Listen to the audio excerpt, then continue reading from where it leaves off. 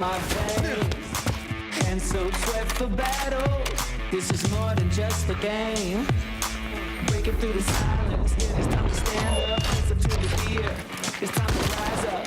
Now is the moment, now is the time to win or die. To win or die, to win or die, the moment you want so bad. Stand united,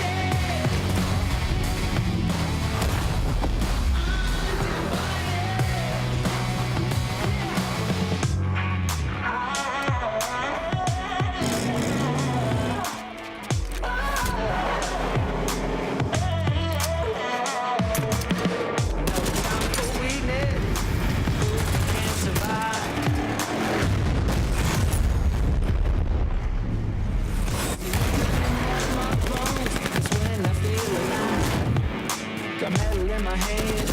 We roll, yeah, we keep coming on. We have to scroll, yeah, rise up to the sky. The enemy is here. We win or die. We win or die. Win or die. To win or die. The moment you want so bad.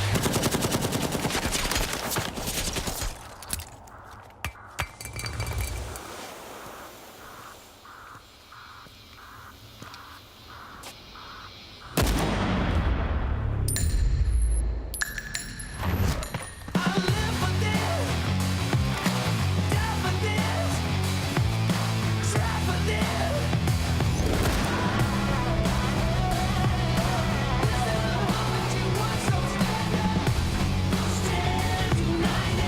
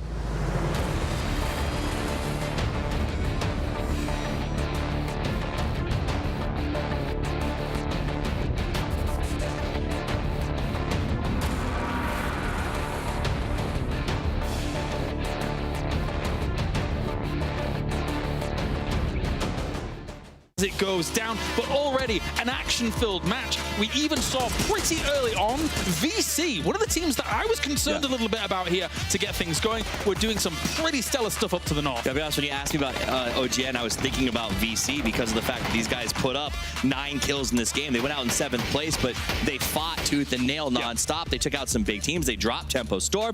They set traps. They got Gex when they tried to rotate into them. It was a really well-executed game for a team that had a lot to prove, I think.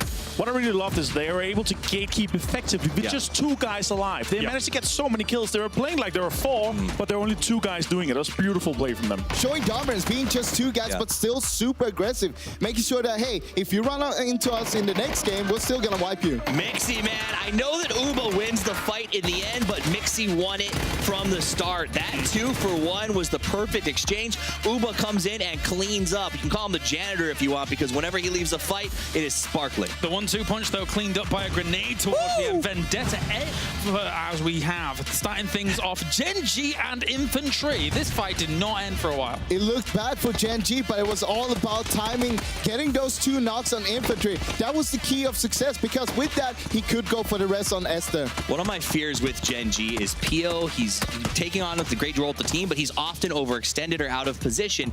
In this fight, we saw Pio was pretty far away when this fight broke out and had to make his way all the way over. Ultimately, they win, but it cost them big time because of that, and I wonder if that'll carry on throughout the tournament. Another thing I loved here was the ace pull-up here. Managing to survive with 4 guys, taking out a lot of the T1 players and taking a lot of territory away here. So extremely well played for them. Managed to survive from time, got some kills. This is what they needed after a good first game. One thing's for sure, going into phase 3, a very difficult start for a lot of these teams because there was not that much playable area. And even then, a lot of that beach area toppers was hard to play anyway. I mean, it's almost impossible to play, but as Matt Cawthon would say, sometimes you got to roll the dice and take a risk. Na'Vi does that. They came in, they took fight after fight. They did survive longer than I expected them to, but not a great game for anybody who gets stuck on the beach, and it was just a disaster for anybody stuck outside of Sev. I mean, if it was anybody that took a little bit of a risk, it was G2 with a long rotation. Sure. They basically did the phase rotation. Let's take a look. Starting things off spicy. We got quite the circle once again, and already a few kills early on. Infantry set a trap and got him easily there. We see Moody try to take a man out of a car, but the rest of his team was nearby, and it just was not meant to be. It was a rough time. Temple Storm, though, actually showing up for once. They got themselves 8 kills, and we saw some of them popping off here. Yeah, I mean, you say for once, they had a rough start. They made up on this one. It wasn't a good circle for them, and they still managed to get themselves into this. They picked up 8 kills in that game and got 4th place, so they're back above the cut line, as you heard them talk about earlier. I want to say, though, Infantry and Na'Vi, these guys, we've had an eastern circle, we've had a northern circle, we've had a northeastern circle as well. It's all away from their home turf. They have long rotations. They're going to come effectively in the last time. They're going to come in second circle. They're going to be on the edge, so they're forced to play like this. Nice to see, though, from Tempo being able to come from the west again and come in here with some kills. 8 kills, I believe, in total. Managed to get some placement points as well. You are one of the best teams, so if you're playing here, you should be able to adapt to that. Even if you're not getting circles, you need to be able to prevail. Absolutely. Now, I want to give shout-outs. I think Ghost did very well. They came in second with that 7th place finish. Hey, you see right here, pinned behind the crate. There's not much you can do at this point. T1 did a good job of spreading out and just sort of locking them up. But there was no utility left for Ghost. We saw them spend a lot to make sure that Entis Ace wasn't able to push them, even to the point where McCoy was taking risks. They got that double knock on him. Of course, this tournament is in part brought to you by HyperX, one of our SSD providers, which is one of the correct sponsors for this tournament. But we get into things. And overall, very fast and furious to start off things. This is a moment where we see the biggest nope, I think, in PUBG history here. We get the burn down on the bike, and then the rest of the team just says, nope, not crossing that bridge. Well, that happens, and that's why we saw some of the teams actually avoiding the bridge. Ghost Gaming, for example, even though they were really late, they went on the south side, and they went south of the bridge instead. Got Pio with a nice burn down. We saw G2 in that chat. Chris did last late into the game, but G2 just seems to be off. And it seems like every rotation is just not Chris. They have one guy surviving, and it's Chris is good, but Chris is not going to win these games in a 1v4 scenario. I mean, to that point, though, they're going to be a little bit concerned about their road currently here at PGC, surely. They have 2 new guys on the roster. Those 2 new guys doesn't have as much experience, and that's hitting them right now. Sure, especially on the international stage, I suppose, when it comes to all of this. There was 5 teams left, and Fuzz still had no optics, by the way. Just to throw that out there. Yeah, he had no sides. It was Iron Sides M4 spraying down, still killing a lot of people, but with this, with FaZe getting 3rd, looks like they're already... As a whole, very southern circle, which did limit some of the play area when it came to how much water was visible here, and already Infantry starting off early with some kills. Yeah, Paper called this a PKL circle that's sort of dealing with the south rotations, and we talked about the hardest rotations on this map at the start are north to south, and everybody had to make that move. And some teams made it early. Envy had a good compound, but ultimately it did not work out for them because with so little space, with such easy pushes, it can cost you big time.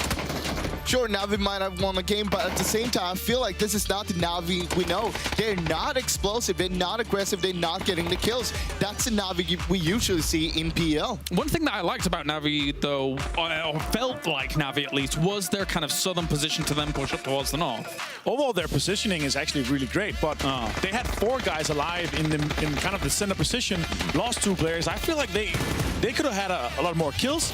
they could even maybe even won the game if they pushed back and made sure that Tempo Storm stayed outside on northern side. But here, Pokemon are making the right choice. He had to take him out, try to push in. They still get third with some kills. Yeah. So with a decent, like a top Only 2 kills. Only 2.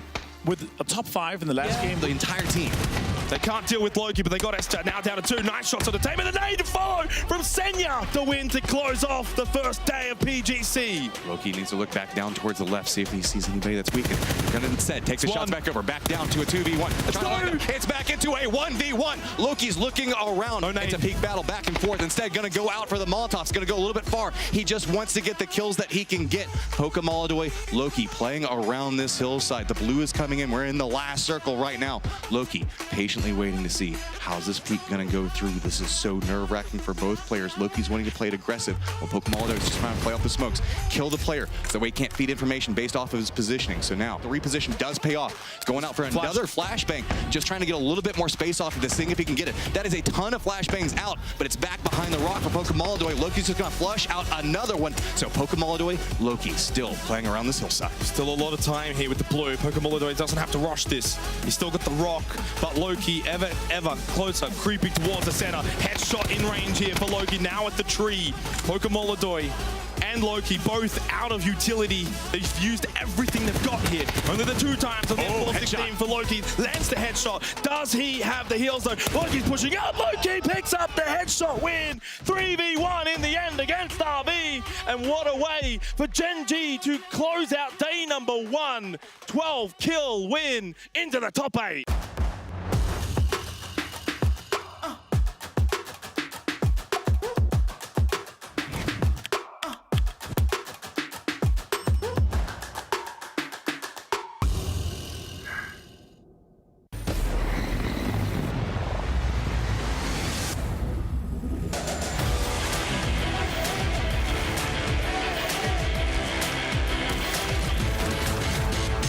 Gonna be a legend.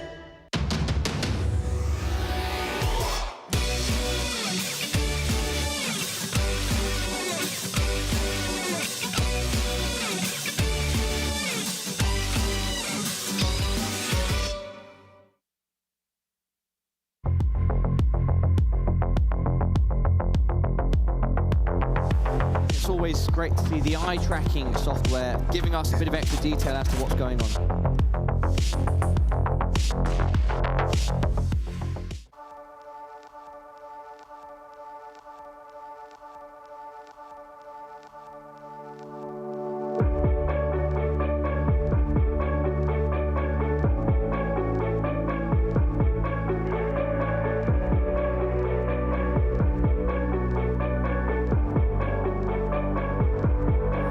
Will you kiss me when I come here unannounced?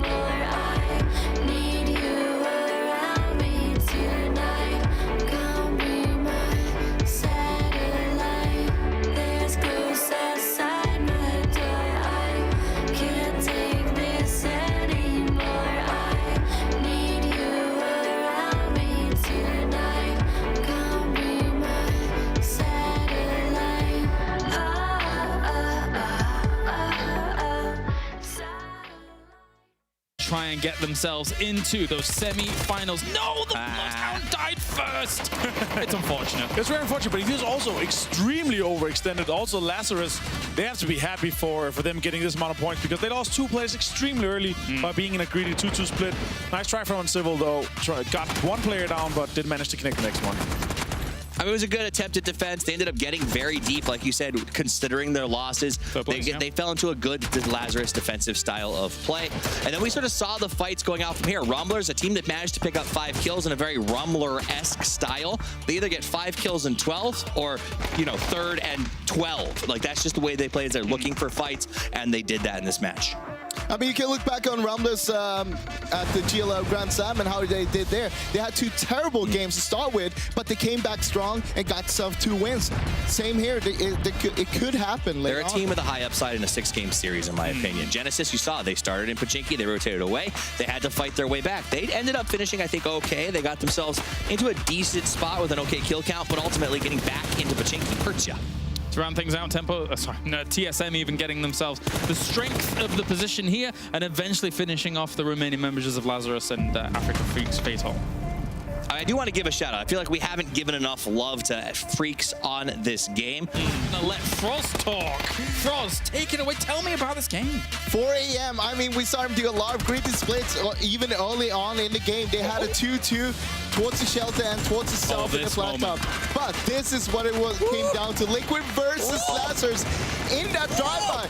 And one of the key things was that I think Luke, he stopped early on, making sure he could take another angle on Liquid when they took that fight. Are you okay, Toppies? I mean, that was fun. that was my highlight for the entire game. It was awesome to watch. They took the fight. Both teams just committed, and it was too much fun. So much fun. There you go. Too much fun, Avenger. It was. Too much fun. It was not too much fun. It was the appropriate amount of fun, in my opinion. Welcome to Denmark, where everything is sensible. It was the appropriate amount of fun. No, overall, what I really liked was Sunsister third party on TSM after they were done with cleaning up. Honestly, was the perfect timing for them. It was nice to see, and it's nice to see this from Sunsister. I not expect this kind of play style from them and aggression, so it's nice to see that they also managed to get some points. But also finding Wailers straight away after that as well. That was an important thing for them. Into everything. So here we go. And obviously a lot of teams have a little bit of a harder time trying to get over to that position. But for Sunsister at the start of the fight, it was all right. I mean, they shot out the tire here. Lazarus did the best with what they could in that situation. They didn't expect to get caught on this road. Remember, it was a military shift, so they didn't expect 4 people to be sort of waiting for this late rotation in the Jeep. Fortunately, they had some players already in boats, and they ended up getting taken down. Boris, thoughts? Overall, yeah, as you said, unfortunate for Lazarus. Also unfortunate for Liquid. They got taken out here. Very nice shots here from Lugon. Nice reactions time. But overall, we saw the center compound on the top hill being very open for a long time. Again, Atletico was on the western side for a very, very long time, just chilling out there, passive. They should have prepped with third party this fight. This fight here, DTN against the Africa Freaks, they should have third party. They try to get some points from that as well. They were on their way to actually third party that, but they decided, let's fall back. It's not worth it. We see the new circle, want to make ourselves get into a good, better position first. And it's that flank we were talking about as Yanli comes around and finds them in an offside. They make it a 3v2, and there's just no cover left once he takes that solo tree that was so important. But you're right, they had the push potentially. They could have third partied, but I think it was the day. And of course, you were mentioning someone like Team Liquid down towards the bottom. I think they significantly increased their points coming in, but to start things off, Gustav with the Vector. Pop, pity, pop, pop, pop. TSM playing the SMG fight, taking out Detonator straight away. Detonator not looking too hot right now. Very unfortunate for them, but nice pull-up from TSM, making sure and basically denying them to get onto this point here. And then overall holding that. They got 15 kills. This is a new record, guys. Oof. I mean, that's what it comes down to. Once they're able to defuse that team, they could move into a better position, start to lock up good area control, and then TSM just becomes unstoppable at that point. A lot of the Chinese teams are playing the edge. QM, we saw them playing the edge once again. One thing they did do was holding the other teams out, but it did hurt them in the long run, though.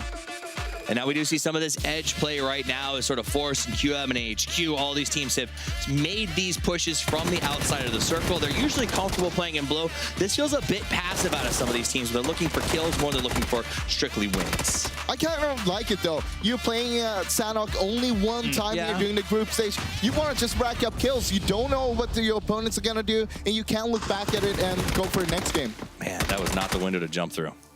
unfortunate, to say the least. And Team Liquid.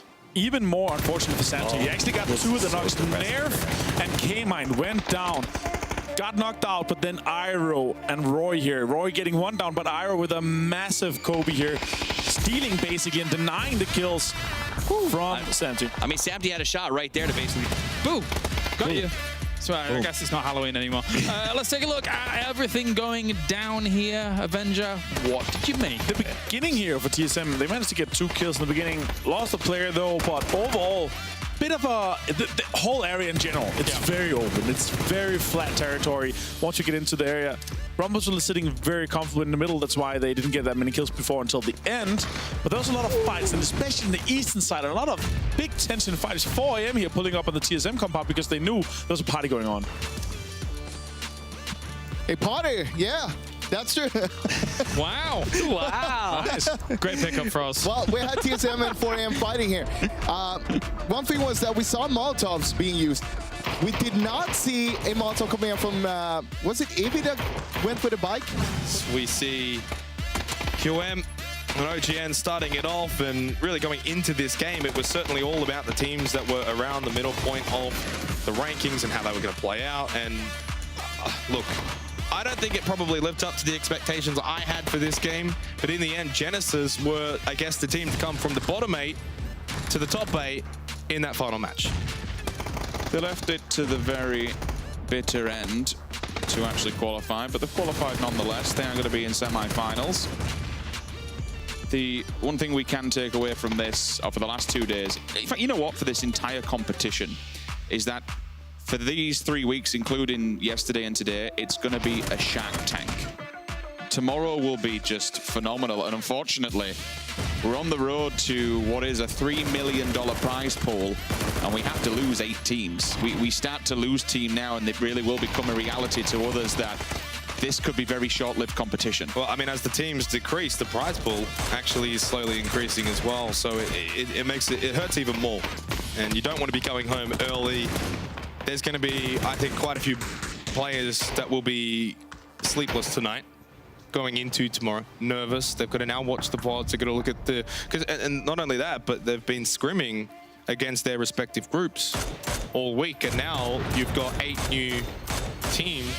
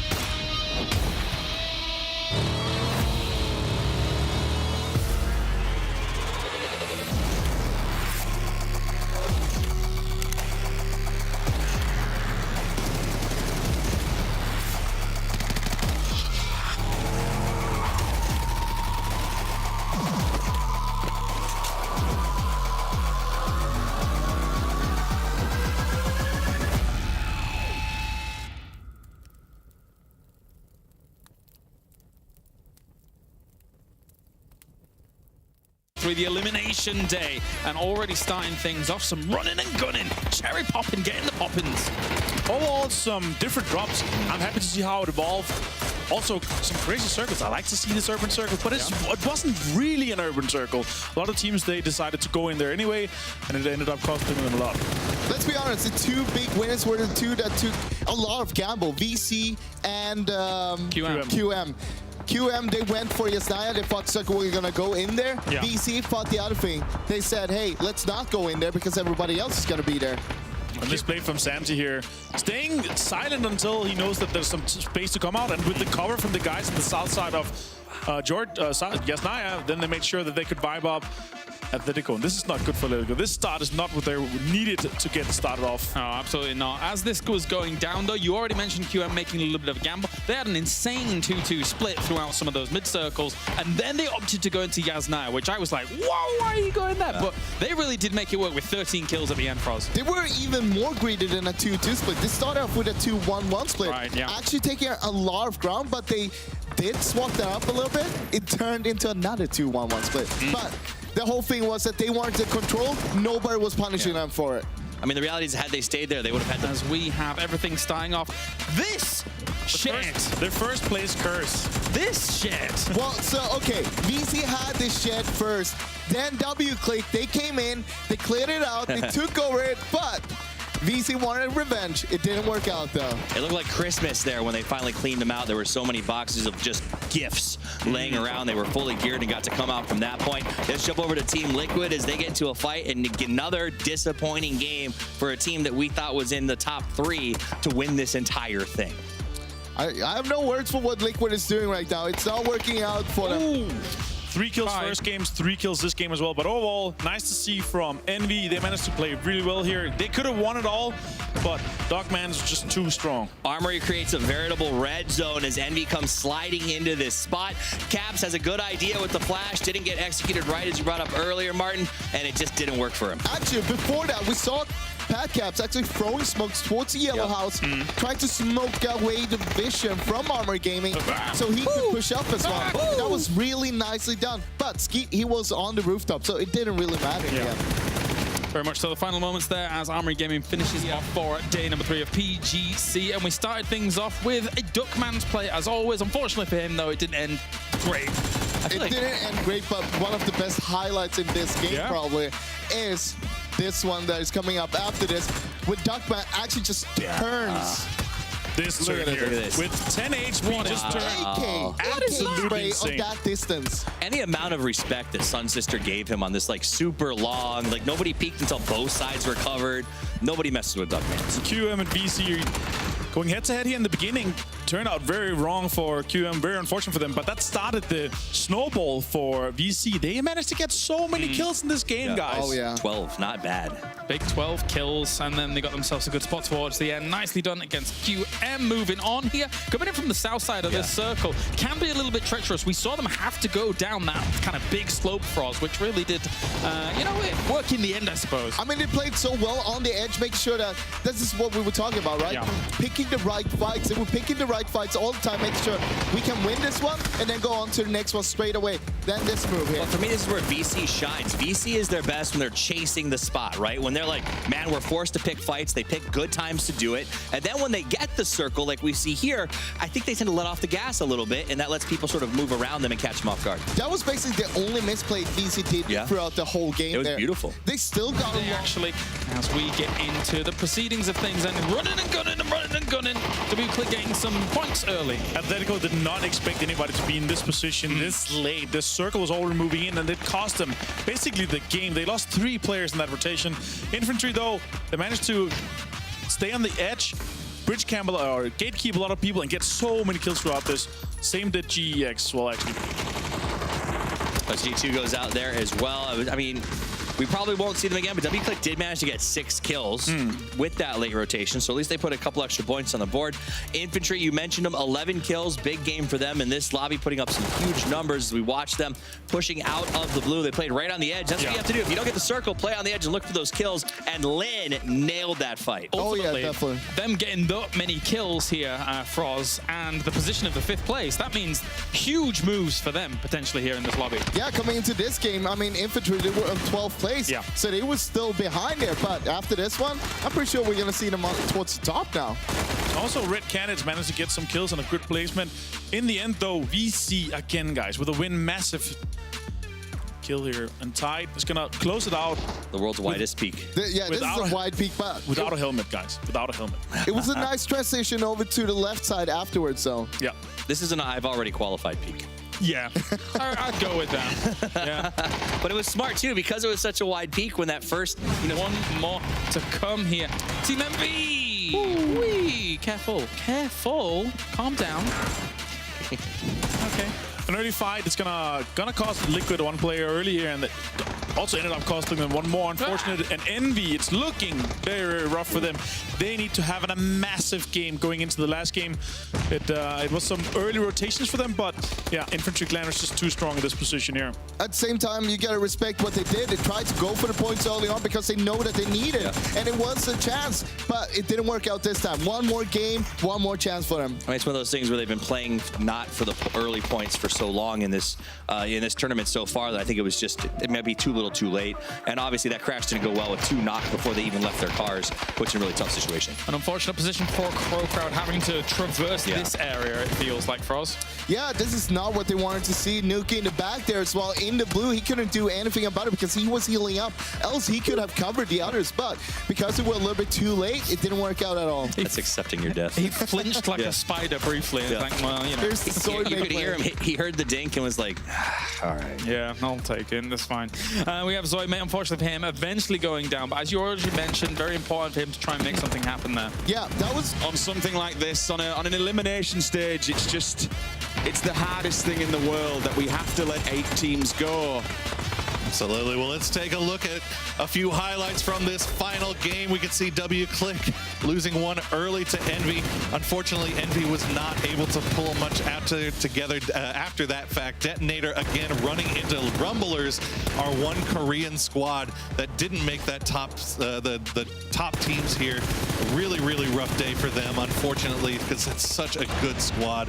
And that's something that you hate to say because so many of these teams are so deserving of being in this tournament, and it just happened to be we had to send 8 home, and that's how it is. It's probably going to be the same scenario as yesterday where we saw Genesis win the final game. We confirmed their position.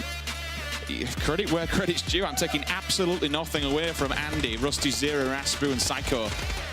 They bided their time and they moved and they approached the final fights perfectly. You could see what they were doing while other teams were shooting. They back-built a system together to essentially form a line and move as a unit, clear out all the enemies, get the win under the belt, get the frags that they needed.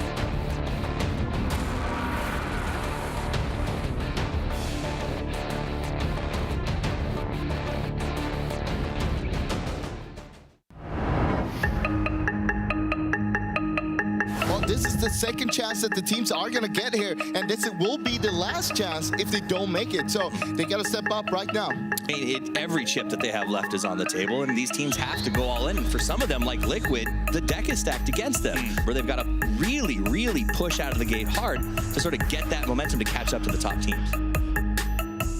I think it's going as expected, except for Team Liquid. That's the only, Team Liquid and Detonator. I'm surprised they're in this lobby. See, Detonator's in a little bit of trouble here. Yep, okay, a lot bit of trouble as they go out in 12th place. That is bad news for that squad. As you can see, they were sitting in 13th going into this. One team for sure that's going home. Maybe G2. Definitely G2, I think. Like G2 and Liquid don't look like they're in a good spot. Yeah, I feel like G2, they've been doing so bad for like 2 days now. They're not showing any sign of coming back. G2 is falling apart here as GYY coming up clutch.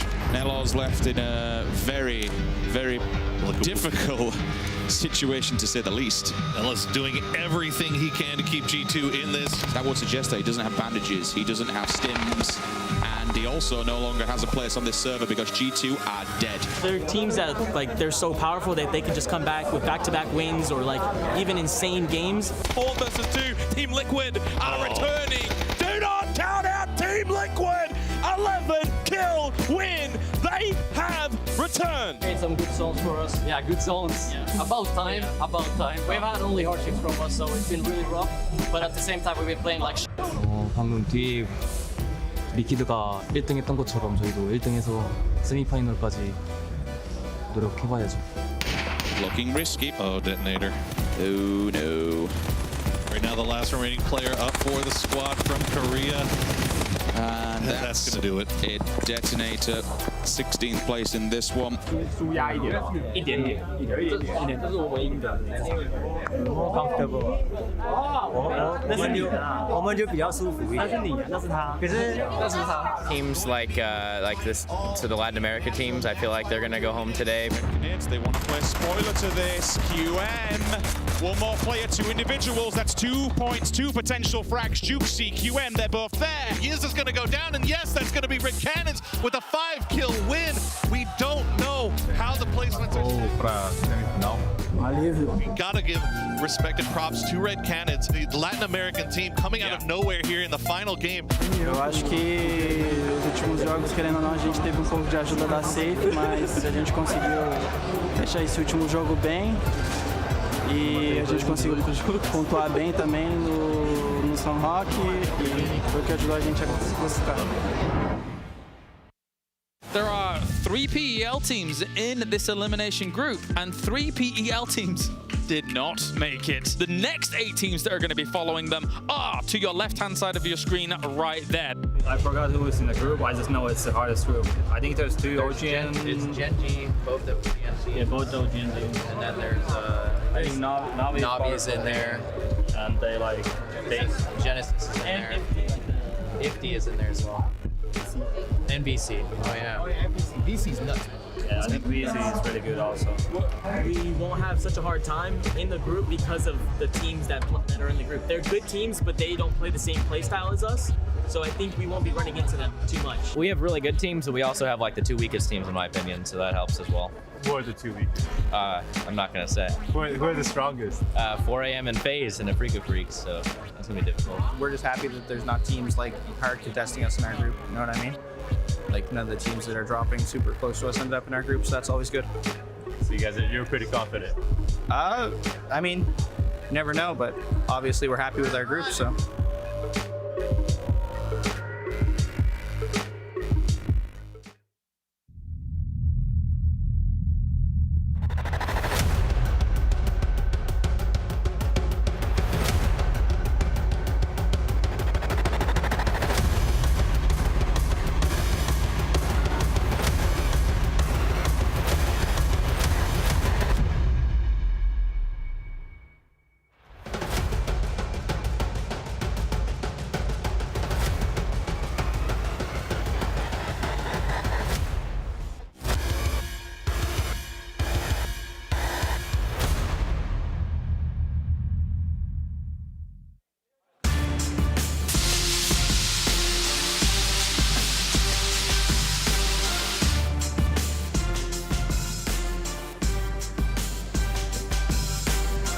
Fortune favors the bold, and yesterday we saw that exemplified as TSM, the Rumblers, and OGN Enters Force were able to step up to the plate and take the points. However, today the frontier of groups B and C is now under siege here, especially for B. It is do or die in our second day here of the semi-finals of the PGC. Welcome, ladies and gentlemen, to the analysis desk. My name is Kyle Loris, and to my left-hand side I have Toffees, I have Froz, and I have Avenger. Gentlemen, yesterday was great. We saw some bold, we saw some strong, aggressive plays coming out from some of the teams, and it definitely favored them when it came to getting those top positions. It absolutely did. I mean, we saw big plays. We know that sort of Group B wants to start with a big stage setter because they don't get to play on the last day. We saw surprises. We saw teams that didn't even show up till the end. Force, I mean, there's a team that we watched almost the entire day of play and thought, where are they? And then in the last 2 games, they stood up and said, recognize me, and got all the way up into the top 3. Well, it seems like 2 games was all they needed because they top 3 after that. But same time, Rumblers, they didn't get any wins yesterday. Neither did TSM, and they both trumped the lobby. Winnings for Punks. Avenger? That is true. Winnings for Punks. No, but I'm excited to see the teams that are coming. They watched the games yesterday. They're going to come in here at 0 points, so a slight disadvantage to them, but I'm excited to see what they're going to start with. They have to start big, otherwise they might be bullied by the teams that managed to pick up a lot of points yesterday.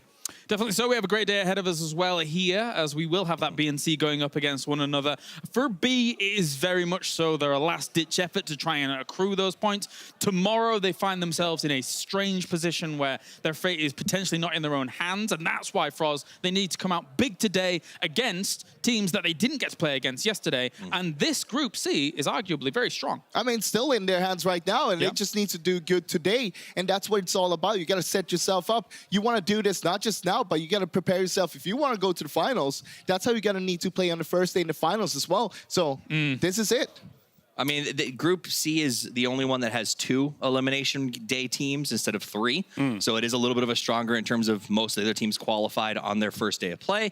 Also, the 2 teams that did make it in through there, W-Click and Red Canids from the same region. Yes. They both pretty much got the same points earned on elimination day, but both got significant increases on their second day of play over their first. So I think that having both of them from the same region, they were able to sort of maybe discuss. I saw them hanging out yesterday in the lobby.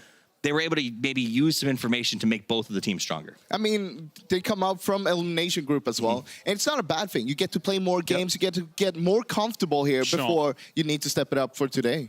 For me, though, this group here we see today, I think we're going to see 12, 13 teams from this group in the grand finals. I think it's a very strong group. Okay. So we'll see how it's gonna end up. I did manage to talk a little bit with Larsen from FaZe, and he said they're kind of worried because Rumblers, they were dropping Mil to power yesterday. We have 3 Wrangle games. If they're dropping to contest to make sure that Rumblers has Mil to power for themselves, so then FaZe could be going to have a rough time today. Boys, let's take a look back at what we had yesterday. We have our top 5 coming at you here from day number 1 of the semi-finals. Moment number 5 as we descend on to our game here, and it was Tempo Storm going up against the Rumblers. This was a great 4v4. FaZe is worried about Rumblers. I would be. They clearly don't care much. Like, I mean, they care, but it's like they're throwing caution to the wind.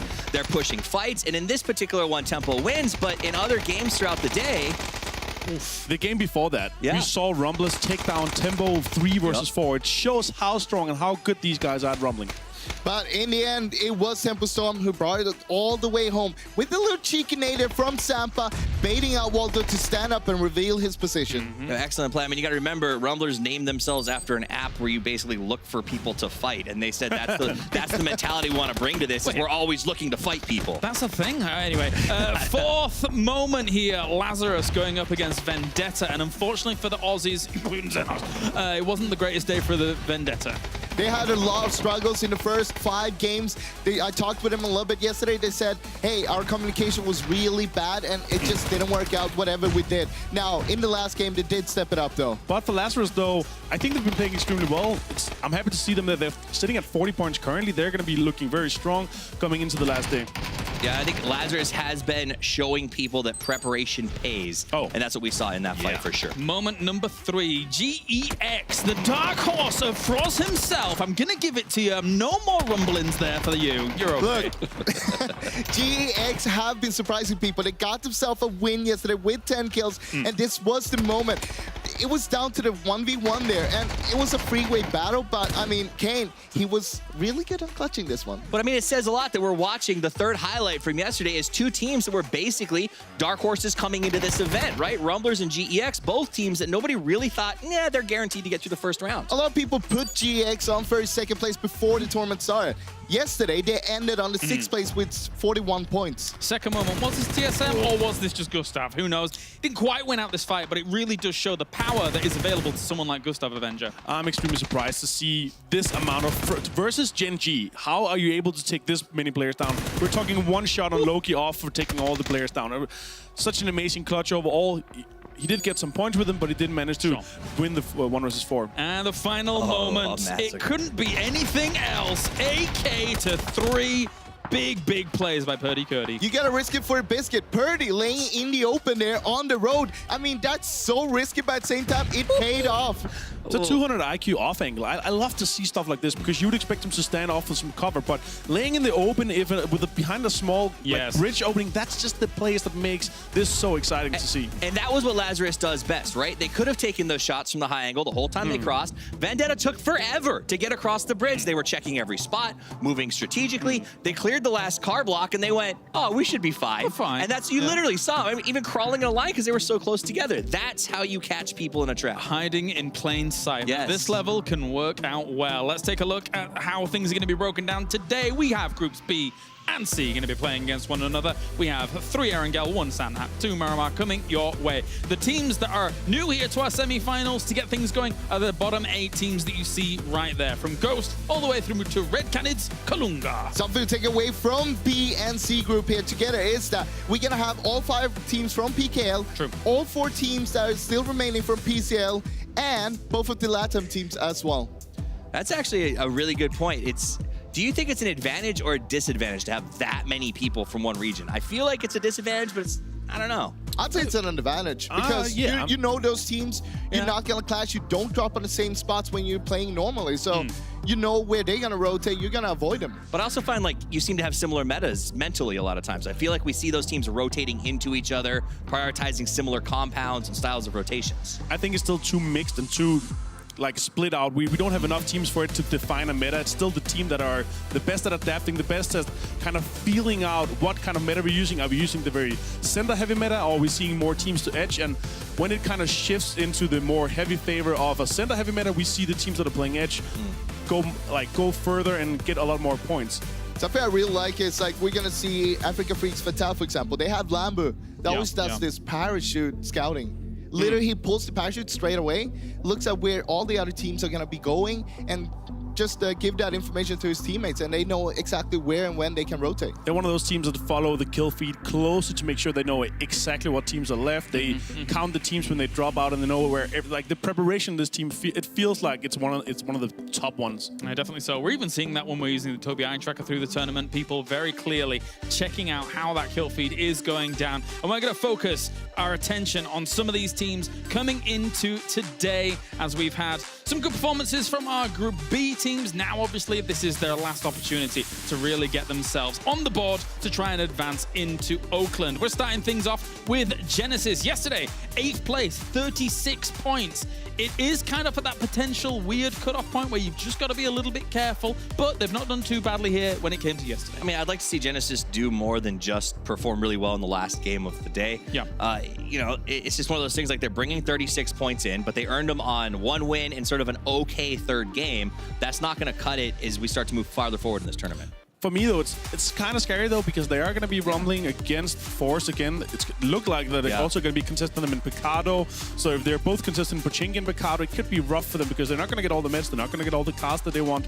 So hopefully we'll see some exciting beginnings of the games, especially with these 2 teams. It's almost like they have mutual agreement there to not fight each other in Pochinki, but at the same time, it's not working out for either of the teams right now. While we did see Force do a little bit better towards the end of the day, but that's not on Erangel. I will say, though, Genesis is by far the big winner of the Pochinki fight. They have the whole southern side, they have the whole western side, they have the mid stack, they have like the big priority buildings, and they get the hard spawn card, the extra spawn cards. Like they are the winners of Pochinki. If I was Force, I would take somewhere else. Like I would try to take some, or I would have tried before this started, try to take another spot away from some of the weaker teams maybe. Okay. Remember, they had 5 points Force yesterday compared to Genesis on Erangel. It's not good. K-Mine putting up 423 on an average damage. His kill counts are good. It's what you expect from K-Mine. He's sort of emerged as a superstar within North America to the point where we know other regions are sniffing around and are interested in this guy.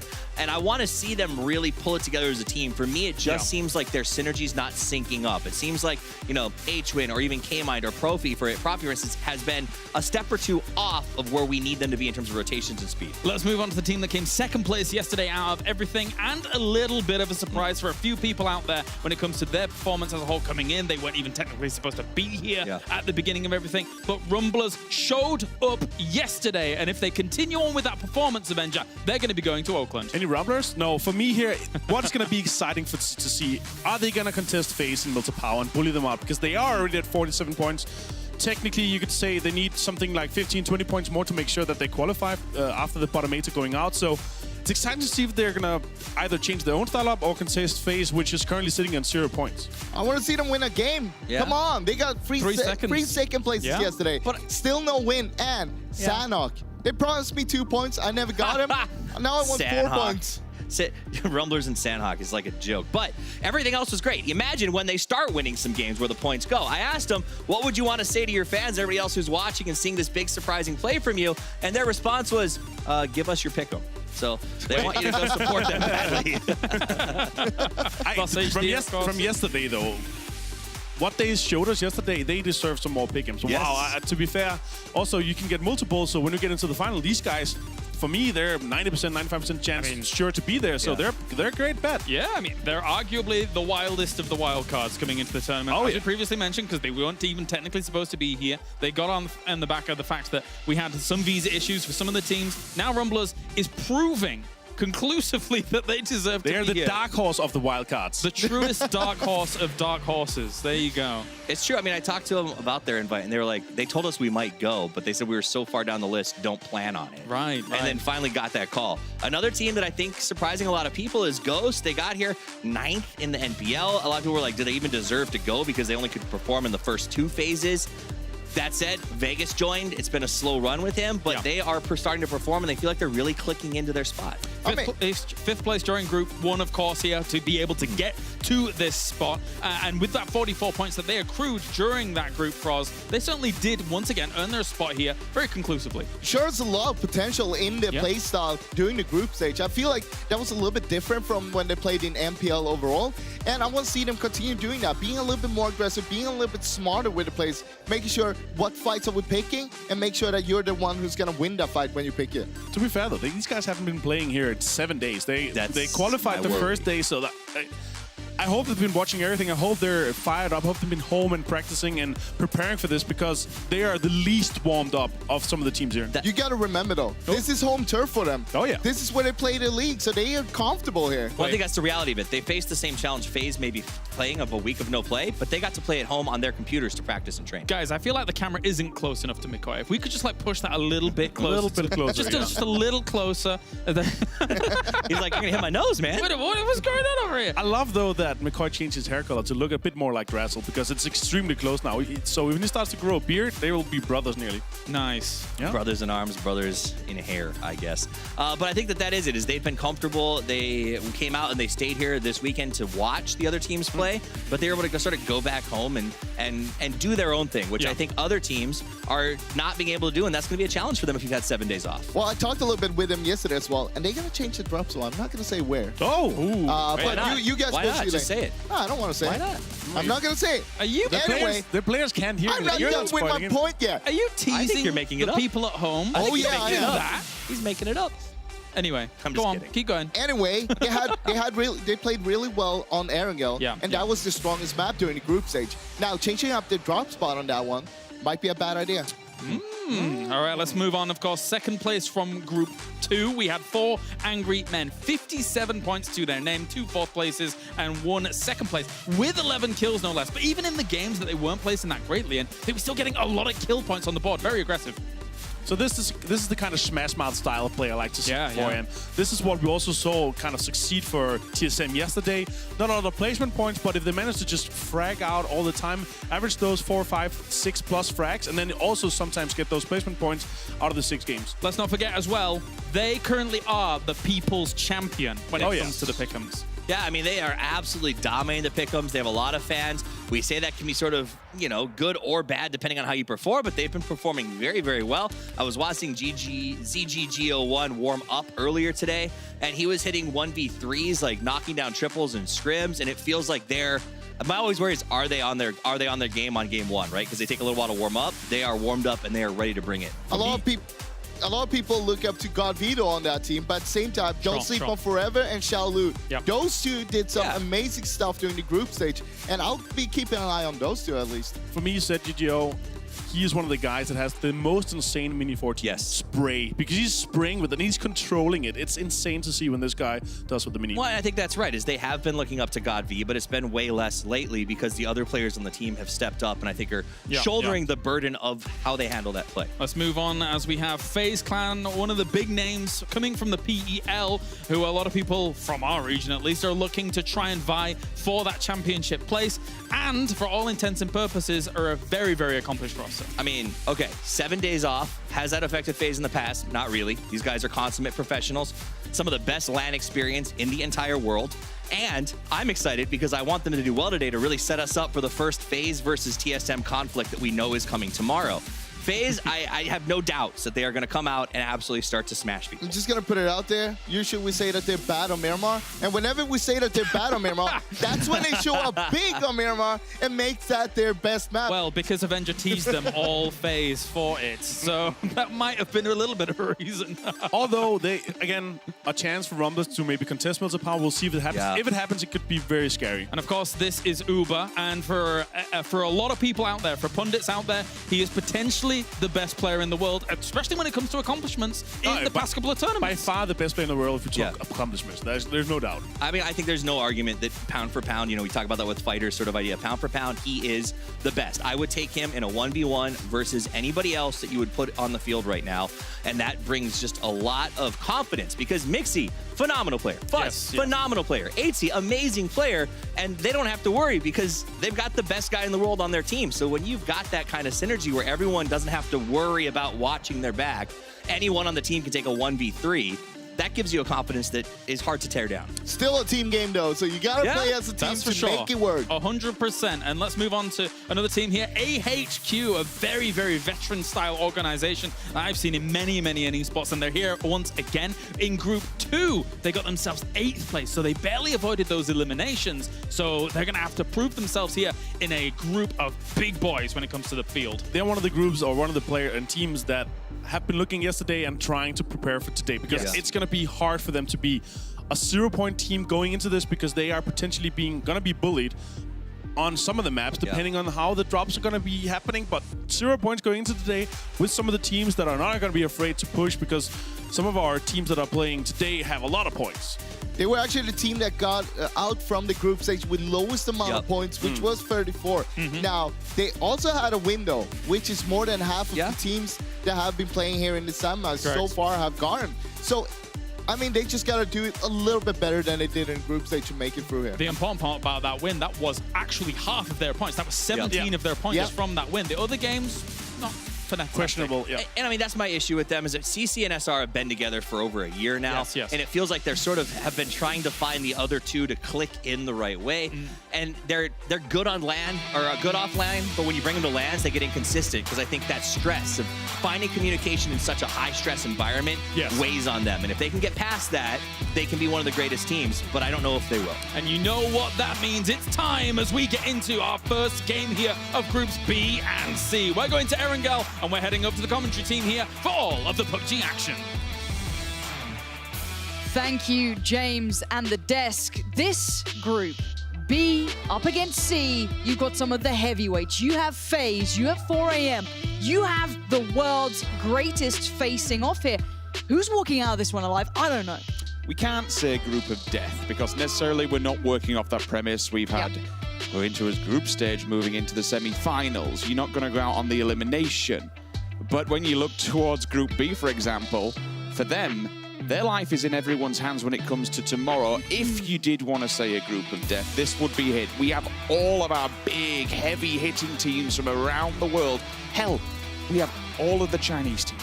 We have all of the Korean teams, and now we even have the 2 LATAM teams who have been thrown into the mix just to make things even more wilder. Yeah, for me, Group C isn't the group of death. They're the Reapers. They're coming to take away any of those opportunities from B that they've been trying to grind out from that previous day. If you hadn't performed, you're going to get punished today. That's the simple matter of fact for me. I think this is going to be the day we're going to really see the difference. A couple more seconds, guys, and we get a glimpse at some of the teams that have been quiet. They've been at home. They haven't shown what they've got yet in these semi-finals, but it's Day 2, match 1 of the semi-finals. Game on, Rich. More importantly, you might be getting a glimpse of what we are yet to see, and we are possibly going to witness when we move to Oakland. There are teams in here that are absolutely, for sure, going to be in that arena fighting for that share of not only $2, but $3 million. This is the big one, though. When we look towards this now, Lauren, we have a very damn good potential that we get contested hot drops. Now, instantly, FaZe, AFF, for example, these are the teams you have to watch out on. Milter, power. It's been contested, it's been questioned, it's been brought up as a potential, as maybe a clash. Now, whether or not that's the case, yet to be seen. Hell, the Rumblers dabbled with it as well. We know teams like that position, but this playing path does not allow for much play there. So where's the adaptation? Where do they move to? I can see it on the map. You guys can keep watching where people will be dropping, and we'll keep an eye on certain close combat scenarios. But for now, you will get the reposition coming out of both AFF and FaZe. Given the fact that the plane was more towards the western side, you can't going for the long drop. Is it doable, grabbing vehicles? Hey, yeah, it's doable, but you're going to be there later on. It takes time. Enters Genesis. Here we go, rock and roll. Both teams in Pachinki. Potentially, we might see a fatality or two right off the bat. We knew this was a potential. We knew there was a chance for these heavily contested areas. You're seeing those SMGs coming out, and they're strong these days. Nerf's got one in hand, and we do see the Force Boys having their own kind of sloppy loot on them, but it looks like a cross might have been spotted there. Who's got the fire? It's Profi catching one on the cross, but how is this being divided? It looks like Genesis mostly has the south, whereas Enter's Force has a little bit further of the north, but they're close. They're fighting each other. We normally see it almost this gentleman's agreement of, well, you take the top, we'll take the bottom, we'll leave it as is. Not today. All of these individuals that are sat here now, yes, you saw Profi picking up the gear and picking up the helmet to the chest, something that give him a level of defense. You have to be so careful because no matter what happens, when you're dropping down and picking up those weapons straight off the bat, you are completely exposed out in the open with no kind of vest or helmet to defend yourself. If someone hits you in the head, you're going down. Speaking of going down, Doya, the first victim here, he's not dead, but Nerf sits him down with the SKS. It's incredibly hard to flush in any of these situations because they're mostly in buildings, but to get that first knock gives you a way forward. Profi is chasing it. He wants those points. He wants to stamp their authority on this area. Get out of Pachinki, it's ours. But still, Enter's Force cannot be underestimated. They still have a bit of a surround here. Indigo's spot isn't bad, but I think K-Mind might have a little bit of an idea where he may be. Let's see if they can find an angle or a way through or a way out. I'm interested to see if Genesis make an advancement here when it comes to the fact that they are actually, they've got one down, they have the man advantage. For Enter's Force, though, Korean teams, they're very much, they'll talk about it, they'll see the scenario. You don't want to go just running in haphazardly and then losing more players for the sake of it and handing over points to more to the... remember, everyone here is against you. We're looking at a leaderboard that we only find 16 teams by we're all said and done. Feeding them points makes your situation in the leaderboard even more harder because you then take, basically, less players to the end circle. And I want to talk about what happens in a 4v4 or a 4v3. Generally, you've got to be careful if you're the team with 4 players alive, as strange as that sounds, because you know you're kind of hoping the other team will force their way into you and you can maybe exploit that. Now, I like what Genesis is doing, staying as a pack of 3, roaming through, clearing through, staying somewhat safe, trying to elevate their loot currently. They probably need a great deal more. And you can already see, even that Scar there, only 30 bullets, no backup. So again, even for Enter's Force, not ideal, and they're trying to take their time. But Enter's Force aren't pushing this. They're not trying to refrag here. But it does mean they're slowed down and they're locked in. If we see anything happen in advancement here, we can dive into it. I'll let you take over from that one, Lauren, when we do. I'll give you a brief update to where teams are actually perpendicular on the map. FaZe Clan, it's the backup drop. They're on Sosnovka. Used to see them coming off the back of the bridge and then moving over, but Na'Vi will just be on there. They have to be aware. Na'Vi are not a team we see engage early game. They take the long woods. They go for the loot. They're not too far from the center side of the circle, so they'll be happy for now and leave FaZe to it. AFF went all the way down to Novo. Long drop for them. Actually, excuse me, no, they didn't. They went for the 2-2 split.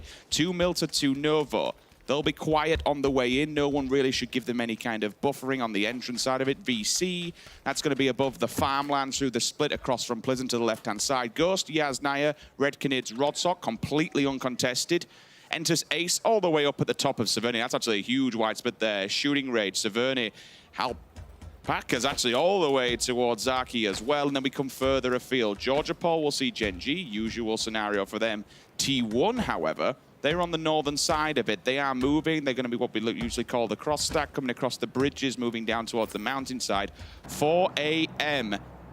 The beast of a team that we've seen smash faces time and time again. They're on the rotation. They're heading through Gatka. 4-man stack. AHQ will be in their way, though. Keep an eye on the kill feed. Yeah, you're looking towards this sort of centralized area just south of the Gatka fields. That's probably your center point that if there is room you want to take. Now you could argue the Rumblers have an incredibly strong spot as well. It's that God compound that they control, and they're not being static in that either. Their stealth spread relatively well around. They're going to be trying to take as much information as they can, ensure no one comes close. And let's not forget Na'Vi in the south have been very good in these circles in the past. They're very good at taking territory where they find it, slow builders. They often opt for that compound just east of Quarry. So a lot of these teams have their favored positions. And let's not forget, as exciting as that enters against, I guess the Pachinki fight in total, anyone on that area, the problem is now getting out of there. One, their loot's going to be so trash compared to what they'd like it to be. Vehicles, they're going to be moving in hyper late here. So again, for these guys, was it worth it? That's what we need to find out, because we know time and time again, whenever you fight in these towns, it can be a loss down the line. FaZe have made it across Sosnovka Island, somewhat safe, heading on the southern coast, could wrap up the side, play wherever they fancy. We don't see too many teams contesting just as of yet. The lucky thing for FaZe is that they play Na'Vi time and time again when it comes to PEL. They know where they like to loot. They know they don't set up any encampments. Even when teams like Liquid, for example, would rush out of Pachinki and going across the bridge on a Sosnovka Island circle, they'd never touch them. So for FaZe, this will be an easy rotation. Hell, they might even stop off in Prim to pick up any extra meds, bullets, or bandages if they need them. They've got plenty of room to play. This will be an easy rotate for them. However, more towards the middle side, teams are getting set up central, and this is because there's a hell of a lot of water in play. When we look towards the west and the south, the circles will be slowly but surely coming in. When we get to circle 4, we get the land ratio, we move away from water. To get Quarry, it's difficult and takes quite a few hard shifts, or for the circle at least to stay in that vicinity, and that's why more people are banking on it moving towards that swamp-type area. Still plenty of time, though. This is the thing. You've got to argue that there is no big necessity in crashing compounds yet. There's so much room for hard shifts for these circles to move pretty much anywhere. We've seen plenty of areas that can be incredibly divisive in this, that can completely make a team, let's say Rumblers, who currently probably have a very strong position, have to move. Now, we are seeing 4AM having a great deal of a look towards that as well. They are not ignoring that presence. Now, Ghost Gaming, similar position to FaZe coming into this, a little colder, coming through, you know, pretty strongly in where they were playing before. This is the first we get to glimpse towards them in those semi-finals. AFF, though, Lambu in danger, and he has actually been found there. That's a big loss early on for AFF. Not what I wanted to be seeing for them. Call-off on rotations coming in late. That split in the 2-2 format may have hindered them, slowed them down, when on the others, who knows what the problem was, but it's cost them a player early. Communication will come through from Entus Ace, probably tell the rest of them, you know what, don't take this bridge, re-rotate and go for the more westernly one out of northern side of George. Avoid these bullet strassels on the far side. Dome goes down, VC, so that's a response, but that's an unfortunate grenade from the opposing teammate. This is sloppy, it's quick, they just want to get themselves in the circle, get done with this fight, but Summers having a little bit of a double back down. He's coming around for a look at this one, but he's going to be swinging past in the car. And then does definitely get a glimpse on that. You could hear the shots coming through. Shadow has been called to try and supplement support. Summers out on foot. He wants this fight. They're trying to back this up here. VC are down to 3, with Lambu now being flushed, gone down. You could instantly see the eyes check towards it. They know that now AFF are a little bit weaker than they were before. If Lambu were the one that was knocked by the nade, by the self-team nade, then that point won't go to anybody because the blue will take him. I can't absolutely confirm that because I didn't see exactly who killed him, but I'm sure it was the self-nade. The little jump up, though, to get the peek and the information is responded on. Remember, this is all happening outside of the blue, and while this does, all the teams that can... It's quite a distance, and they'll all be looking onwards to the circle, but they'll understand what's going on. Style, he wanted that so bad. Gets so badly outdone by Tide, though. You saw Tide almost jump them when the peak first came in, but the instant turnaround, really nice, calm, and collected play from VC, holding the line here. Freak of Freaks are not looking so, I guess, together. They look a little bit out on their own here. It's down to Shadow and NN to try and pull this one back and maybe make something out of this, but with a new circle, it's centralized towards the mainland. You've got to look at the Rumblers, AHQ, these sort of teams. I guess Gen G as well, being in a somewhat good position, and already FaZe just suffered a knock against 4AM. The heavyweights could be clashing here, and a flush to follow. Wow, okay. Whalers, a.k.a. God V, straight onto Mexi. IG, well, not actually the IGL, but certainly the team captain of FaZe Clan goes down. That's from a distance as well. We will be fighting across the quarry. This position, I don't like that for FaZe at all. I'm glad we're actually on Navi's POV because the third party could be a real. The fact that 4AM pushes them from the front and basically bottlenecks them. If Na'Vi understands what's going on here and has read that 4AM are pushing in them, they could apply the pressure from behind and completely slap FaZe. Oh, and VC, it looks like they're being smothered here. AFF, though, I don't know how many meds they have. They've got plenty, but the pressure was just far too heightened at this point. Smoke's going up, giving DJ Boy just a chance to maybe buy a second or two to get a heal off, do something. Because NN and the boys are looking to use that utility, put their nades down, hinder any progress, but they're not getting it for free, and they're not getting into the circle anytime soon. At which point, Lauren, do you have to say that this becomes a bit of an ignorant push to stay here to try and get the kills? Because you know you've had, by doing this, you're staying out in the blue and causing yourself so many problems. Everyone else is getting ahead of the game, and you're dying outside of the blue. We'll come back to that when we see the sort of, I guess, result of the fight. But K-Mine and Genesis have rocked up. They've made their way out of Pachinki. They survived and they moved, and they've managed to roll up towards the Red Cannon. It's the first glimpse I'm getting to see of these guys. Losing out on Rusty Zera again this early? This isn't good for the region. They wanted to see these guys perform. They wanted to see their teams putting up a big performance. And to see Genesis just walk up like that, maybe catching them off guard. It was either a long-range scout or someone who was just kind of caught back, because the problem is for the Red Canids, directly in front of them, infantry is in the woods. Those woods provide you a certain amount of leverage over your opponent looking downwards. You can hide between the trees, between the dips and divots. Off the back of the match, you're seeing one of the players, Lin, has a VSS. Please, just after yesterday, release Lin, let him off the leash. If he goes off with that thing, that's going to be fantastic to watch. I mean, generally, we don't see him any VSS in play, but... It's the best gun in the game. I don't know why. Well, I'm yet to see the meta change when we're looking towards VSSs, we're looking towards SMGs. It's a free 4 times and a suppressor. I like it. You know, it tickles them. It's a nice little weapon. And Lin is certainly on duty there, trying to have a look across. Of course, infantry did have those issues with the player yesterday, Lin himself, so glad to see him back and able to play again. And I think it's going to be always followed with a little bit of an asterisk of, you know what, let's see how far they can take this. And if they do well, brilliant. That's really good news. However, everyone seems to be kind of settled in here. To be fair, I was in the lift with them this morning. All happy and all smiles, all laughing and giggling, having a joke amongst themselves. So I thought, you know what, that's the best way to take this. It was a little bit unfortunate what happened yesterday. If you didn't know, one of the players was taken down. They run with a 3-man stack. The points certainly were affected by it, but now they're here. They returned to the full 4 men. Yes, they got 2 games in yesterday to finish it off, but the points were hit. It's do or die for them. We'll see how this goes. Again, all the Chinese teams are in play here. And there are some... it has to be said, 4AM does come painted with a target on its back because of how good it's been doing. This is your Phase 3 champions when we look towards their leagues. That they have the structure, the ecosystem that China brings to the table is absolutely fantastic. If you're going to speak of 4AM, I can't help but think of FaZe. If you're looking at the 2 giants in this lobby currently, FaZe are in a... I actually don't like their spot. They're going to be funneled towards Na'Vi. I don't see how they're going to make it around this otherwise. It's either that or 4AM. Pick your poison. Everyone on rotation, though. Look at the north. They're all coming down that western side, whether it be behind FaZe or early cut above Quarry. That's on the team's decision-making. Ghost on the move as well. Everyone trying to find their next position. Still a little bit of room, but keep in mind those Gatka fields are not that playable in comparison to some of the areas. You still have that southeastern field in play too. So there's a little bit less terrain than maybe some of these teams would like. It looks like VC are finally disengaging from that battle, that scrappy, horrible fight out in the blue. They're going to make it in prior to the other team. And FaZe under fire again. It's a doozy. It's a bit of an EU battle, which probably tastes pretty sour to them as FaZe making the run. And I hate this position. And they've got to play. They've got teams coming around the back of them too. FaZe are about to be pinched, and that's a big headshot coming in. Fuzzface does make it forward, but this is a very poor first showing. Na'Vi knew they were here, and they've stuck by their guns, which might be the death of FaZe rather early. Losing Mexi like that puts them at the predicament that everyone rings the dinner bell and says, you know what, boys? They are weak, and they are in a terrible position. All these teams that will be flooding down from the western coastline, they'll have to come south and then embank from the Longwoods area. Now, don't forget, excuse me, I'll pause for a second. I can see it on the side, AFF.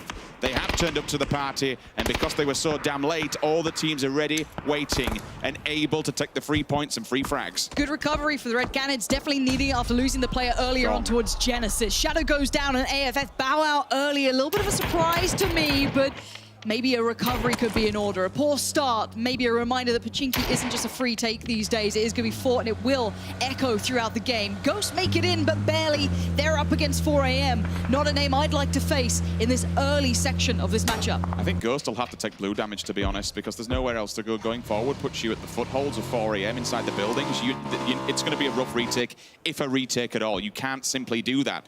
They'll tank the blue, they'll move forward, they'll go all the way around to the south. But again, you're still at this worrying prospect that when you go down south, you have Ace, you have BC, Na'Vi, FaZe, they're all down here. Yeah, there's a lot of teams in the south trying to find maybe a less than ideal position to take. I'm seeing Entus Ace, I think, down there as well, and VC just about making it their way in. So look, southeast here. I see Joy. I see them trying to find maybe a spot in the circle. Moves towards the west. That's going to put a couple of teams on notice here. Genesis, Red Canids, you have Infantry, AHQ. All of these teams now going to fight for very limited ground. Profi gets in the battle. The Red Canids are out for blood, though. Avenging their fallen teammate could be a must. Profi gets found, and now it looks like a flush is quick to follow. As Genesis got off to the hot start, they look deadly, but now being slightly muted here. Red Canids have to get this done, though. They have to get as many down as humanly possible to walk through this because they are being gate kept. Genesis want to take these 3 points quite easily if they can hold them outside of the blue. It's on their back and it will be moving in 23 seconds. They do have Raspu on the off angle, though, Lauren, that might be able to get something done. If he gets a second knock, then maybe the advancement comes from the 2 that are on the left. Well, that's why Nerf just repositioned, trying to get an off angle towards him because Raspu was keeping Genesis locked. He couldn't do much. Now he's been spotted. He has to go. It looks like Ghost Gaming are having issues. Enter's F have just been called as well. 4 AM showing their worth already. Ghost Gaming, though, straight in towards FaZe. FaZe already being put on a big amount of pressure. Vegas gets collected by Fuzzface, but that's not going to be the flush. Strimzy straight up in front. And as much as, yes, Fuzzface did some damage, the answer is Swift. And Ghost Gaming may be scrappy, but FaZe are looking pretty poor here. There's 2 remaining. They're not in good spots. They're now being surrounded. Yes, you might win against Ghost, but then who are you going to be coming up against next? You have the likes of 4 AM waiting on the doorstep, and exactly that. 8C going to get Shrimzy. Vegas gets flushed. FaZe are trying to hold on. It's just down to Drassel now for Ghost Gaming. You would have thought that he had to get in. Oh, I didn't realize where Fuzzface's position was, so he clearly has the footsteps. And the audible cue that is there. K-Mind and Nerf ball down. Red Canids, they're doing damage. We have to go and take a look at that fight. Genesis are on the back foot. They've only got 1 man standing. Genesis are in all kinds of danger. The Red Canids can keep backing away, peeling away, moving closer and closer to the circle, falling away from these positions. One of their players is a little isolated, but as that blue hits, it's going to hurt. Genesis are in trouble. Those revives now become impossible, and they're down to 1 man. It all looks so good until they just fell a little short there. H-Win on the run. That's a very brave, not going to happen. He's going to try and get the revive off, the heal off, but it's not going to work out at this point. I think he's dead in the water here. If Red Canids don't find him, the blue's going to get him, but he's going to try and take one with him. How much damage can this man do from the blue? Try and get as many. What? H-Win! That is sick to get those points because you'd expect the heal not to be able to get off. So to pick up the points before going down, it's the best of a bad situation. Unfortunately, Genesis falling 14th, but he at least collects them before doing so. And now the battle in the south. This is a war zone over here. You've got Na'Vi, southeast. You have so many teams. Still have Drassel for Ghost Gaming. Still have FaZe Clan and lingering over the top of them. The gods staring down from the hillside. It's 4 AM. I would not want to step forward. Look at them. Look at Na'Vi, desperate for an angle of anything. Enter's Ace trying to find a way forward, and yes, they spot a doozy, but where's that next shot going to come from? Remember, this is where Na'Vi was, so they give up this position to let teams arrive into it because now they can choke them. They can just throw grenades, a full bombardment, and there's 2! Senya hits both of them. And now Mickey and Joy, well, if Na'Vi doesn't get them, 4 AM will because they are lingering in the distance. There's 2 players upside of the hill. And ZGG's already got the angle on Na'Vi. The pressure will apply, and these 3 teams will be clashing heads any second. Senya's overstepped. What? He just turned that on Mickey. That's ridiculous. He is being hyper aggressive. He was out in the open. The blue was going to move him forward.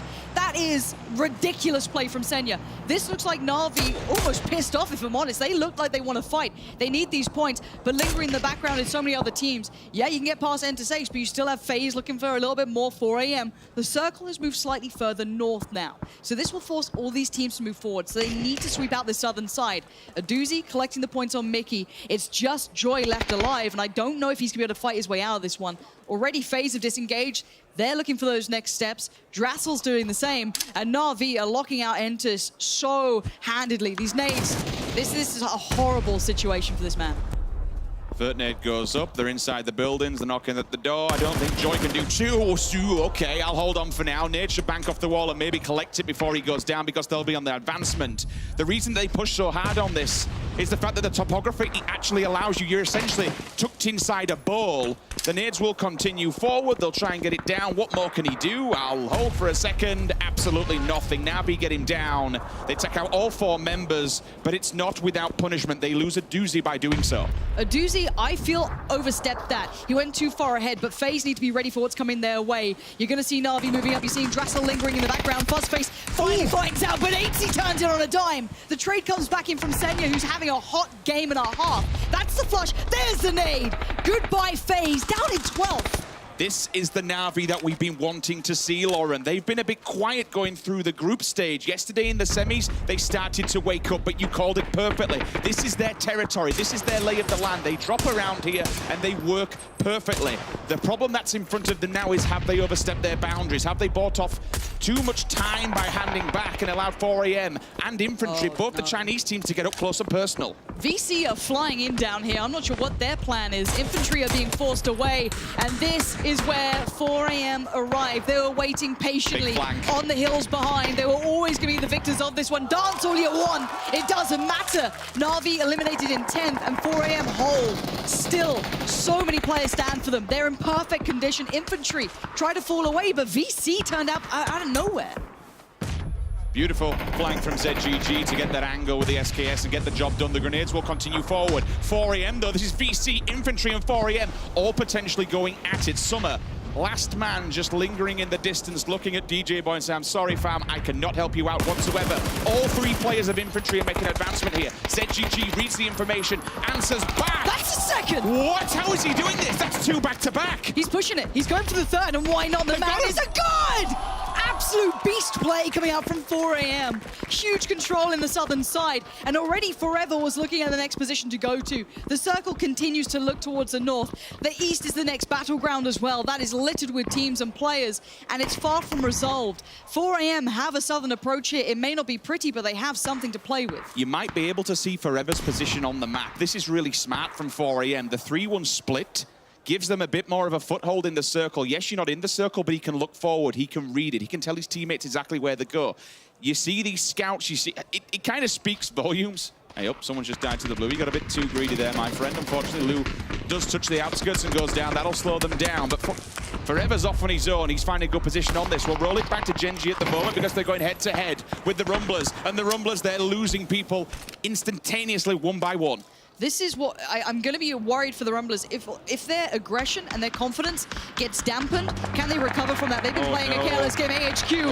Oh no, that's too many in a vehicle. That's too much damage. The car's on fire. They pull up, they stay alive. 3 still stand. 1 nade would do so much. T1, no. There is blood in the water, and they are looking vicious for this. Milk goes down. 1 man alive for now. The nades start to roll in. And Lee, there's nothing to be done here. T1 on the cleanup. Jeff Locker and Ada, 2 individuals we've seen so far doing work throughout their respective league, and this time stepping it up big, gets the easy free 4 points. Loki goes down in the kill feed. He's over by the one basically lone shack over here, but Forever is in the distance. He's checking what's going down. ZGG finally. Someone's put a stop to his works that he's been doing. The madness that's been unrolling so far. Esther needs to be extremely careful. Lingering around the vehicle, playing Ring Around the Roses, gets him, but there is Revolve in the back. Cherry Poppins still trying to do some damage here, and Gen G get eliminated. A little bit of help coming in from 4AM. It's 10 kills for them, Lauren. They're absolutely on fire, this one. Yeah, I felt that maybe FaZe would like to make a big impression, but apparently 4AM want to do it all, and they are holding every bit of territory. You could argue Summer's going to maybe be a nuisance, because I think 4AM believe it's clear that could be something that maybe causes an issue down the line. For now, they want to clean up in the east. We are seeing W-Click fighting over the players, and uh-oh, the nades are so good here. Let's take a look at the teams that have 4 standing. 4AM, W-Click, and T1 in the north. No one really to give them any kind of pressure whatsoever. Willis will be able to get central point here. A CAD with the 8x scope should be able to read the information. They're going to be downhill. Forever holds them back for now and just gives them a warning shot. They're making an aggressive push. They're going across the road. They say, bollocks to this, want to get involved. They can take that dip, and that's great. That's just about all they're going to get, though, and I wouldn't want to be that close to any of these players, but they do have the 2 holding the back lines. Really nice read from T1, highly risky. Now, 4 teams stand. Let's look at the overview of what this means. You do have 4AM in the south. They still hold great territory. Summer could be a nuisance. W-Click southeast. They're trying to move up on the lower ground. It's kind of a rolling hillside out towards the east, and T1 control the north and the center. T1 might get too much attention here. Everyone might start looking their way. They're the easier target. Because look at W-Click. They can't crest that hillside. So they're almost somewhat safe from each other here in the south. A Cannibal left in the Wizards Tower just to be a nuisance and maybe apply pressure. Adder also trying to get the off angle. Big shout out both to Forever for taking that shack early, and then Helen and Jeff Locker to make that wild run to the dip and take full control now of the central point of the circle. No one else can get to them. In the north, it's completely locked down by their 2 players. It does become difficult for those 2 players to meet up with them because they're on an open embankment. So they'll be open to both 4AM and W-Click. But the problem is, where does W-Click go? Who do they strike first? Do they go around and maybe tag T1 from the eastern embankment, or does 4AM have enough grenades in the tank that they just want to throw them over and get involved? Okay, going past, probably Adder and a Cat dying here. This is going to be a stalemate.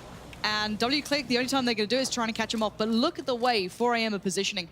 And the way this unfolds poorly for 4AM is that Summer is the dagger in the back, the assassin from the blue, and W-Click try and capitalize on that. That's about it. And then T1 just watch on from the distance because they are holding themselves safe. Summer creeping in, desperately trying to stay alive, hoping someone wipes the other look at them.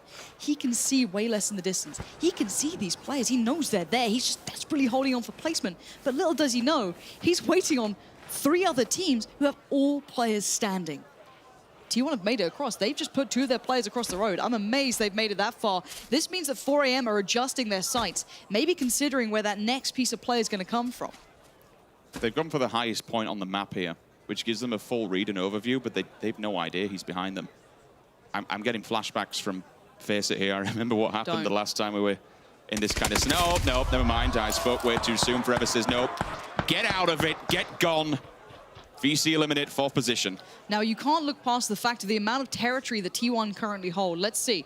Yes, this is good for them. They hold the complete northern portion. 4AM still in a very good spot just because of the hillside. The way it rolls keeps them safe from W-Click. Now, W-Click needs to decide where they want to go. Do we try and crest the hill to fight 4AM? Probably not, because that exposes us to T1. Then how can we fold towards T1 ourselves? They are absolutely the bait for both of these teams, regardless of who they engage first. If they go to 4AM, T1 steps up. If they goes towards T1, 4AM says, you know what? It's time for us to bite. They are currently just... I feel so sorry for them. They're the ones that have to make a movement. As soon as you get inside this circle, you are completely exposed. They have no map control whatsoever here. I wonder how much utility they have to maybe play with. You can see that 4AM are using Zhao Lu here to try and hold off the push on the hill. Basically, if he gets contact, he has a really nice off angle to deny W-Click. I'm liking the spread from T1 as well. They've got the kind of 2, or maybe you could argue maybe a 3-man pack towards the northeast side a little bit more, and you have 1 man isolated, depending on maybe if there's going to be a bit of a split on its own. Roll the we'll car. have to wait and are they doing that? If they put the car forward, they could roll it and use it for cover as it's going down. And I wondered, I didn't know how many wheels it had left. It doesn't sound like I think many. it's gone backwards, to be fair, so that might not be the play. Initial contact might have been seen. If he'd have gone too far and overstepped the boundaries, Zhao Lu might have said, okay. This could be just a patient game. We might just be playing till the very end here. This could be W-Click trying to just shuffle in even to the most minute of amounts. Because SK, well, T1 aren't going to be looking over that hillside too much because they overpeak. And looking at the guns they have, I'm not seeing minis, I'm not seeing SKSs. It looks like they can't be taking those long-range fights here. I suppose it's only really a CAD that can see them. I mean, one individual out of all these teams can do enough damage, but smokes are up, movement will be made. They're inside the circle, they don't have to go too far.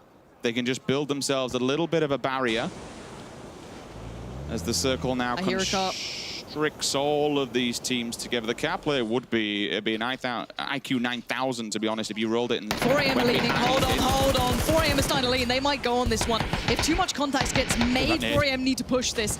They're going to deny the hillside. Look at the line of Molotovs that now light up the top of that hill. Ragnar now has very limited vision. They're being pinned in. T1 now know what's coming their way. Acad certainly should soon, because they are not far from this. Harold makes the run. First to get contact. They see the first man. They can't take him down. Acad holds the line, but now we see 4AM starting to get behind them. They want the points. They want the kills. It's 12 already.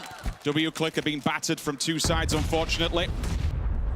Jeff Locker, Acad and Adder, but 4AM have to move, and they're going with a 4-man stack straight down the middle. Helen is on the left-hand side. Be aware of that. He's watching that line. He is the thorn in the back. Should 4AM overstep the boundaries here? I think he's been spotted. There's the push. We're down to 2. Is 4AM against T1 already? A spray! It's good! ZGG is in danger! 4AM need to still themselves, prepare themselves for what's coming their way. T1 wants to push this though, and they might be right to do so. A huge victory for T1 if They get it right. Never ride out 4 AM. I certainly will not. They're trying to get a last-minute revive. This is so dangerous. This is so deadly. T1 are on the hunt. They see forever. They flush him. T1 up to 10 kills, but only 2 stand. They're giving him the information, though, but the smokes will be left. Wheeler sees him. One-on-one versus engagement. Can he see him through the smoke? Oh, he's there. He's got him. It's done. 4 AM. 4 very angry men. What a game. 15 kills. 25-point match to open up Erangel. That's sick. I think when we asked the question at the start, are these guys still the world champions? Are these the heavyweights in the lobby? We got the answer on one side of the coin. 4 AM still look phenomenal. They played a perfectly paced game. They have stamped their authority on this semi-finals. And well, is anyone else who dares challenge them now? The Rumblers, the only Western team inside the top 5. 4 AM, T1W Click, and VC take your top 4. Wow. Okay. I think Group C is really starting to... I mean, we're only 1 game in, and we've still got 5 more to go. Good job from Rumblers, though, up in 5th position. After yesterday's 3 second placements back-to-back, that's decent points in the bag, but not many kills to boot. I would say their positioning, just simply for me, it allowed them to have a very strong game there. I think they started in that sort of area. They had the God compound. They played it out well. No taking it away from them. But I think we've suddenly got a glimpse at the big boy teams, haven't we? That's sick. Team, should I say. I mean, what a way to open it up, right? We always say Erangel's the one where we can probably... Miramar's a bit more of a slow, methodical game. Aww. Smile, you're on camera. He's got Doritos. Okay, he's a real gamer. He's an absolute gamer. But not sponsored. But no, it was an incredibly good game thus far. I think we've got a glimpse of what to expect from these upcoming matchups now. This is the one thing that this entire tournament does, is the fact that it's going to show us our first true world champion. Now we've got the structure in place. We've had the year's worth of play. When we're all said and done, we will be able to call someone a king under the mountain and a real best in the world. Well, we'll end it on that note and see what the desk has to say after the glimpse of 4 AM. Thank you very much. Watch out for your job, guys, because that kid had more camera presence than all of us put together. Nice one, lad. But we are here as Group C has shown up in full force already. 4 angry men already getting themselves a big win on the board. T1 in 2nd place. You're going down from there. W-Click getting themselves a 3rd place. Very much so a show of power to start out the day. Scary for Group B. I mean, Rich said we're going to name the king under the mountain, and that's because 4 AM dwarfed all of the competition. These guys were absolutely on fire. 15 kills. That's 25 points. They literally got more points in 1 game than the bottom 3 teams yesterday got all day. They're 10 points from tying the 8th place team. Like, come on. That's how you start. I mean, if you look at 4 AM, how they were playing out throughout the whole game, though. They were early on, they did that 2-1-1 split where they had 2 on the high ground, forever holding the low ground on the west side, make sure no one could push them. And then you have CGG on the flank there, going in and basically just perfect executions. We also saw that in the end as well, when W-Click started pushing 4 AM. 4 AM basically herded W-Click and made them fight T1 instead and initiated that fight so they could just take control over everything. What I like to see from this is also, this is the teams that had 0 points basically going into today that are already starting like this. Kind of unexpected. I expected some of the teams that had gathered a lot of points yesterday to kind of have more explosive playstyle. So it's nice to see that these guys start off strong and basically now have more points than nearly half of the other group. It was a great first game. Let's take a look at the highlights here for our first Erangel of B and C as we started things off with bangs. And for Africa Freaks Fatal, it was not a good start to the campaign here, Tom. This was... Go ahead. No, Ross, you do it. You're Toffee's. This was a fight that lasted for a long time. They were basically fighting until Circle Free on Potato Hill. Even though that was outside the zone, we did see them move on later on with 2 each live from each team.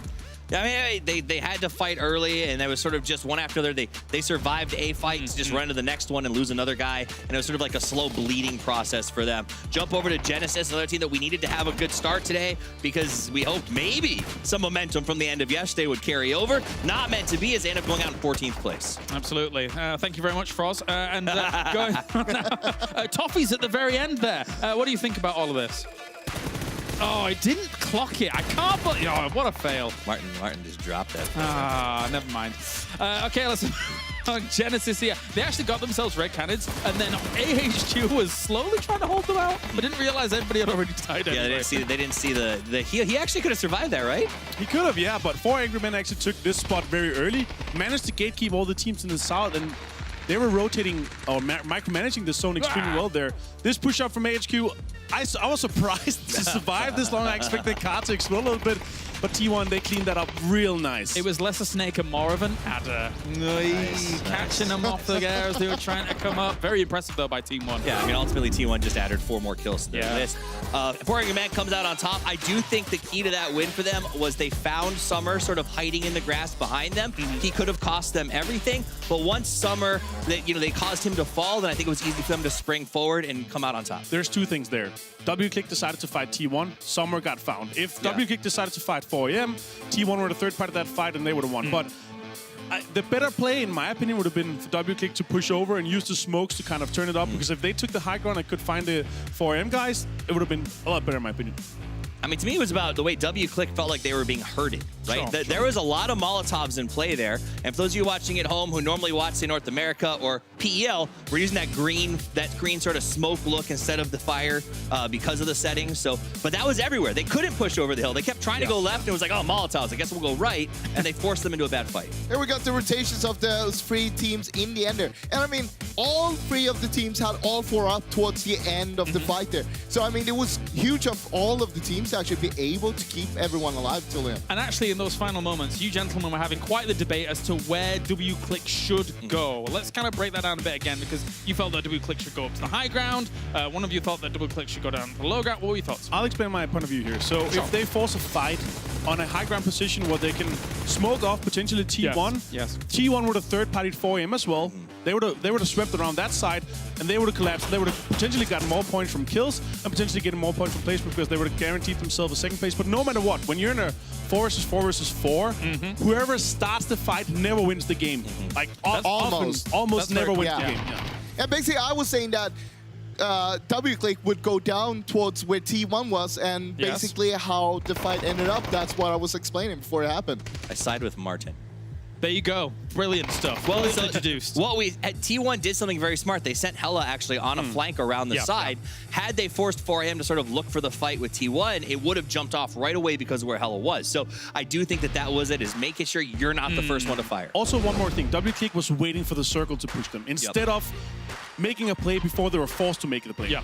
Points coming in for this game, all importantly. 25 big points coming in for 4 Angry Men up at the top. 15 kill chicken dinner is massive for them to start the warpath here for day 2 of the semi-finals. So great points for them coming in. SK Telecom getting 16 points. It's a very, very top-heavy for our first lobby of the day. But I mean, like, these are the 2 guys who they came in cold, man. This is their first game, and they go 1-2. 2 regions that struggled yesterday come out and throw the gauntlet down today and absolutely crush it. Look, just to give you a little bit of perspective on this, getting 25 points in the first game, VC Gaming got 27 in 6 games yesterday. Yeah. Okay. Yeah, so that's putting it in perspective, They basically made nearly as many points as 5 teams made in 6 games yesterday. So it's nice to see from 4AM, the fan favorite, showing up in the first game. Unexpected for me. I didn't expect, as I said, I expect the team from yesterday that already was warmed up. They had some points. They had kind of more points to play with to show up bigger. Well, it's just 1 game so far, I mean, it's still a lot of games here to go. Yeah, they were in a rush. They microwaved this chicken dinner. This was quick by 4 Angry Men with those 25 points. And that's how things stand here for today in terms of the points accrued, of course. We already have 8 of those teams. Ooh, that looks yummy. We already have 8 of those teams getting themselves points from yesterday, of course. And later on during the day, we will tally up all those points against one another as they do sit. We're currently counting them in the back. Yeah, I want to give a shout out to Na'Vi on that game. They went out a little bit early, right? So we didn't get a chance to sort of talk about them during the highlights. They put 6 kills. They were fighting tooth and nail. Their push to sort of dig out that warehouse was absolutely inspired. Unfortunately, FaZe sat on it, just waited for them. But they even turned that around. I would say, though, they forced the fight a little bit harder if they did. If they decided up gatekeeping instead, they could have more guys alive, and I don't think the third party would come through. They potentially could have gotten more kills or even placement points. Well, gentlemen, let's check in with the People's Champions, 4AM, as we can have a small listen in for them at the PGC. 往哪跑了？往哪跑了？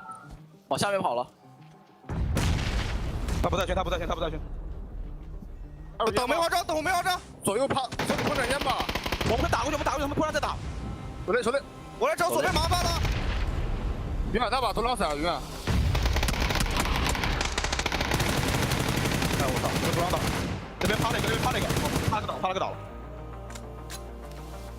侧那吗？哎，路子，我能拉，我跟你说，帮我拉了。行，我有点了。我连就过去了。在烟里，这个地方。我现在应该是150。我来跑前跑，应该是2打2。太凶了。他没了，在烟里，2个人再往前进，听到了吗？这个人是最前面的。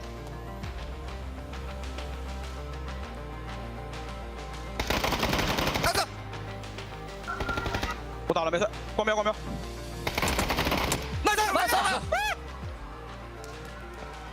Well, I don't fully understand what was going on. Quick comms, very decisive, straight to the point. Very efficient as well, but so efficient. What they were in a 2 versus 1 with a knock. I actually expected them to go for the rest. If you're 2 guys alive versus a knock and a live guy, you both push immediately, or you both like one guy make sure that the other guy doesn't push, and then the other live guy takes the other rest, so you potentially could make to a 3 versus 2 rather than a 2 versus 1.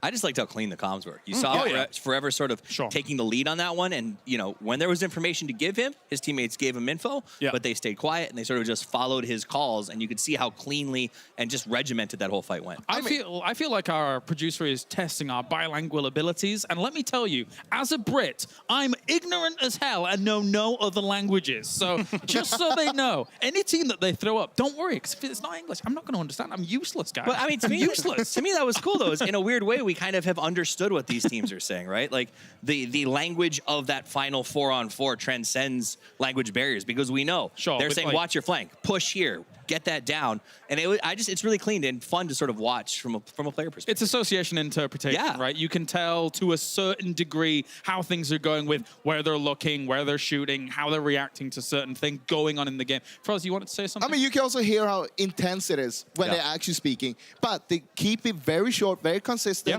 knowing exactly what you need to know. Nothing else needs to be said, because you're blocking off the audio if you want to hear footsteps, stuff like that. Well, thank you very much, gentlemen. It's time. We're going into our second game of Erangel here between groups B and C. It's time to head back over to Pansy and Sims, 2 of my favorite Brits. Let's go. Thanks, James. We like that. We kind of like you, I guess. You're maybe top 10. Fellow 20. Ginger. There you go. I'm a fan. We'll go for that. Big fan. Someone I am a big fan of, though, is 4AM. After an impression like that on game 1 in the semi-finals for them is incredible. I don't think we can say we've seen a performance quite like that as of yet. It kind of reminds me, and I get reminiscence of when we go back to PGI, when we saw the pushes, the aggression, the wild plays which pushed teams all the way to the top of the leaderboards that we kind of never experienced before. One individual I really quickly want to call out, Forever. To just be disconnected when they were fighting Na'Vi, when they were fighting VC all the way on the southern side of the map.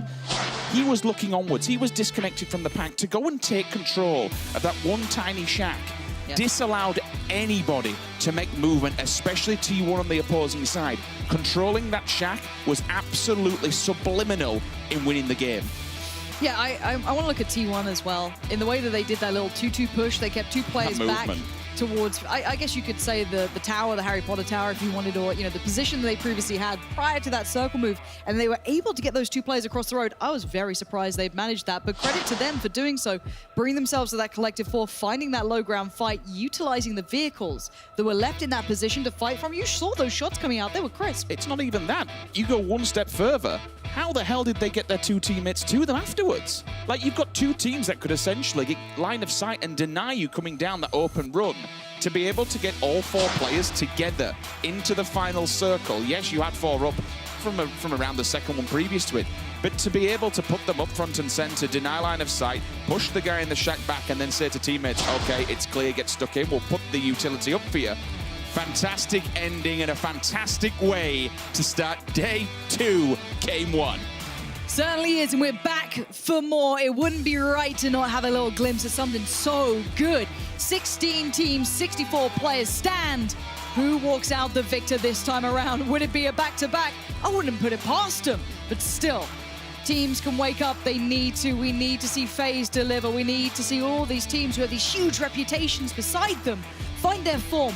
But let's look at those early drops we saw before. This playing path does not bode well for that maybe Milta fight, but what it could create is another Pachinki battle. I'm very glad you touched on it. Not too dissimilar from the previous one. It starts around the southerly west area. This time we go towards Severny, but it's a western playing path. Previously, we had Milta, Lipovka Mansion, all that area disallowed teams to get to their normal loot locations. AFF was definitely penalized and punished by it. The 2-2 split, they were late on arrival. It caused them problems going all the way to the late game. I'm actually seeing FaZe Clan in a backup of a backup drop this time. Primorski is clear. The only... Ram red. It's beautiful. It's, that's a nice bit of work there. They're just going to get away. Microfry handling the pressure well, though. Little battering ram. It's always scary when someone just drives in with a vehicle. I'm like, you know what? If he flips me, I mean, I do. Craig Charles, was it? Yeah, it was. Uh-oh. I'm seeing what could be a military circle, Richard. Please. Maybe. Okay. Maybe. Really quickly, I just want to theorize something here, Lauren. Yes. Do we think it's going to be difficult once again for FaZe playing off the back foot of Na'Vi? Because it was Na'Vi that strangled them into a position where they had nowhere else to go. They're kind of now with this circle. To get past them, they'll have to run the Longwoods, which Na'Vi might play. They could go across to Sosnovka early. Yeah, take the boats from the backside of Prim and then go across. Yep. Okay. I wouldn't go anywhere near that. All the way Rich. down south, hit the beachhead. All right, fair play. That would be the... But then again, you are taking a chance. It's a damn good, it's a strong chance that it's going to go to Sosnovka, but... It is still a chance. It could still move if you get that north. hard shift, double back-to-back, like, game on. Yeah, it's one of those where you do look at this and you think the odds are very favorable for that. You're already seeing some teams maybe considering it now. AFF did have such a terrible start to that previous game. That horrible fight in the blue that they suffered was a bit of a shame because I feel like these guys, Freaking Freaks, are very, very fun to watch. They can put up some big performances, but that was not one of them. So maybe feeling that this could be their chance of redemption, can head early over towards Sosnovka Island, hit up Nova, hit wherever they want, really. That's my only minor criticism with this, is that getting to Novo, everyone else is already getting geared and they're still in the water. There are other places, yes, it'll be trash loot, but there are other places you might be able to come. Hell, come in Island, take the vehicles and go onto Millie Base. Get stuck in there. It's full of gear and it's a high populated place to go and, you know, get some really decent under your belt. But they're going to be extremely late. How this will play off against them later on, I'm sure we'll find out.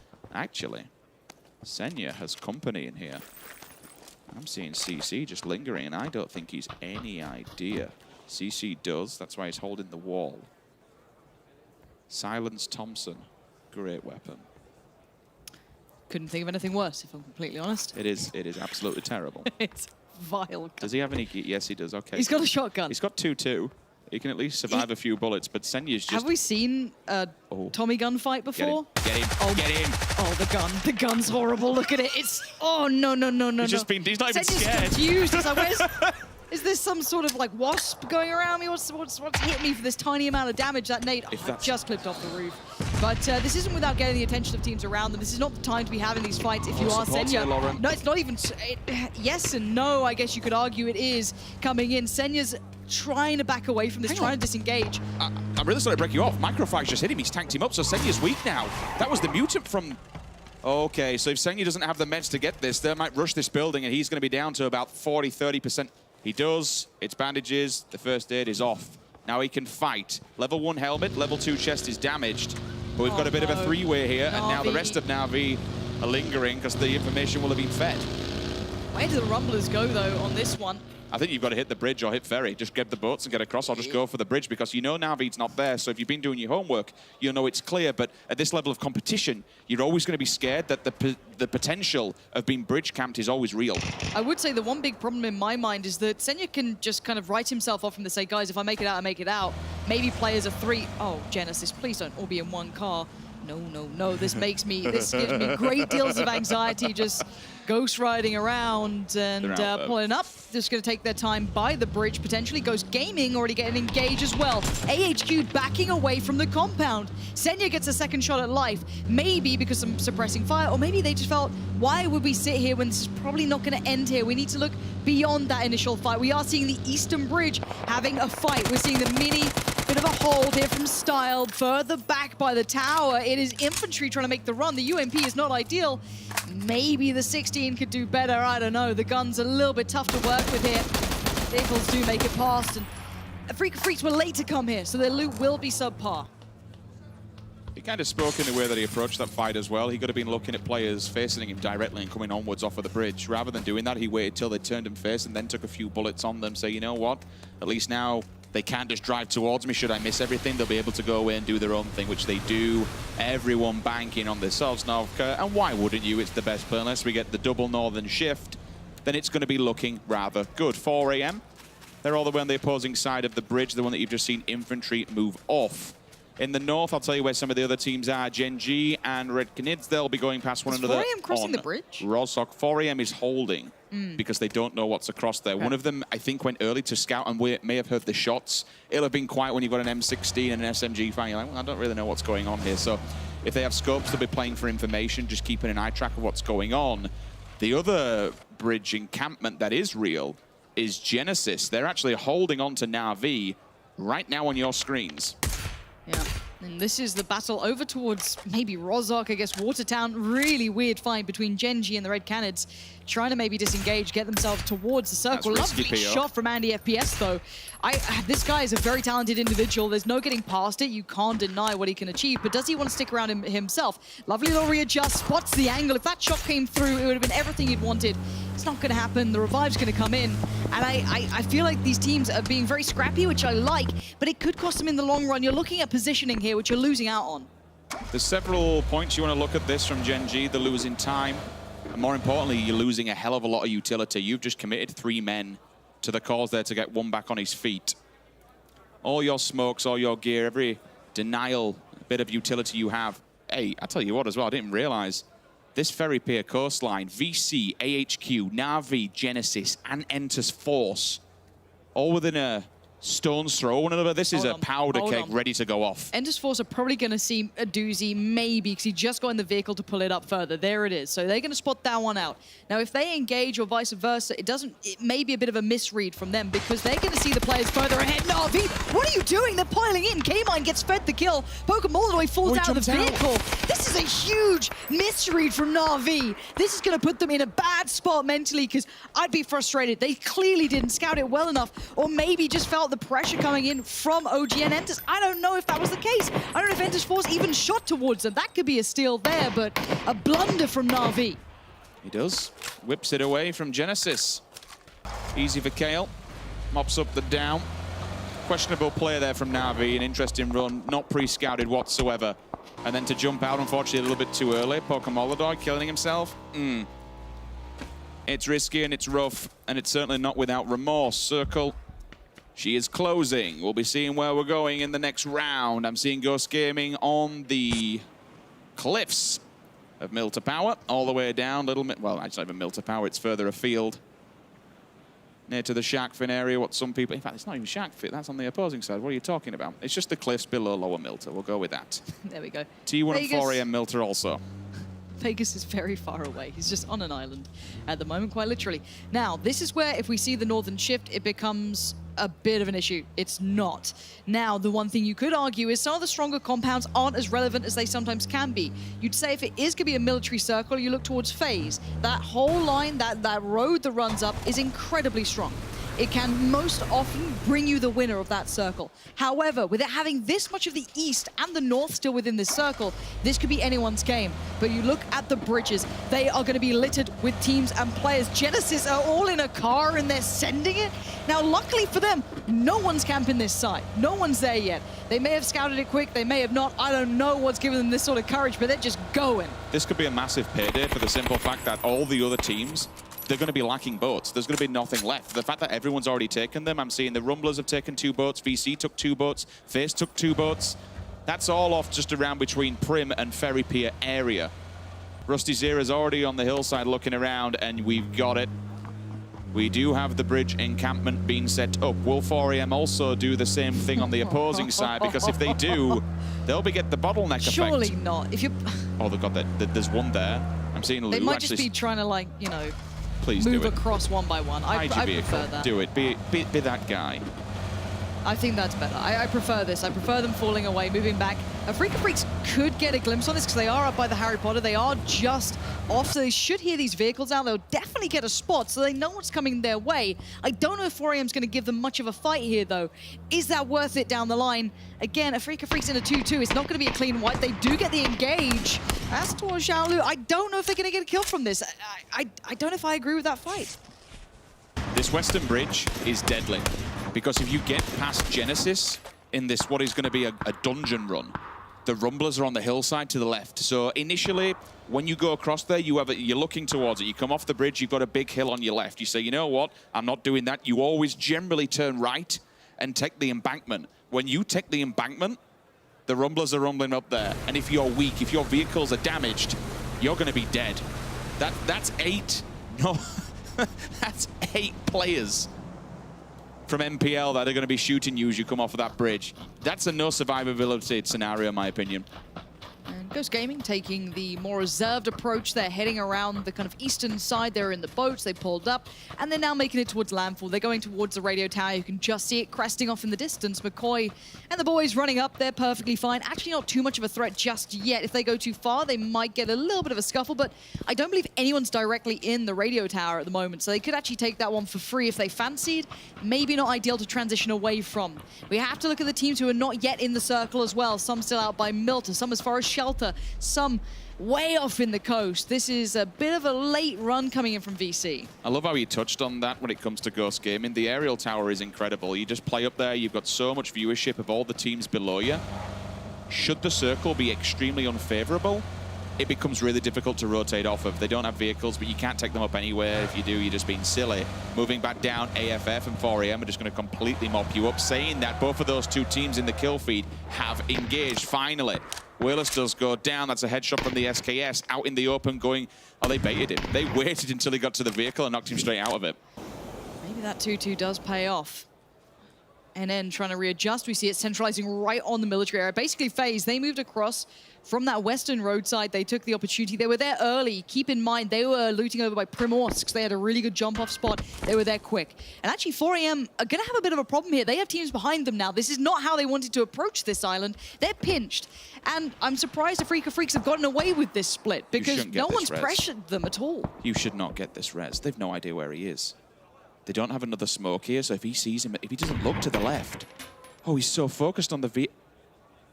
If they get this, this is just insanity. Do they have any more smokes, though? I don't think so.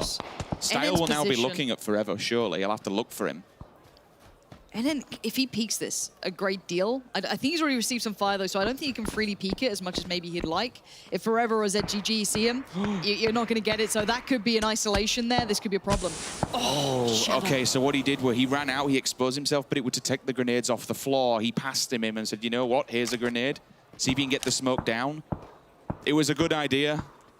Unfortunately, by doing so and going to pick up the smoke, it gave away his position. Now he's dead. The 4AM lose 1. I've only seen 5 deaths so far, though. This is in 14 minutes, Lauren. This is going to be a long game. It is. We could see that bridge camp coming across, especially in the west side. As soon as they make land, that could be hard for Force to try and make it past Genesis if they have a player watching it. I don't think they do right now, but they'll see him if they make it anywhere close, as Nerf might consider it ZGG. And it is going to be 4AM trying to readjust here, but they've been met by another team. T1 say hello again. Maybe a bit of sweet revenge, and it looks real good for Adder. Waiting coiled and patient, he peeks the ridge and finds Forever. These are going to be flushes all day long. Now, I'm kind of surprised at 4AM. They got caught up. They got focused on their Freaka Freaks. They got real tunnel vision. And as soon as they tried to move, T1 find the perfect timing. I might not realize that lose the last man, but if they do, that'll be first to last. From hero to zero. Touching it now. The next victim might be Gen G, though. They're coming off the hills. Excuse me, they're coming off the bridge. T1 has heard them. What? I'm actually hearing it. I'm seeing the bullets. They're in all kinds of trouble. Lose there as well. He'll catch them. Oh my God, they have to run the gauntlet. They've gone past T1. They've gone past 4AM, and now they're coming up to AFF. They're pulling directly in. We have to get a quick look on this one because they've got 2 vehicles, and Gen G might not be able to go too much further. Veselox looks pretty dead here. Shrimzy's the one who's actually caught off. There's the Gen G kills. You're seeing him in the kill feed. That's as they came across the Eastern Bridge. And this is the pull-up, and it's gone very badly. A Freak of Freaks wait, and they strike so perfectly. They're mopping up the kills. Gen G came across so late in the day. They were gambling to come at this point. They knew their fate would be in other teams' hands, and well, it's worked out well for a Freak of Freaks. They've held this Eastern side. It'll be interesting to see Shrimzy gets back on his feet. I think he's too disconnected in the blue. Gen G get themselves back to a two-man stack. The res did get popped off. Genesis, by the way, are holding the bridge. We still have Na'Vi. We still have one player from Enter's Force all there. They are waiting. This is a bridge camp, but it's pricey because they're in the blue. Look at T1. They're pushing towards AHQ here as well. That's a big fight going over in the East. There's going to be a lot of kills here, guys, so try and keep up. Profi got greedy. Indeed, they did. Na'Vi just about doing some more damage. I don't know how they're still standing at this point. We are going to be seeing both sides. The East and I don't even say the West here. It's mostly the East. The West is a bit of a bridge camp and maybe some shots from FaZe. The East is going to be the tough part. You have T1 in between AHQ and AFF. Down below that, the remainders of Gen G. This is the battle we're looking at. T1 in trouble. They're trying to stay alive. AHQ look hungry. They're going to be pushing for these knocks and these flushes so they can try and get some points for themselves. They have one confirmed kill thus far, and they could certainly get some more. You have to be disappointed if you're T1. Outside in the open, 16th place will be the tombstone for them. Rather unfortunate.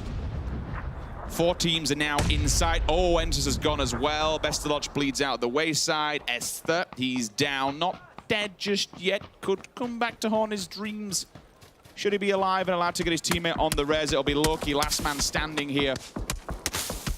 And I think we might just unfortunately be seeing 2 Korean teams falling back to back. Yeah, this Eastern approach is now very uncomfortable for most teams. They've been in several fights. Their gear's probably not looking ideal here, or maybe they're down on meds. You are seeing a Freak of Freaks falling down here, and it is going to be down to Loki to try and do something, work their way in. And behind him, you've got the remainder of 4 AM. So there is nowhere safe. There is nowhere comfortable to be. You may make it this far using the low ground, but just up towards your top. And this could be the fall of 4 AM. Let's see if Zhao Lu can stay alive. Does get a heal off. Still has 5 to go as well. Does not want to go down yet, but I think that might be his fate as Star was looking over the ridge. Genesis are getting hit from behind. They spent a lot of time out there hunting people on the bridge, and it's cost them dearly. Profi was caught off guard, and now Nerf and the rest of the boys are falling at the wayside. It comes down to K-Mind and H-Win. H-Win pulled off something fantastic in the last one, ironically, against Red Canids. Can he do it again? That's the question, Lauren. I like H-Win using the low ground here. I really hope he can pull it off, but it looks like the Red Canids might be aware. Look at that triangle. No, he wasn't caught off guard. H-Win gets it, but is the trade coming back through? There is still a player standing. He wants the flush, though. Now, reaching out of the smoke, he gets the shot. H-Win! He just spun it around and destroys them. The Red Canids must be fuming. He does it again. Same team, same scenario. H-Win picking up the points. Red Canids going out. But let's quickly focus on what's in front of us. VC on their knees. They're not looking so good here. The fight comes in. There goes 4 AM. We're going to see Zhao Lu going down. That was W Click catching that one again in the east. Not surprising there. The fight towards the isolated building across the road from the military base continues. That's with Ghost there and VC, I believe. As you're going to see a bit of an off angle for, I believe it's Tide down in the southeast side.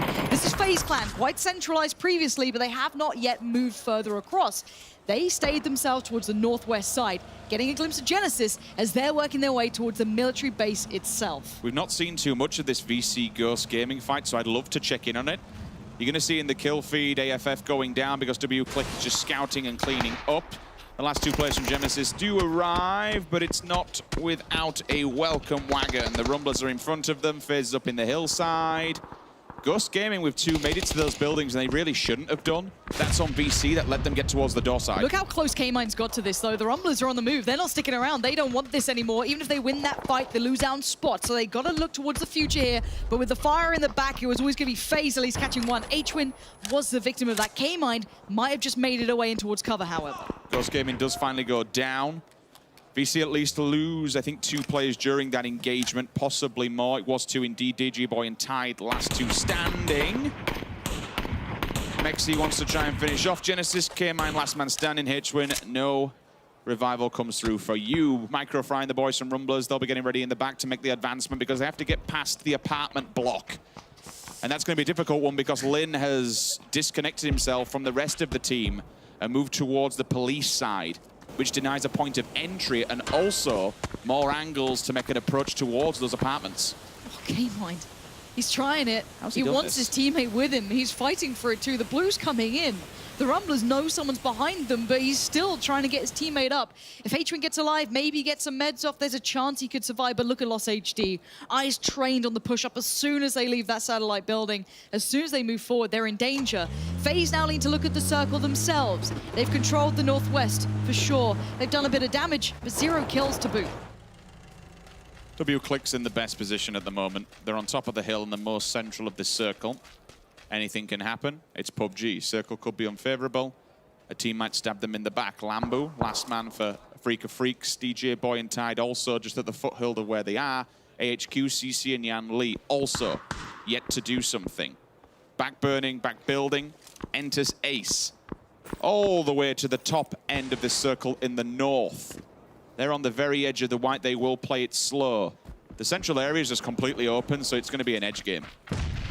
He is. Genesis trying to make the run. The gauntlet is now set. They're going to have to dip into the blue slightly if they want to try and make it across. No, they try and make the mad dash for it and Cherry Pop, and you can see the shots coming through. H-Wing goes down again with a banger from Microfry as K-Mind again left all on his lonesome. I don't think he can make it much further on here. There's too many lines of sight towards him. Even if he gets his heal off, it's going to be such a run of terror, and I think he knows that he's just not going to make it any further, although the engage towards the Rumblers might give him a window of opportunity. However, it may be slim, and I don't know if he can out-survive the blue. I'm surprised he's going for it because there is a point here where you might want to say, I'll just deny this altogether and not give anybody any points. But if you've got the meds and you K-mine, then why the hell not? If you paid attention to the kill feed and he saw the Rumblers getting attention from infantry, that's a good bit of play. Under all that pressure, he kept his calm. He looked towards the kill feed. He found out, okay, they're getting a bit of pressure elsewhere. This is my time to move. Really good play. And while that begins, infantry are starting to make it hurt towards the Rumblers. That's another knocked. That's not looking so good. And they're locked in towards his garage. Another nade comes through. That one not going to thread the needle there. A little ambitious, but that one could do some work. It's going to be inside. We'll see if any of the frags are picked up. Cherry Poppins sees Lin behind the wall. K-Mine lingering in the distance now. You spoke about it perfectly. It could be time to get involved here at least. Removes one before going down. Genesis is out, but the battle will continue. Infantry now take out the Rumblers. They held the apartment block for some time. They have the information, but now they don't have the time whatsoever. They have got a bit of an open trek. If FaZe Clan is reading all these shots, they could get set up on the hillside and deny them any entry point into this next circle. Oh, Senya. He's just finally come out of cover and he instantly gets shots towards him from the other PEL team. That's FaZe coming through from afar. Their first kill this game. Not ideal for them, quiet for maybe what they'd like, but maybe playing for the slow burn, playing for the placement that they desperately need after that first very poor performance. We have 7 teams remaining. Mexi and Aitse are so important here. They have to watch for players coming out of the military base. If infantry are allowed to cross the road and get to the footholds of the hill in a position where they kept and left unchecked, then that's the downfall of FaZe. Vehicles out, you've got to make the cross and they're going for it. This will be dangerous. AC had so much of a chance then, but they actually made it through to the foot of the hill. There goes the molly, and he wants to deny them some angles. Maybe get some nades down, do what he can to control the area they're in. But infantry are getting fire from afar. That's VC. Tide breaks against one of them and now looks for more. He's got the perfect line of sight if that vehicle was just removed. He's desperate for a pixel, but he can't get anything, and he has to be careful. If FaZe peek that ridgeline, he could be spotted, and now they're losing out on players. DJ Boy's been taken away from this one, so the pressure relinquished from infantry for all but a second. Fuzzface is disconnected from the rest of FaZe Clan. He'll keep a check on those in the north and make sure they can't make any advancement from behind. 3 players of FaZe stand in line though, and they want to take infantry head on. They need to remove them. This is an objective in their way to victory. Mexi off angle for now. Bullets will come through. He has tracked his target. Aitse, you can't stand still like that, brother. It'll take a bullet to the head and it'll cost you your life.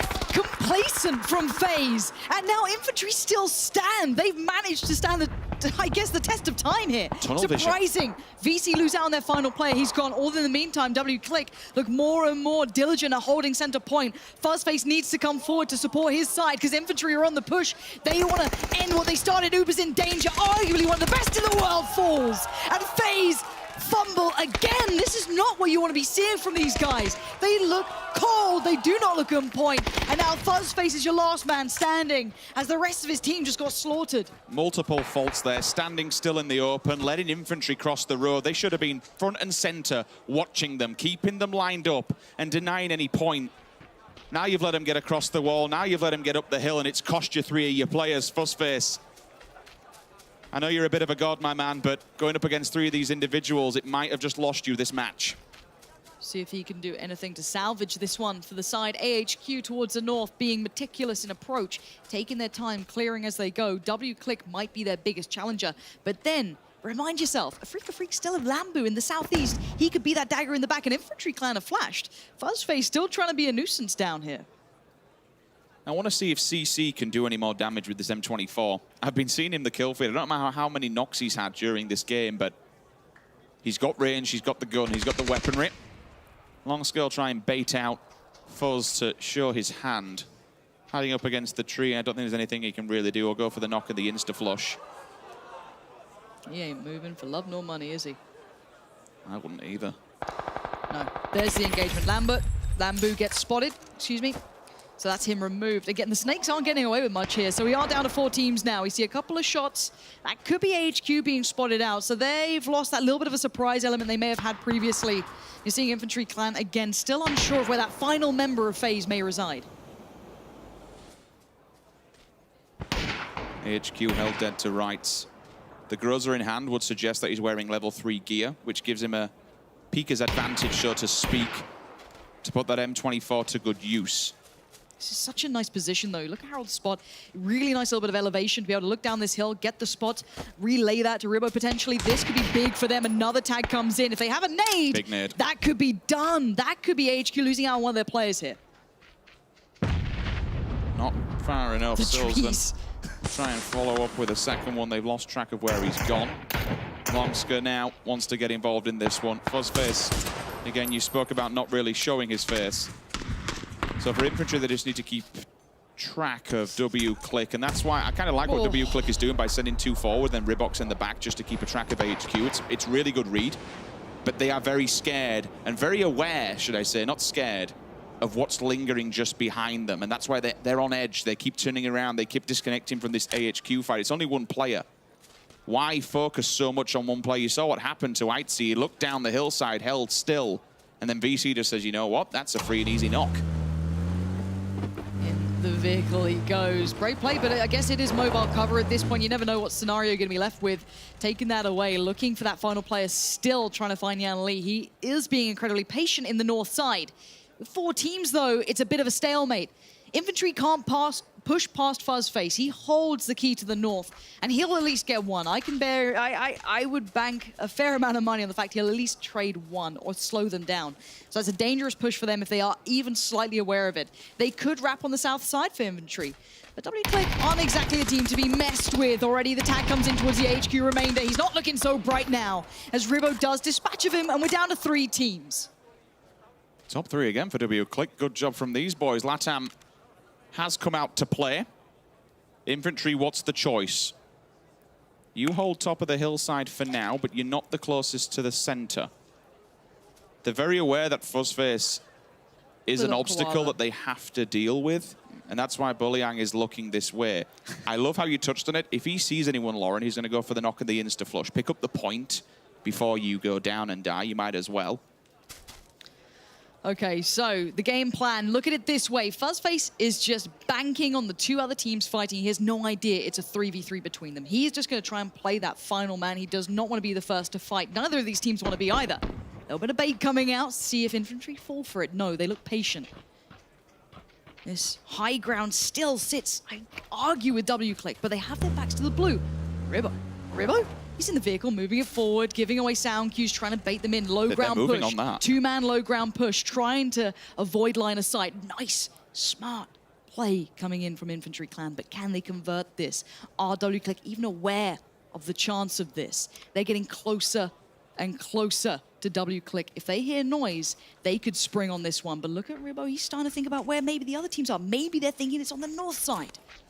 Fuzzface also is now on foot. He's out of his treehouse and looking for blood. Mid He to needs top the 3, and engage. that's fine. For the vehicle, it's good because it becomes a bit of a noise function to draw people in and give the attention, but it's also a mobile cover. You can stand behind that thing. It takes a fair old amount of damage. Gives you another point of entry on this one. Long scur, most center, but he knows that once where he is, once he goes over this, he's exposed. I think they might have seen Fuzzface. They've definitely seen that smoke coming out. It's going to be down to 2 teams. There he goes. But now what does Infantry do? Is it go time? Will they springboard off the back, or will they wait and be patient? It looks like they want to use that 2-man hit squad, but the first point of contact comes in. That's nice play from Infantry, and there's the first kill to follow. W-Click now on the receiving end. Where's the trade back? It's only Rimmo to fight back so far, and it's just down to him at this point, as you're going to see Infantry Clan desperate to make up for the performance they had. And they dug deep for that one. This is gonna feel good. After yesterday, Infantry Clan, they're a team that needs to pick up as many points as humanly possible today. This is it. This is their one chance to make it to Oakland. Every game matters. With 11 kills and a win as well. That is the road to redemption. This is wonderful. It's a team that we said we would love to see them perform today. Hopefully this is a good start. Remind yourself, take a second to think about it at home. They were only playing with 3 players for a short amount of time. Then had to go to the hospital. He was taken care of. He came back on the same day. And now today, they close a win. That is huge determination from this team. The bigger ramifications of that, yes, you're playing with 3 players. It's a big enough problem in itself. But to lose an individual so strong as Lin, such an individual dependent player, to remove your best one, not only is it hard to play with 3, but goddamn, you're just adding to the amount of pressure. But here's hoping that this is the sign of a start of things to come. Yeah, and I love that low ground push that they implemented there. They were so proactive in that final moment. I feel that W-Click got so focused towards Fuzzface, maybe feeling that it was the other team that had more players, maybe not reading as much information as W-Click had, as they were the ones who engaged FaZe just a moment earlier. So I think for me, considering the information they had, they played it out incredibly well. I'm not taking anything away from W-Click at all. That's 2 top 3 placements back to back. Yeah. Like, you play with consistency like that, you're going to bank the numbers that the other teams that are above you won't be there every single time. The Rumblers, 3 seconds yesterday. It's one way to win. Feels like it could be anyone's game. Let's find out how the desk feel after game 2.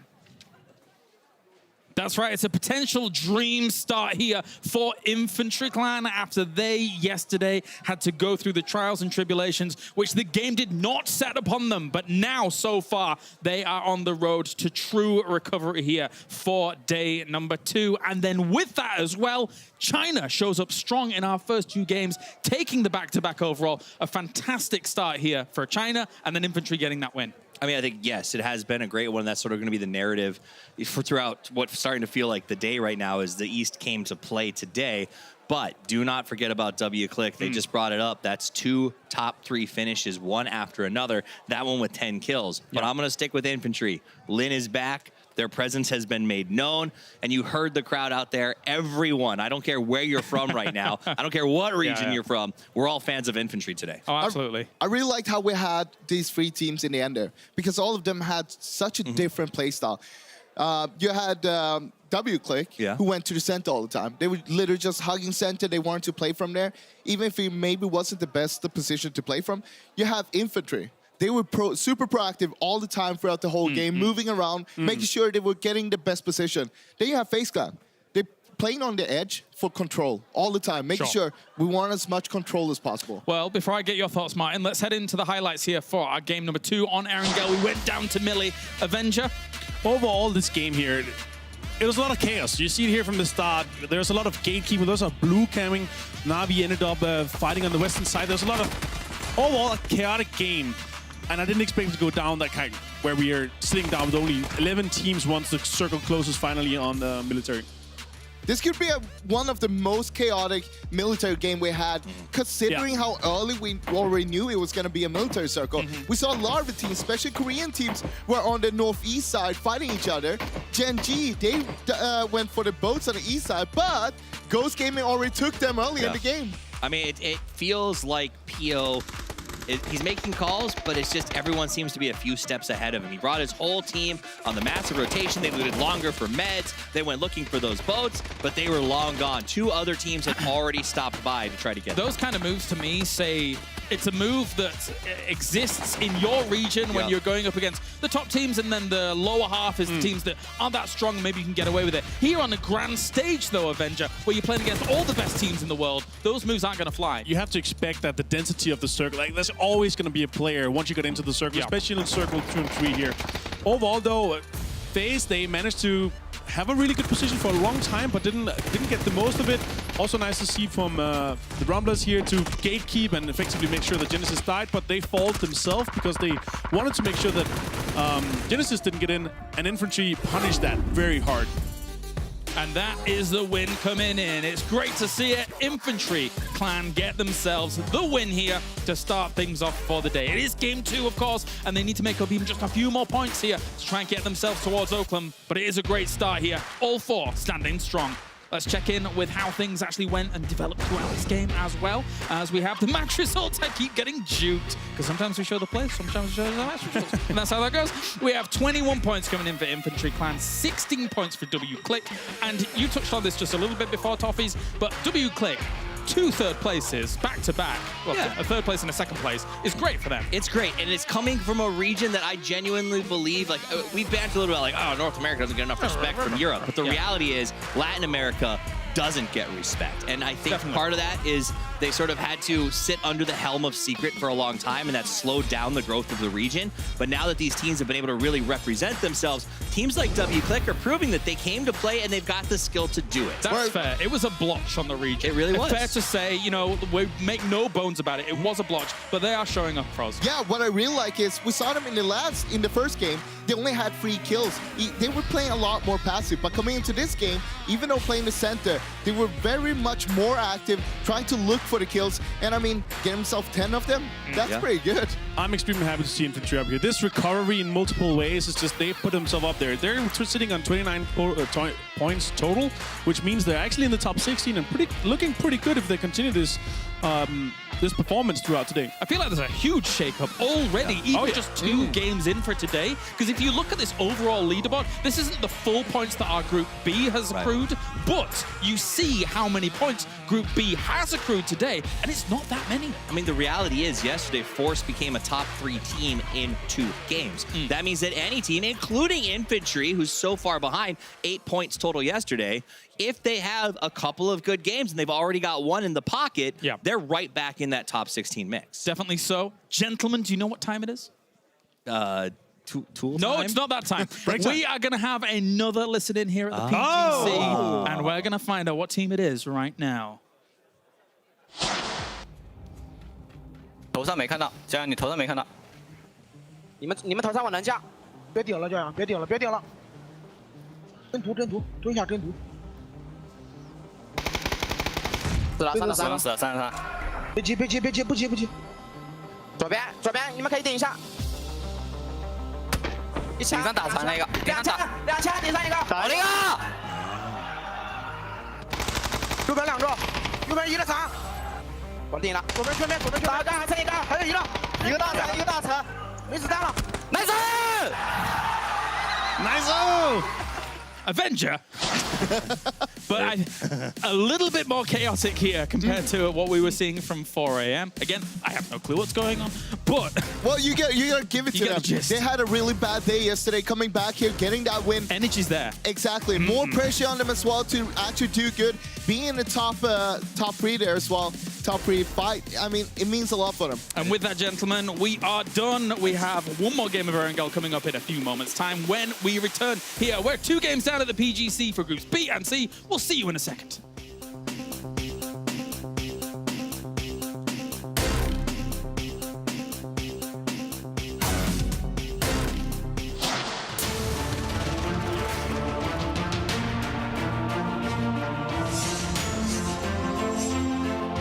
Exclusive Black Equalizer brightens dark scenes without overexposing bright areas. Color Vibrance allows for more realistic and vibrant colors. It also provides the convenience to tune colors in-game, making you see the change instantly.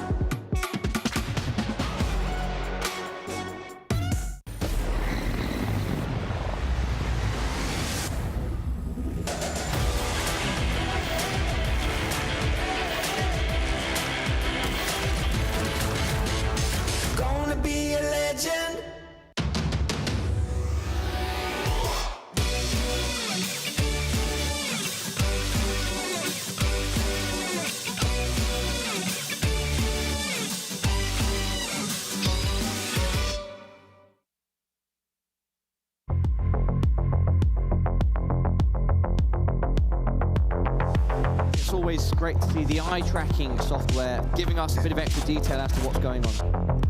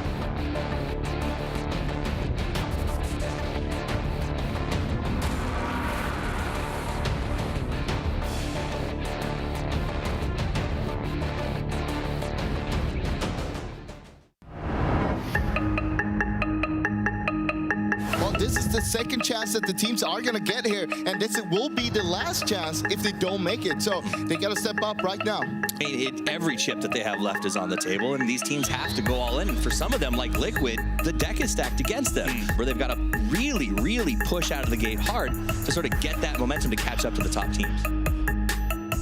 I think it's going as expected, except for Team Liquid. That's the only Team Liquid and Detonator. I'm surprised they're in this lobby. See, Detonator's in a little bit of trouble here. Yep, okay, a lot bit of trouble as they go out in 12th place. That is bad news for that squad. As you can see, they were sitting in 13th going into this. One team for sure that's going home. Maybe G2. Definitely G2, I think. Like G2 and Liquid don't look like they're in a good spot. I feel like G2, they've been doing so bad for like 2 days now. They're not showing any sign of coming back. G2 is falling apart here as GYY coming up clutch. Nelo's left in a very, very difficult situation, to say the least. Nelo's doing everything he can to keep G2 in this. That would suggest that he doesn't have bandages, he doesn't have stims, and he also no longer has a place on this server because G2 are dead. They're teams that, like, they're so powerful that they can just come back with back-to-back wins or, like, even insane games. 4 versus 2, Team Liquid are returning. Do not count out Team Liquid. 11 kill win. They have returned. Made some good zones for us. Yeah, good zones. Yeah. About time. We've had only hardships from us, so it's been really rough. But at the same time, we've been playing like shit. 방금 뒤에 리퀴드가 1등 했던 것처럼 저희도 1등해서 세미파이널까지 노력해봐야죠. Looking risky. Oh, Detonator. Oh no. Right now, the last remaining player up for the squad from Korea. And that's going to do it. Detonator, 16th place in this one. 输压一点，一点点，这是我们赢的。More comfortable。我们就比较舒服一点。那是你，那是他。可是那是他。Teams like this, to the Latin America teams, I feel like they're gonna go home today. They want to play a spoiler to this. QM, one more player, 2 individuals. That's 2 points, 2 potential frags. Jukesy, QM, they're both there. Yiz is going to go down, and yes, that's going to be Red Cannons with a 5-kill win. We don't know how the placements are. We gotta give respect and props to Red Cannons, the Latin American team coming out of nowhere here in the final game. Eu acho que os últimos jogos, querendo ou não, a gente teve um pouco de ajuda da Safe, mas a gente conseguiu fechar esse último jogo bem e a gente conseguiu pontuar bem também no São Roque e foi o que ajudou a gente a classificar. There are 3 PEL teams in this elimination group, and 3 PEL teams did not make it. The next 8 teams that are going to be following them are to your left-hand side of your screen right there. I forgot who was in the group. I just know it's the hardest group. I think there's 2 OGN. It's Gen G, both OGN. Yeah, both OGN. And then there's I think Navi is in there. And Genesis is in there. Ifty is in there as well. NBC. Oh yeah. BC's nuts. Yeah, I think VC is really good also. We won't have such a hard time in the group because of the teams that are in the group. They're good teams, but they don't play the same play style as us. So I think we won't be running into them too much. We have really good teams, and we also have like the 2 weakest teams in my opinion, so that helps as well. Who are the 2 weakest? I'm not gonna say. Who are the strongest? 4 AM and FaZe and a Freak of Freaks, so that's gonna be difficult. We're just happy that there's not teams like hard contesting us in our group. You know what I mean? Like none of the teams that are dropping super close to us ended up in our group, so that's always good. So you're pretty confident? I mean, you never know, but obviously we're happy with our group, so.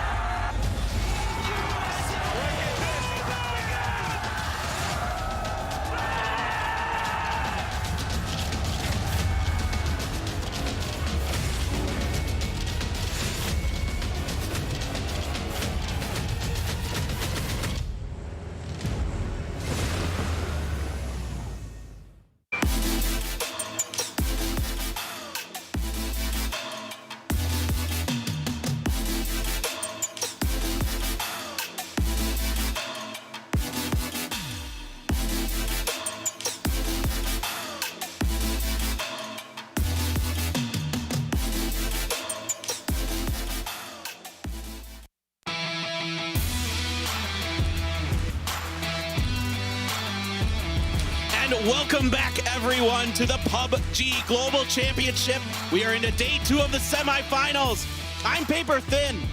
With me, we have a special guest. You may recognize him from the Season 5 intro videos. And if you get the Badlands Battle Pass, you yourself can look as wonderful as this gentleman here. Welcome, Caster Unknown. And mess with all of the lighting on this right now. I know everybody's just like, oh my God, what's happening with my eyes? But yes, it has been a story of 4 people so far. It feels like VC being back up to having 4 players on their team and 4 angry men. Back-to-back champions coming out for China. That's big. China really showing up today. They struggled a bit yesterday. Now we are starting to see the full power of that region. The reason they came in with 4 out of 4 of their teams qualifying for the semifinals. It has been a strong performance, but let's not forget about WClick. These guys have been making it into in-game 2 games and have had a fairly high kill count, all things considered. They're playing in a little bit more passive style we saw inside the group stage, but now a lot more confident, I feel, coming out, not being afraid to take fights. Yeah, they were in a bit of a tricky situation at the end of game 1, kind of stuck between a rock and a hard place with 4 AM and T1 next to them. In that last game, they looked very, very strong there at the end. Some really good positioning, some impressive movement early on to get themselves into that position. And T1 has been hitting some hella crazy shots so far. Like, some of these long-range shots these guys are putting together are so absolutely amazing. We haven't seen them really had a powerful in-game as of yet, but if they can get to that stage, good Lord, everybody in this lobby better be ready. Well, I can tell you what, Adder is a really strong player. I know everybody talked about Akkad coming into this. Previously, you were for a talking long about time, Akkad coming into this. I will talk about Akkad a lot. Yes. But Adder has historically actually been the top fragger for T1. So this is a guy that you can also rely on. There's a ton of talent in that team. Oh, 100%. Rumbler's also been showing up quite frequently. Everybody keeps calling him the dark horse, but I don't know. They said it inside the video a second ago. They don't play like anybody else, so they're not really ever afraid, and I feel like that shows in their play style. It's really interesting talking to them outside of the matches. There's a lot of quiet confidence on that team. What I find really fascinating is they kind of play to however they tell me they're going to. They told me going into yesterday that they were going to be, strong, aggressive, just kind of play loose and have a good time, and they really did that. But then they also said, well, we're just going to get a donut on Sandhawk, and then they did that. I mean, that's Rumblers. There is no, sneaky mind game that's happening with them. They've got goals, and it looks like we got some fans showing up, trying to support their teams here over at the OGN Super Arena. But now, a team that has been a little quiet so far is FaZe. It's been interesting. In the first game, they got kind of torn apart between a couple different teams. Took a risky rotation coming up on the top side of Corey. That's always kind of a hit or miss, situation to be in, because if you take it and you can gain a lot of control, keep other teams from being able to encroach on that territory, you can hold it off pretty well. However, you're really exposed if anyone gets the same amount of high ground as you have. Yeah, and you can see that was kind of the problem that they faced, but FaZe finding a nice little sneaky spot to hide on. That's one thing everybody can take back to their games at home. Remember that tree, because if you ever end up being a solo and you hide in that specific spot on that hillside, nobody ever checks it. You can manage to get yourself a couple more placement points out of it, almost guaranteed. Yeah, and if you're not moving, it's so hard to tell with the color differentiation that somebody is inside of there, because most of the colors that you're wearing, the blacks and the darker colors, are going to blend in really well with that kind of situation. Oh, 100%. Now, one thing to note as well, we've seen a lot, I would say, Western plane paths coming into this game so far. So curious to see if we're going to get a little bit of a mix-up for our last Erangel game of the day. I'm expecting something a little crazy. We did get the Sosnovka circle, so we've got our obligatory military island circle out of the way, I feel like. So now maybe we're going to get something. We've seen the West. Now maybe we'll get the East again. Our circles have been pretty favorable in terms of moving from side to side on the map. Just please, no centralized circles. I want a barn burner of a game right now. I want it to be a little bit frisky going into this. Just don't make it quiet in the early game. I like to see the crazy rotations come into play. Whenever you're looking at this level of play, seeing how they analyze a difficult situation is just absolutely amazing. Well, I tell you what, with that circle we had yesterday on the Erangel game where it went over to Milton Power, I feel like maybe we had the most vehicles in frame in PUBG history at the same time when everybody was trying to get into some kind of position there. All right, well, the definite fan favorites, 4 AM. These guys are amassing a ton of votes up here. And after that first game, you can see why. They're amazing. They play with such confidence, such aggression. You can tell they're just dialed in. They know what they want to do. They know the fights they want to take. Reminds me of how TSM was playing yesterday. And this guy, I tell you what, I was watching ZG01 in scrims. This guy is nutty right now. He is feeling it today. It feels like everybody on this team can just kind of unlock at different points. And we talked about this kind of moving into the day, that really what kind of defines a global championship is if your team has the capability to play out of a clutch situation. It is so strong on this team. I mean, they play angry. They live up to their name. They play aggressive. Well, this is the moment where you make or break yourself as an international team. Who are your superstars going to be? There's some superstars maybe arising here on your screen. W-Click has looked darn good today. Zilzin, Rybox, Ragnar, and Harold. Man, I tell you what, I think a lot of people were kind of down on Lat AM coming in, but right now, these guys look like the real deal. That's a strong team with a lot of experience across a lot of other teams forming up together. I mean, we've seen those guys' names in so many events, but Infantry was kind of the question mark. We saw the fact that there was a little bit of a medical issue happening yesterday with Lin. He had to step away for a couple of games, came back, coming in strong. Now 4 members back up and walking away with a win. Yeah, really important to have him back, of course. T1, these guys, my biggest question for T1 right now is Helen. Helen seems to be getting he's kind of falling into what I call the PO trap for the Korea teams. They like to do these 1-3 things. Helen will sometimes come out ahead. Now, generally T1 does 2-2, but I've noticed that Helen is getting caught out a lot on his own. The rest of T1 has been playing pretty dang solid. And here we go, making our way back over to our last Erangel of the day. Plane path going to be cutting straight over Georgia Pool and ending up over Lippo, so nothing too crazy, but we don't ever see anybody make their way down towards military base unless they think it's a terrible plane path anyway. So going to open up a lot of opportunities we didn't see in earlier games on drops. Specifically, I've got my eye on Milta Power.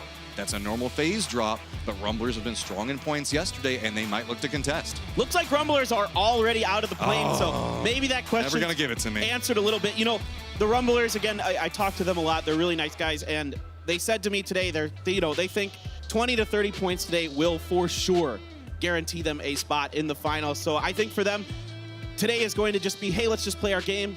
Let's not try to contest anybody early. We don't really need to do that to get the points to get to the finals. Let's just, work things through that way. And this is great if you're a FaZe fan, because now you're going to have a little bit more space for your team to work with back down over in this area. Yeah, they're going to be able to go back to, I would say, their comfort drop. So nothing too crazy coming into play here, but I think it's all about Infantry right now. Can they replicate the play styles that we were kind of expecting from them? We saw them be very aggressive early in the group stage, and then that kind of died off as well as their points started to. It almost like they got in their own head.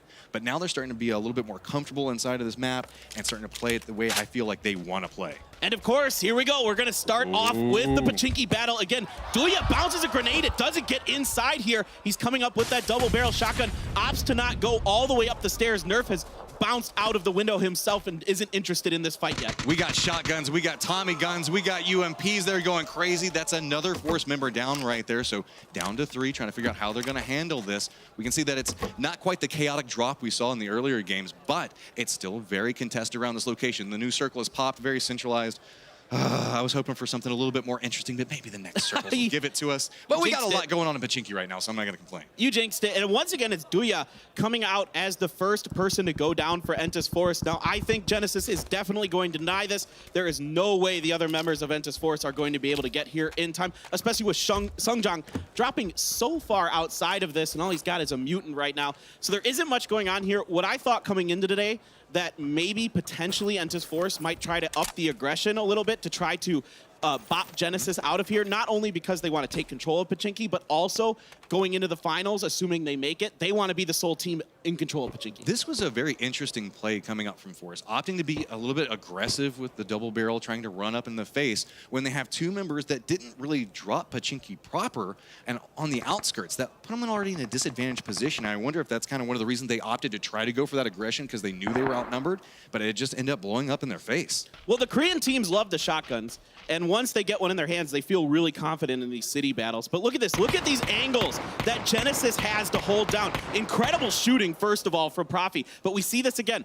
Genesis knows the angles inside of Pachinki where they can get these cheeky little pickups. So it should be noted that Force is back over towards the west, where there are a lot of car spawns along that road. So they're going to be able to get the utility out of that. There is still the car spawn that's going to be over in Pachinki proper that Genesis should be able to walk away with. But I feel that's why we keep seeing Genesis in the early game all stacked up into one car, because that's the one car that they can get, and it feels like Force is taking all the rest of them away. In a circle like this, they're not going to have to rotate too far, but neither one of these teams really want to stay in Pachinki for the remainder of the game. They're going to try to move out there. Absolutely, they got to get going. Let's talk about a few other teams out and about on the map. I want to talk about the Milta Power situation. Afrika Freaks Fatal has taken over Milta Power from FaZe. FaZe moved over to Milta. Not a huge difference between those two, essentially, but it's kind of interesting to note. Other than that, you don't have too much else going on, except I would say Entus Ace way up in Severny, which is definitely not a comfortable place for them. AHQ is just running right up on this complex. Could be another problem for Force. Full on defense. You can see grabbing what little he can right now, trying to get set up, as it's going to be a full push coming up from AHQ. Force is trying to figure out, okay, how do I get out of this situation? Do I just play it? Do I go for a kill point off of it? No reinforcements capable of coming through. Kale's got the hillside back down to the south, but Spray comes out, does manage to get one, trying to go for the flush onto it, but it's a lot of bullets coming out of the... So you got to be very cautious. The rest of AHQ is now starting to make their push off the side of it, and you can see reaction coming out from Force, moving to the second story. Yeah, Yanli's trying to get underneath this grenade, but he is able to get up the stairs just enough in time. A really nicely placed grenade by Sungjiang, using a smoke there as well to continue to give himself some kind of cover and support. Yanli does not know that Sungjiang moved into the other room. He's using the noise from the smoke. I like this. Get a little bit more time. Let Kale get into position. Provide some cover on the outside. You just have to make sure you hold down the second story. That's what that grenade bought them. Now Kale can move back down off of this, provide a little bit of support as to what's happening in this situation, because Force cannot afford to lose another member at this stage. And I'm looking at the map, and right now, none of the other members of AHQ are moving in on this, so they might feel like they're going to rely on Yanli. It's just Milk left, but it is going to be Kale getting Yanli on the stairs. Nice, unexpected angle coming up for that. That's going to be an easy flush out, and now control of this location goes over to Force as AHQ is separated away from it. Really nice job there by Sungjiang, buying a ton of time for Kale to get in there. Heady, smart up plays from him, and that is going to be a nice little start here for Entus Force, despite losing Duya early. And I like this. Go ahead and make sure to clear around. They don't know how many members could be potentially still in the spot, so still look around for it. Don't just rush in and think that you've got it won. Meanwhile, you can see W-Click looking back over towards infantry. Everybody's kind of making their way up on this location. That's just the west, or just towards the east of Pachinki right now. That's that popular Potato Mountain location that a lot of people like to play, but so many teams opting into center. Now, do note, there is the river that's going up towards the north. We really have Ace that's up there right now, and one of the members for Red Canids. Everybody else is opting back down towards the southern part of that river. Well, it's just weird because it's really hard to come across from the northern side to the southern side of the river. There's a lot more compounds along the southern side of the river to gatekeep it. So ideally, you don't want to be on the northern side. Now, that being said, I'd still say there's maybe like a 20-25% chance this circle goes north. ZG. This is what was happening on the other side with AHQ. They got called out. ZGG01 managed to take down another member of it, and then everything started coming apart for AHQ, so Milk just had to leave. Yeah, this guy has been really powerful for 4 Angry Men. This whole team very, very strong. Right now seems to be our strongest Chinese team, coming through being one of the only Chinese team that came through directly into the semifinals. The other ones had to fight their way through the elimination stage. Aspu finding himself in a little bit of a spot as Joy's taking a couple of shots back over towards him, trying to get control over these buildings north of the river right now. It's an odd little skirmish to go on, but the rest of the Red Canids are separated down around Razak, so not any support capable of coming anytime soon. Yeah, you can see they're just trying to fan out Entasace. They know that pretty much most of the northern part of the circle is theirs at this point. Nobody else is really going to want to take that risk. You just have one member of Red across, and as well, you have one member of Gen G on the other side of the river just to establish beachheads in case there is a drastic shift. I mean, there's always the chance of the hard shift up towards the north, and that's where things could get a little bit more chaotic. Everybody's opting towards center right now, just trying to play the math game, hoping that they don't have to make another big rotation out of it. I mean, we're still at 60 alive at this stage right now, and looks like Joy's decided, it's not really worth staying contained in the spot, so instead let's do a little bit more scouting and regroup. Yeah, absolutely. You can see FaZe. They have moved over to the northwestern part of Farm, so they're rolling up on the backside of Infantry and W-Click potentially. Afrika Freaks Fatal has made a longer rotation, more northern. They could find themselves on the backside of T1, potentially south of Yasnaya, unless they want to keep going more north, but it gets a little more dangerous the more north you get because of all those fields. I love this position that we see FaZe Clan playing from. There's a lot of good sight lines from this. Unfortunately, not a lot of teams around them, but depending on how rotations could come into play, they can mess around with what's going on around that farm location to the south and take care of anybody that might be pushing around shelter to the north of them. Meanwhile, you just have a couple of little buildings that you can play around there, so you can still have some defense if people do push up right on top of it. There aren't a lot of angles onto that part of the road, and now we're jumping over to 4 a.m. once again. They are on the opposite side of Entis Forest. They still have one member over in the school going with looks like a 2-1, 3-1 potentially. I can't see the other member. Oh, it's a 2-2. They've got another member in the apartments as well when I look over at the minimap. So looks like they want to spread out, control a lot of the center part of the circle. Everybody always asks, Matt, why do you hate the players so much, and why do you want these crazy circles coming in? Who asks you these questions? It's because the fact that I love watching PUBG, but whenever you get these centralized circles, everybody knows how to play the math on it. Everybody's just hoping it's going to pop up in the center. Does go a little bit towards the north, so everybody back down towards the south is going to have to figure out how to handle the rotation. But this is what you want to see. You want to see people have to adapt to a situation. That's what PUBG is all about. And when you end up with centralized circles, it's just kind of comfortable. It's a lot of hot shots back and forth, trying to gather information so you can figure out how you can make that next rotation. All right, Forever is watching W-Click make their way into these shacks on the bottom side of the hill to the south of school. We'll see if he wants to pull the trigger on any of this or if he's going to wait for the rest of 4 a.m. to group up before they start putting some shots in there. You can see you can hear a few bullets clinking against some grass in the cars there, so looks like 4 a.m. going to take that radio tower hill up there. Depending on how Wayless tries to play this, if he pushes this a little bit more aggressive, he might be able to see Psycho moving into the building, but it's just going to be one of those near misses as nobody's going to get sightline back towards each other. Wayless still trying to hold control of this high ground, overlooking the Badlands back over towards Sunken City location. So with this, Milk is still just praying. Nobody opts into going into these yellows. AHQ's had a rough start. They're pretty popular compounds from time to time, but with the way this circle has shifted, I wouldn't expect anybody really to want to necessarily go into them. I would expect the Rumblers to just kind of bypass these at this point. Rumblers are up on the hill getting some information right now, just making sure their rotations are going to be clear as they head eastward. So 4 Angry Men haven't had to move too much yet. They like to drop around this location, just getting better sight lines, separating out just a bit, trying to control the flatlands and the hills next to them. So meanwhile, they can take these shots like this and force and contain. That's what you want to do at this stage. You want to take a couple of shots to make everybody afraid to move, because if you gather more information, you can lock them down, and then whenever they do have to move later, capitalize off of it and get those kill points. And you'll see these teams make these really aggressive wide splits if they're confident in their shots, because if you can start hitting people in vehicles as they're moving, Senya, are you going to do it? Are you going to do it? Is he going to stop and get the shot? He's just waiting for it, seeing if anybody spots him out. I don't think that Ribbo has seen. How's Ribbo not seen him in this position? I mean, he is right next to the rock, but looks like he's very caught up in what's going on, because remember that 4 Angry Men have been taking the shots at him. Ribbo just didn't even look that way. Zenya's just like, okay, well, let's just see if somebody else kills him at this point, feeding a little bit of information. He only has vision on one, so that's probably why he didn't take the shot. He has to assume that there might be other angles that he could have retaliation come back to him on. So instead, playing the patience game right now. So some big rotations coming through outside of the map right now. FaZe has made, and Infantry have made a very long rotation all the way around the lake. Oh, Senya finally going to pull the trigger and get Sills in here. I mean, that one was too out in the open. For as much trigger discipline as you want to try to bring in, at some point you got to be like, no, okay, I just got to take that point away. Oh, stolen. WClick has to be cautious, and yep, Forever manages to pick that one up off of it. So everybody on Na'Vi a little bit angry off of that one, especially after how long he was scouting it out. To finally get the down onto it and then somebody to steal away that kill, that just hurts the soul a little. That is one of the most frustrating things when you make a really nice calculated shot, you buy your time, you get it down, and then someone else is just there. They're like, oh, gunshots? Oh, hey, look, free kill. Thanks, buddy. Here's that FaZe rotation I was talking about. They went way around the northern side of Yasnaya. Now, they might bump into Entis Ace, who has set up kind of dead center in front of them there. T1 as well has come over and is blocking the Yasnaya bridge, which is going to force Infantry back. This is a really smart rotation by FaZe.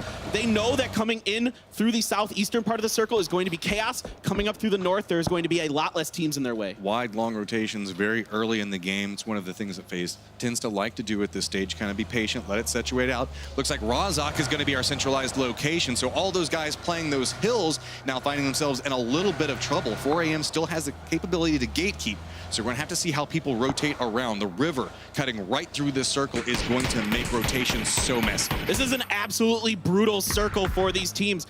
One way or another, you're rolling the dice to try to pick the right side of the river. You can see WClick making a mad dash across, trying to get across the firing lines of 4 angry men, as well as Entis Force, but Nerf is going to back Sungjong off there. They take some damage. Rivo took a bit himself, but he's able to get up on the backside. His car's a fire. Oh, careful! Oh, that would have been so bad. So do manage to get this little bit of a dip, but they have to be very cautious of that hill back behind them. Got to give them, they decided to send it. It comes out for them, but Force looks like they know, okay, exactly where they're going to position at. Kale's trying to get a little bit of oversight in this.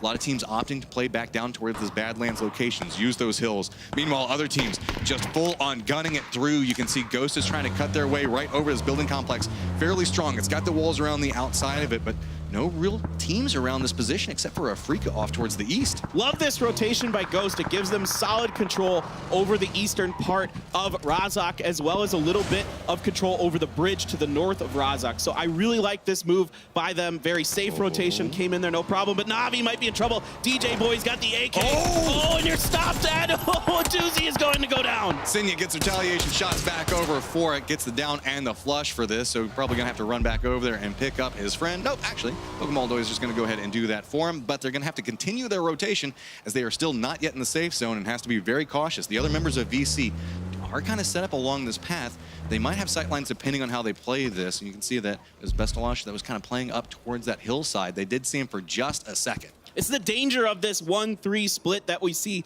especially at Asia a lot. You kind of feast or famine off of it. If your leader or your shot caller or your single man gets caught out, yeah, they might be able to pick up a kill, but then all of a sudden you're in a bad position. You're outside of the circle. Na'Vi knows kind of where you are, and they're allowed to rotate around you. So a lot of the teams migrating up towards the north right now. It looks like Na'Vi is going to follow in their footsteps. Infantry is kind of posted up in front of them as well. Taking the shots back over towards Senya. That's going to be a down from the side of it. It's going to be a Afrika Freaks that actually buys a little bit more space for Senya to decide to stop, figure out what's going on, and get a control of a little bitty dip, I think, right on the edge of the zone. Basically, from where Infantry and Na'Vi are up to Afrika Freaks Fatal, there is quite a bit of open space. You can see Navi's going to make a go for it anyway. Oh, boy. The rock came out of nowhere. Everybody's stacking up. This is bad. They do manage to get away with it as everybody's having to reload. Shadow just goes, nah, bro. This is our location, but the shots are coming in from the side of it. A lot of damage back over towards the Freaks, so they're just going to step back away on this, and Na'Vi might have a push that they can potentially make off of it, and Lambu has to run upstairs. He just looks back down for goes for spray onto one of them. Does manage to get it. Trying to look back for the flush onto it, but knows it's risky. Meanwhile, you can see Style playing around the side of this, trying to see if they can get a flank, provide some form of support. Aduzi knows he's in a lot of trouble right now. The numbers favor everybody from the Freaks looking off on this. It's going to be Aduzi just trying to hold the angle on it, but it's so many pushes that are coming through. Gets the spray on one of them, but it's going to be sneaking up back behind it, and the Freaks do manage to take him down. The Freaks with some solid defense. Now will Infantry try to pounce on this situation? Actually, Infantry is moving off. You can see them on the far right-hand side of the map. They aren't interested in this. Red Cadet now battling out their LAT AM partners. 2 down here for WClick. It looks like the Cadets have the advantage, and they are going to take it. That one hurt. They just crashed in the side of that, and that was instant destruction over towards WClick. Rumblers playing down around the side of this, but you can see FaZe Clan has their sights back over towards Infantry. They do get one of them. That's going to force Infantry to make a push off in a different angle for this. So FaZe coming out big with that little bit of a hold right there, managing to hold back Infantry with that down. Now it's everybody playing along the bridges, making a push along this. We might see VC make a push along a similar line, and FaZe Clan is just set up and waiting. Circle has gone north, and FaZe played the gamble very, very well here. They have a lot of room to work with up on the northeastern part. A lot of other teams now making their transition. Entis Force could run right into their sister team, Entis Ace. Here come the Rumblers, way out on the edge. They love to play the edge of the circle. They are masters of making these positions work. A little bit of a skirmish going on between Genesis and Gen G. Meanwhile, you can see Domu realizing, okay, there's a lot of people that are pushing back over here. I believe you heard the cars just a second ago. So just going to go ahead and play back behind that. He does have the giant UAZ giving away his position back behind him, so has to be very careful about that one. Yeah, absolutely. People are going to be pretty aware of where Domu is. And long skirt coming up here. Yeah, I was going to say, he's like, why is there just a random UAZ next to this rock? Surely there's nothing going awry in this location. Shots come through, and he actually gets dropped off of it. That's going to be a nice dome coming out from Domu, but the retaliation comes on the other side of it. But here comes Fatal as well, pushing on this. Shots come through, trying to spin it out, trying to hold it together. VC holding a nice little bridge troll position. Yeah, Tide not interested in trying to fight that one out just yet. Style is able to get over the bridge, taking only a little bit of damage. Lambu as well up here for a Freak of Freaks Fatal. He's going to go up on the rocks. Tide, meanwhile, has opted to play the troll position underneath the bridge. Let's see if he can make anyone pay the tax. Pushing back over to where we saw Ghost Gaming stop at. You're going to try to play that low area, that little bit of a lip to deny vision onto Ghost. That helps out the rotation by quite a bit, but there's a lot of people on the other side of this bridge they have to be very cautious about. Shots down starting to come in from the side of it, but they're just going to go ahead and play this dip by a little bit more space. But that means that they're losing out on a lot of information and could find themselves in a very bad spot as Tide pushes back down towards Style. Style gets caught knowing where Tide was, but Tide had already moved out of there. So now NN, the sole surviving member of Fatal, moving through, going to try to find some kind of points. He's rolling up on the backside of Ghost right now in the southern eastern part of the circle. So curious to see what we're going to see from NN. AFF does a good job of snaking out some points for themselves. We saw it in a previous game, and curious to see if they can make it work again. Rumblers laying down right next to Gen G. Depending on how Gen G rotates, they have to be very cautious on this. Micro5 finding himself in a very close position to them. Shots starting to go back and forth. Looks like it's going to be the long distance Rumblers on the side of this. It's going to be Cherry Poppins taking the shots onto this and force Gen G back and away from it. Looks like they might hop into their vehicles, but starting to get a little messy as we still have the river in play just to the north of Razak. So a lot of people are going to have to continue their rotation. A lot of these edge teams are going to have to find a way to push through these very fortified spots now.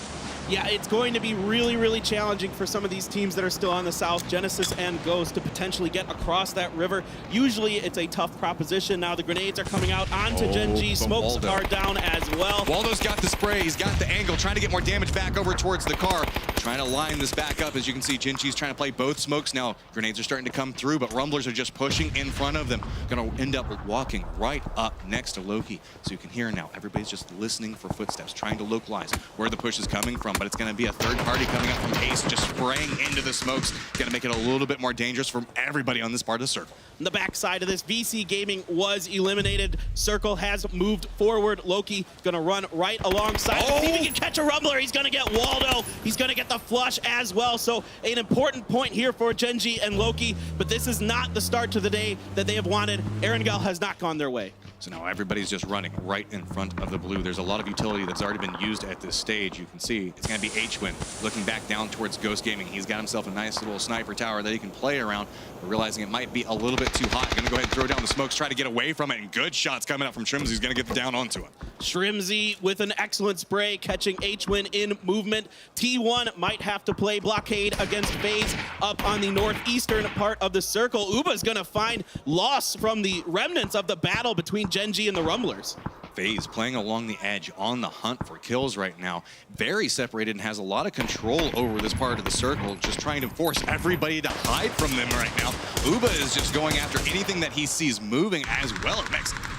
This is impressive stuff from FaZe, fighting on 2 different fronts right now and kind of making it work. Now Fuzzface does get knocked by Laka. Here comes the aggression from T1, trying to lock this down. Mexi is knocked as well. It is just Uba left. Adder gets some decent damage. Uba is backing down. Oh, he's gonna get caught by Cherry Poppin'. It's gonna be a shot in the back. Now it's gonna be Rumblers continuing on the same path. You can see T1 still playing up along that hillside. Rumblers looking at that car thinking, okay, maybe we go for that. And look at that shot off on the side angle. Gets an easy drop onto him. So now Microfry's got to figure out what is he going to do. Running along the side of it, T1 takes shots back down towards him, and Rumblers go out in 10th. Really nice stuff there. A little bit of help from Rang with the boomstick. He catches Cherry Poppin' there. Now we're back over NA versus NA. I know you guys say you see this all the time, but here we go. Profi's going to get knocked by Shrimzy. 2 more members left for Genesis, 3 up for Ghost. He's playing this position, trying to get a little bit more information on the angle. K-Mine's got the high side on this, just looking back down, trying to figure out how Ghost is going to make their push up. Circle does go back over to the north, so this fight is not inside the safe zone. It's going to need to be resolved very, very quickly, depending on how the push points come through. Keep in mind, 4AM is still holding down that eastern part of the circle as well as the bridge, so they have a lot of control in this position. So we're going to have to keep an eye on how people push into that location, but the push is still coming up from Ghost. They know they need to make their way through this, and Genesis is just bunkering down for it. Nerf with a really sneaky angle, depending on how Ghost pushes into this. It could be hazardous. Not going to be able to see it. Nerf goes for the reposition, and that's going to be a sneaky push in coming from Ghost. Nerf is just listening for this. He's actually going to walk right by them. Nerf plays a little rope-a-dope with these guys. He's outside the building. Look at this. Shrimzy and Vegas are totally lost. They're like, where did Nerf go? We know he's in here. Meanwhile, K-Mine's trying to provide some cover. Nerf tries to peek around the corner, doesn't get much with it. He's got to hold this down. 1 down, but they're going to find Nerf here. Vegas clutches it out. Now he is taken down. 4AM is getting in on the action. Taking the shots on the side of it. They have the high ground looking back over towards this. Ghost got the moral victory in getting the down, but they also had one of their members go down inside of it, trying to figure out how they're going to handle K-Mine that's still holding down that position. K-Mine can't move from the spot either. So really, both of these teams know they have to go. The blue is coming in back behind them. K-Mine's just trying to find the angle. Lots of damage back over towards him. His feet are taking some damage as well. He does manage to make it back around behind this, but that was a lot of damage back down towards him. K-Mine has been excellent so far this tournament, but the reinforcements from 4AM. ZGG made a rotation into the middle of the circle to cover more of this angle, to try and get some more kills off of this. K-Mine does get taken down by Vegas. Ghost has a really tough slog ahead of them to get across that river. So you took down Genesis, but where do you go next, Ghost? Because the fact that 4 angry men have you in their sights, just trying to figure out what they're wanting to do on this. You can see Ghost is like, all right, we need to get it down, but look at how many teams are looking back down towards this. We've got 4 angry men on one side of it. We've got Red Canids on the other. Ghost is just trapped out there, and they're now down and out. There's just nowhere to go. Yeah, Lou is able to find Shrimzy. They were trying to hide themselves enough, but it wasn't quite well enough. And here is Helen. He got knocked for T1. This is what I was talking about. I'm worried about Helen getting caught out a lot for T1. Joy and the other members of Entis Ace are 4 strong, rolling up behind T1. T1 is in a lot of trouble right now. They are getting torn apart. There was the shots back down towards Wayless. He does go down and flushed. So now there's 3 members of 4 angry men looking around, still just trying to play this position. But keep in mind, over towards the west, they don't have a lot of good sight lines onto that. Sure, they've got control over this spot, but if it does shift away from them, that's going to make their life a little bit harder as they don't know where all these teams are already set. Look at this. Milk has somehow found himself in this situation. The hero for AHQ, despite losing 3 members very early on. And look at this. There's still some river inside of this circle, Matchroom. So, gonna come up big for 4AM. Milk not having far to go. Red Canids having themselves a nice position, as well as Force. Kale still alive, playing off this. Couple of shots now going back and forth between 4 angry men and Red Canids. And that's gonna unlock Ace. They hear this up towards the north of it, and they might choose to step back down towards 4 angry men. Come up back behind them. It could be a very detrimental third party. Yeah, Forever has a really tough job holding down that beach. There isn't much hard cover down here except for a rock next to him. Other than that, you've got some steep angles, so you can make that work pretty well, but trying to hold down 4 players on the other flank is a difficult proposition for him right now. Oh, speaking of difficult things to try to pull off, use a vehicle and run it into this circle. It's going to draw a lot of attention. It's almost like shooting up a flare and saying, hey, shoot at me and let the rest of my guys sneak in back behind that, but he does manage to get away with it, so they have a little bit of cover to play from the spot, but it's very very dangerous. 3 Korea teams in each other's faces right now. Genji, Esther, and Loki still kicking. They managed to weather the storm from the Rumblers. They're coming in. Kale and the other members of Ventus Force are down, so it is just him and, oh boy, Milk. I like this. Let Red Canids cover for you. Let them do all the fighting. Just creep in back behind them until somebody turns around and looks at you. You don't have to really do anything. Let them take the risk. See, look, Psycho goes down, and now he can look up and go, hey, I want that point, maybe. But no, that's another member going down for Red Canids. So now it's just back down to Haspu, who's going to be playing the backside of that. If he goes for a res onto this, we might actually see Milk be able to take them down. Meanwhile, Ace trying to make a little bit of a push forward, find the right angle to approach onto this. And yeah, gonna walk up and say, hey, thanks, buddy. I'm gonna go ahead and take that one. Heartbreaking for the Red Canids. They were in such a prolonged battle with 4 AM. They didn't really expect someone to be behind them. Milk is able to clean it up and get some more big points for his team. Kale under fire. Milk is now trying to get into Genji. He's See going what to you get can the get onto Esther. At this point, you're just playing with anything that you want to go for. ZGG walking up right next to Ace. Gonna go ahead and throw down the grenade. Kale managed to get one back out of it, and now we can see a lot of damage coming back over to Ace. They have nowhere to go. They're pincer between so many positions. Mickey is trying to hold down the line for Ace. They had no idea 4 AM was coming up over that hill as they tried to push into the surviving member of Force. A grenade comes up and over. ZG looking to get the peek onto Mickey. He is going to get it. That is going to be Entis Ace down in 4th place. 4 Angry Men has a grenade that drops back over towards him, but they should be able to get this res off. Really, it's just Genji's Loki and Milk who's still alive that they have to contend with. We're now down to 5, and it's 3 up for 4 Angry Men and 2 solos. I mean, this is looking like it could be the 2nd win of the day for this team from China. They are playing absolutely out of their minds right now. Look at the points so far. 37 that they've managed to stack up. These guys are just murdering everything in the lobby. Loki, got to figure out how he's going to handle this position. Really, Milk hasn't even made it into the safe zone yet, but Loki looks like he's going to be the front man pushing back over towards ZGG. ZGG has to be very cautious on this. Milk's going to opt into playing back down towards the west and the south, so might be able to find another sneaky little angle. Well, the real question here is Loki. He came up big for Genji when they needed him most. It is starting to get desperate for them. This is going to be 3 more games after this left for them, and here comes a great grenade from ZGG. That might be right on the money. Oh, he narrowly survives that. It's going to bounce away from him. Will the next one connect? I think it's cooked well enough. And yes, there you go. That's another 4 Angry Men. Team elimination coming up, so now it's just down to Milk. All right, Milk, let's see what you've got. You've done a fantastic job to get here. Can you close it out and give Chinese Taipei a win? There's Lou, he spotted him out, and no! 4 Angry Men walking away with another round victory. Everything today is showing up China. They have dominated Erangel today. There are a ton of fans here in support of them. You can hear them. They are happy. This has been an impressive performance, a nice bounce back from what was a difficult start for them in this tournament. I venture to say that this is much more of the 4 Angry Men everybody was expecting to see. Assert control. Don't be afraid of fights. Move aggressively. These guys play into all those, and ZGG walking away that round with 6 kills of his own. It's really impressive movement from them. Forever knowing that he's in a bit of a tricky situation down on the beach, rotates up with the rest of his team. They catch Entis Ace completely off guard and move on to storm the lobby. Say what you will, all about 4 Angry Men, but in my heart, AHQ's Milk. Somehow he manages to, remember, he was by himself. The first 3 deaths were AHQ, and he somehow salvages that to get 2nd? Really impressive stuff from him. Yes. I mean, that is god tier survivability. It's almost impossible to do in competitive PUBG because of how good all these teams are. And he only got 1 kill, but man, did he get probably the most annoying kill coming up in that one. Everybody's had it happen to them where you're just kind of playing that position. You're like, oh, we're safe. There's nobody back behind us. Let me go for the rest of my teammate. And just this random guy's like, nah. Yeah, there was this little dip that you couldn't see that was just outside the blue, and I was there waiting, and now I'm going to dash your hopes for having any chance of winning this game. Too bad. It happens to the best of us. But with this, there's a lot to break down inside that last game. So let's go ahead and throw it over to the analyst desk. Has he been commentating in those sunglasses this whole time? But regardless, it does not matter. We have our 3 Erangel games down and 3 Erangel games dominated by China. 4 Angry Men take the next chicken dinner for themselves. There's been 3 games. They have taken 2 of them. Who is going to put a stop to 4 Angry Men? They are on a rampage.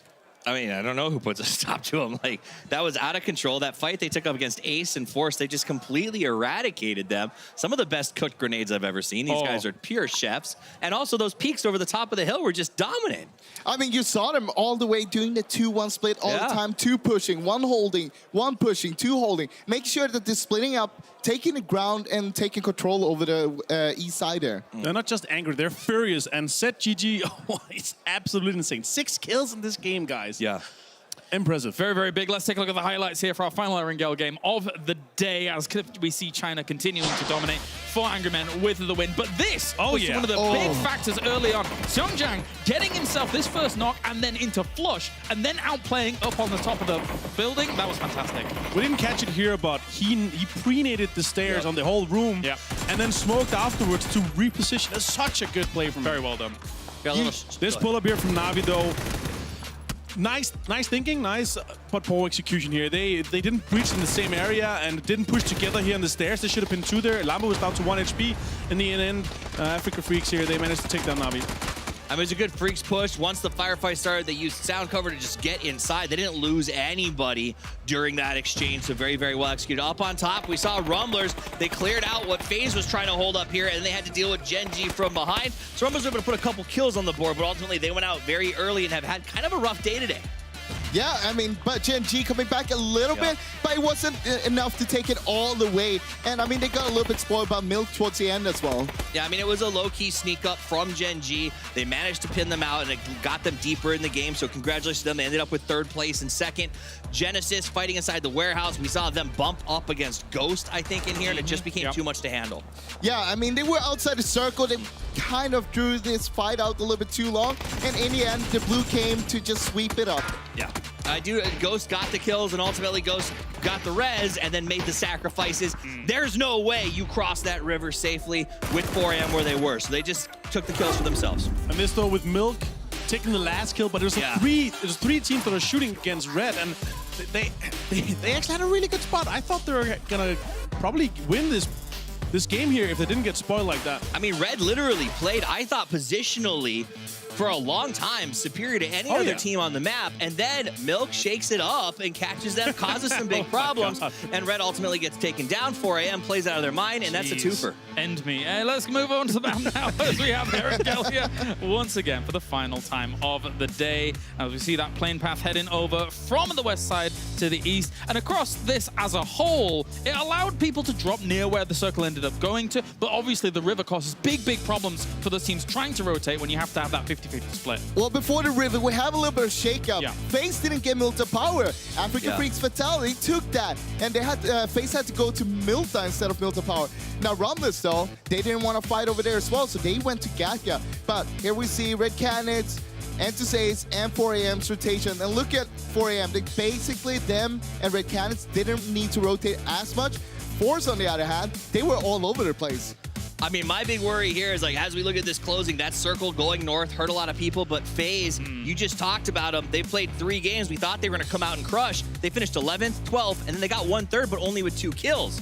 Where's FaZe? The thing is, FaZe had a really good rotation coming in from the south side. They went out in the blue towards Yasnaya, up on the north side, and basically had a lot of room to play with. But they seem to be a little bit afraid. They're super passive. They're not taking the fights they usually take. They're staying behind all the time. This is what comes with being behind from day number 1, going into day number 2, not playing for day number 1. I'm excited to see what's going to happen on Sanok. Potentially they could be contested there as well, and now that they're even further behind technically, they could be contested. I'm not sure if they're going to try to go Painan. I know, though, they will be alone in Montenegro, so I expect some big games from them on Miramar. This was a great push. 4AM was just hungry for the final. They knew exactly where he was. They were like, all right, once we get through this team, it's just a simple walk for us to go ahead and get rid of Milk. Milk knew it was coming. One thing to take away from today's games compared to yesterday on Erangel is that Genesis and Entus Force, they were basically fighting in Pachinki today. They didn't yesterday because they know whoever's winning, getting out of here, they're going to get Pachinki for the finals. That's a good point. 20 points coming in for 4 Angry Men up at the top. Not only the 10 kills, but the 10 placement points as well. So huge points have been racked up by them already after just 3 games alone. And when you think about the performances that they have already put up here, you think they have the potential to go all the way. This lobby is by no means easy. Not at all, but they have shown on Erangel they're a dominant force. 4AM is a dominant force in the pick'ems. They're a dominant force in the games. They're a dominant force in the audience here watching them today. Oh, yeah. And they're a dominant force on this scoreboard as they put up the 45. I think they're maybe 20 from a guaranteed advancement at this point. 45 points is the same amount of points that Force got yesterday in 6 games. Here we are after halfway through. Yeah. And Criminal was at 45. It's insane. They're going to make a game break, or they're going to break the record in terms of most points in a day for 6 games. They're the people's champ here so far. 400 men, they sit at the top here. SK Telecom T1 in second place with that 26. Here we go. Here is our overall leaderboard. Now, do bear in mind, some of these teams have played a few more games than some of the other ones here. So you have to take this with a pinch of salt for now. However, we can see as some of these teams from Group C are starting to catch up. And when you look at 400 men in 7th place, that's a big catch-up already. I mean, it's like, if 400 men looks like, you know, you're like, oh, I assume the left side's already played 12 games. Now, 4AM has played 3, and they're in 7th place. That is absolutely crazy. Rumblers is still holding 2nd, but guess what? We're going to Sandhawk next, boys. So that's going to keep on sliding. And also, Force and Genesis, they're 6 points apart. We're going to be following these guys throughout the rest of the day. It's going to be extremely exciting if they're going to be dropping each other and contesting, basically. Rumblers have been a little bit disappointing today. Only 8 points in 3 games so far. And as you mentioned, going into Sandhawk, I mean, are they going to get any points here? I mean, I'm the same boat. You got Ghost on the very bottom in 24. They've had their 3 games. They showed us these signs of life in sort of the early rounds. And now, I don't know, it's same as FaZe. Like this, maybe the break, the 7 days, maybe Rumblers is onto something. They said we played in Inlooms on purpose. Maybe it worked. Do you know what time it is? Yes. Yes, he does. It's time to listen in to the comps of 4 a.m. Oh my God, never let him do it again. Yeah, I guess. 王哥已经往他们脸上拉了，往他们脸上拉了。走，来看王哥位置，看王哥位置，王哥就往他们脸上拉了。王哥那边我们先解决 HQ 了，来帮王哥。行。他应该在后面那个王哥，我听到你讲出来。小路啊，没，还在那。他还在那边，先帮王哥清完。他没过来。王可以扔个雷啊，队友可以帮你架，你直接吸起来吧。对，跟后面那个破。对，后面那个破。我好去这边这个破了。这个雷应该有。再人远一点，王哥，再人远一点。对，压，王子压。这边，哎，这个，最后一个，我脸上这个缓坡。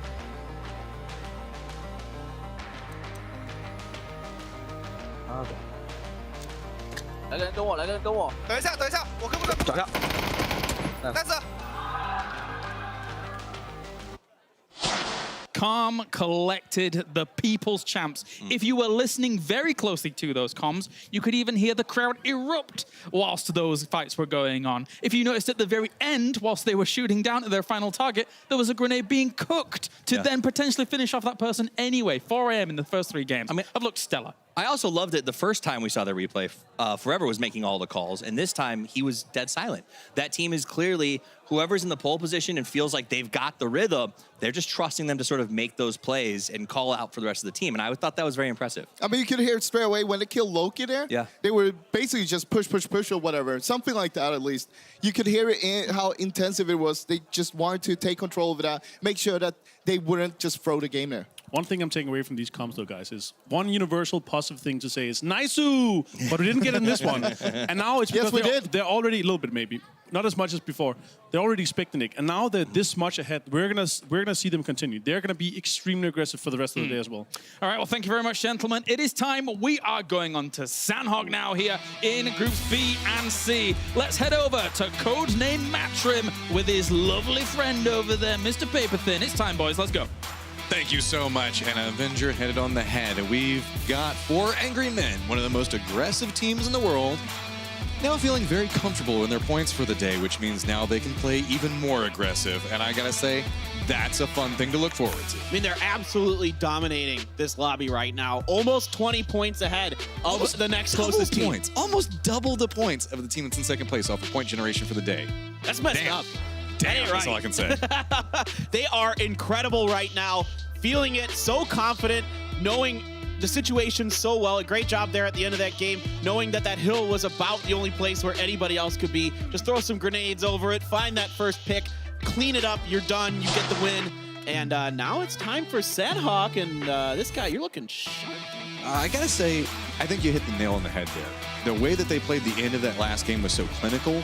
Their aggression comes from map knowledge. They know how to push. They know where people are probably going to be hiding. They know where people are going to set up, and then they use that information to get so many kills. It reminds me of what TSM was doing yesterday. I said it on the cast. I thought they just know where everybody is, and I said it behind the scenes. I'm like, well, maybe they've got a little something going on. No, it comes down to homework. They know. Yeah. They know what's going on. They know how these maps work. They've studied the heck out of all of these teams. They've watched tons of VODs, tons of replays. That is why they're able to do the things they do. And T1 making their way over towards Sandhawk as well. They've been a very consistent team, but they just haven't been as loud and as explosive as some of these other teams. That feels like that's kind of their play style right now. Well, this is a map. If T1 can do it, it is going to be on Sandhawk. During the first 3 games of Sandhawk in the PKL, they won 2 of them, and they absolutely slaughtered teams. They were picking up 17, 15, 13 kills. They were absolutely dominating. Now, they started to trail off as the phase went on, so can they find that rhythm they used to have? Here's the thing. We've seen very aggressive Erangel games, which tends to be one of the more passively played games because everybody just knows it so well. Now we're moving over towards Sandhawk, and that means that aggression is king there, and so now it's going to be a lot of third parties. It's going to be a lot of checking this. I cannot wait to see some of the shots that we're going to see inside this next round. With this group specifically, it's going to be nuts. I mean, this is going to be an incredible game on Sandhawk. WClick still playing very, very well. Started off strong. That last game wasn't quite as in their favor as the first 2, but they have a lot of potential here. They've started strong. Can they continue that? And the region as a whole, LATAM, I think a lot of people, like I said earlier, weren't too keen on it. What can they bring us on this map? I mean, these guys want to play for the pride of their region. Whenever you're looking at Latin America, these guys have so much pride just in their location and the way they play. They have their own little variations in the meta they play. I know it was heartbreaking to watch them and Red Knits fight inside that last game because that just kind of tears your heart apart. I feel you, Latin America. Welcome to be what it's like to be a North American cast where you're just like, why are you killing each other? I had to get you in on that Genesis Ghost fight with that. I had to poke you just a little bit there. Know. These guys, Infantry, have had an okay start as well. They really need to pick it up, of course. And if they can, I tell you what a storyline we will have. All right, well, the plane is up and in the air, and we are making our way over towards Sandhawk, and that's where the violence is going to be kicking off.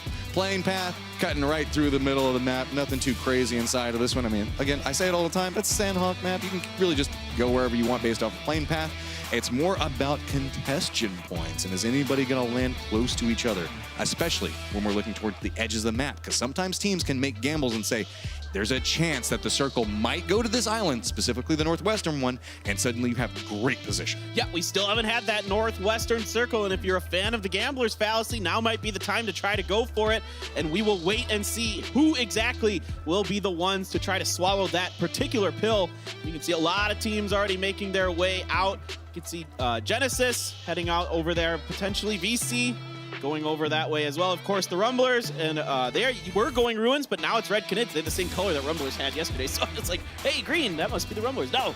4 Angry Men going to actually do a split around Quarry. I like this. Hold down different points around this location. Nobody wants to go down into Quarry yet because it slows you down so much. And it's just a pit of death, really. At any given stage of the game, somebody could just be hiding around so many different angles. But it's a little bit risky going for the split out. But there's a lot of space. Really, the closest player to them, I would say right now, is actually FaZe, who has sent FuzzFace to that one building while the rest have gone over towards Painan. Yeah, it looks like FaZe is really trying to control a lot of that western part of the main island. There might be a little bit of contention between Entis Force and the Rumblers, but we're going hard north. Looks like we're going to have another northern circle on this map. I like it. A lot of teams that went up towards the north could be favorable. We could see potentially a little bit of that western island coming into play as well, as there's going to be where Ghost and Na'Vi are positioned at. Force is caught up and doing a little bit of looting right now. They're back down towards the south. So that means that they do have Rumblers around their location. They also have 4 Angry Men kind of close. There's a lot of these teams that are going to have to make a little bit more an aggressive move. I wouldn't be surprised if we see them move early as well, just due to how north the circle is. It is a brutal circle. There are a lot of teams on the southern part. You've got Infantry, FaZe, Afrika Freaks, Fatal, the Red Canids, the Rumblers, Entis Ace. Everybody is down underneath this circle right now, and there is going to be a lot of congestion trying to get up. So with this, Na'Vi getting control over this split right where the three rivers meet gives them a lot of control over the situation depending on how rotations come into play right now. Fuzzface is going to go ahead and meet up with the rest of his teammates, still finding another complex all to his own that he can just continue this loot. I gotta say, FaZe feels like they have so much control over so many loot nodes in this drop. Yeah, really well planned out by them. This is going to give Fuzzface all the equipment he needs with the other three members in Painan, so they should be pretty well equipped for themselves. Here comes Infantry up and over. The Rumblers and Entis Force are all kind of in this general area as they all want to get up into this circle as fast as they can. Microfry could find himself in a dangerous spot. You can see Kale is looking back over towards those complexes. Infantry is coming on another path. He's separated out away from the other three members. There's the river that's going to be in between them that can provide a little bit of support, but nobody really has clean sight lines back down on this hill movement. So with this, Infantry is just going to continue their push back over towards this. Meanwhile, Rumblers are still looking like they're trying to gather a little bit of information. Microfry doesn't seem to be aware of anything that's happening. And due to the terrain, look at how close Longsker has already gotten. Look at this. Longsker knows somebody is going to be in this building. Microfry crosses in front of him. He's going to get the spray down, and he's going to get the knock and the flush onto Microfry. That's an easy pickup off of that. None of the other Rumblers even in a position that they can retaliate at all. Cherry Poppins might be able to shoot a couple of toes of Longsker, but that's going to be about it. So now Rumblers have to figure out what they want to do. And keep in mind, we're still seeing this very separated out force right now. There's two members towards the north, and there's actually another member back down towards the south of Rumblers while we see Infantry taking these shots. Yeah, the other two members of Entis Force have loaded up in a vehicle, are going to try to regroup with the other members, and it's going to be really difficult for them. There's a lot of teams controlling the bridges on the way over. Now, actually, what's funny is they could actually go through Painan if they go a little bit more west here on the outside of Bolyang and Longsker. So will they do that, or are they just going to drive right into death? This is very dangerous. Longsker should have an angle in a second. The spray's going to come out as the vehicle just rolls down the hillside, catches a little bit of air, just trying to get away. Use the train, use the hills, use the trees. Cut across this, making a dangerous push over this bridge, just trying to make it back over there. So it has to be super cautious on this. Vehicle's getting close to exploding. They're just going to jump off the side of it. One of them does manage to make it in the water, but Doya does not.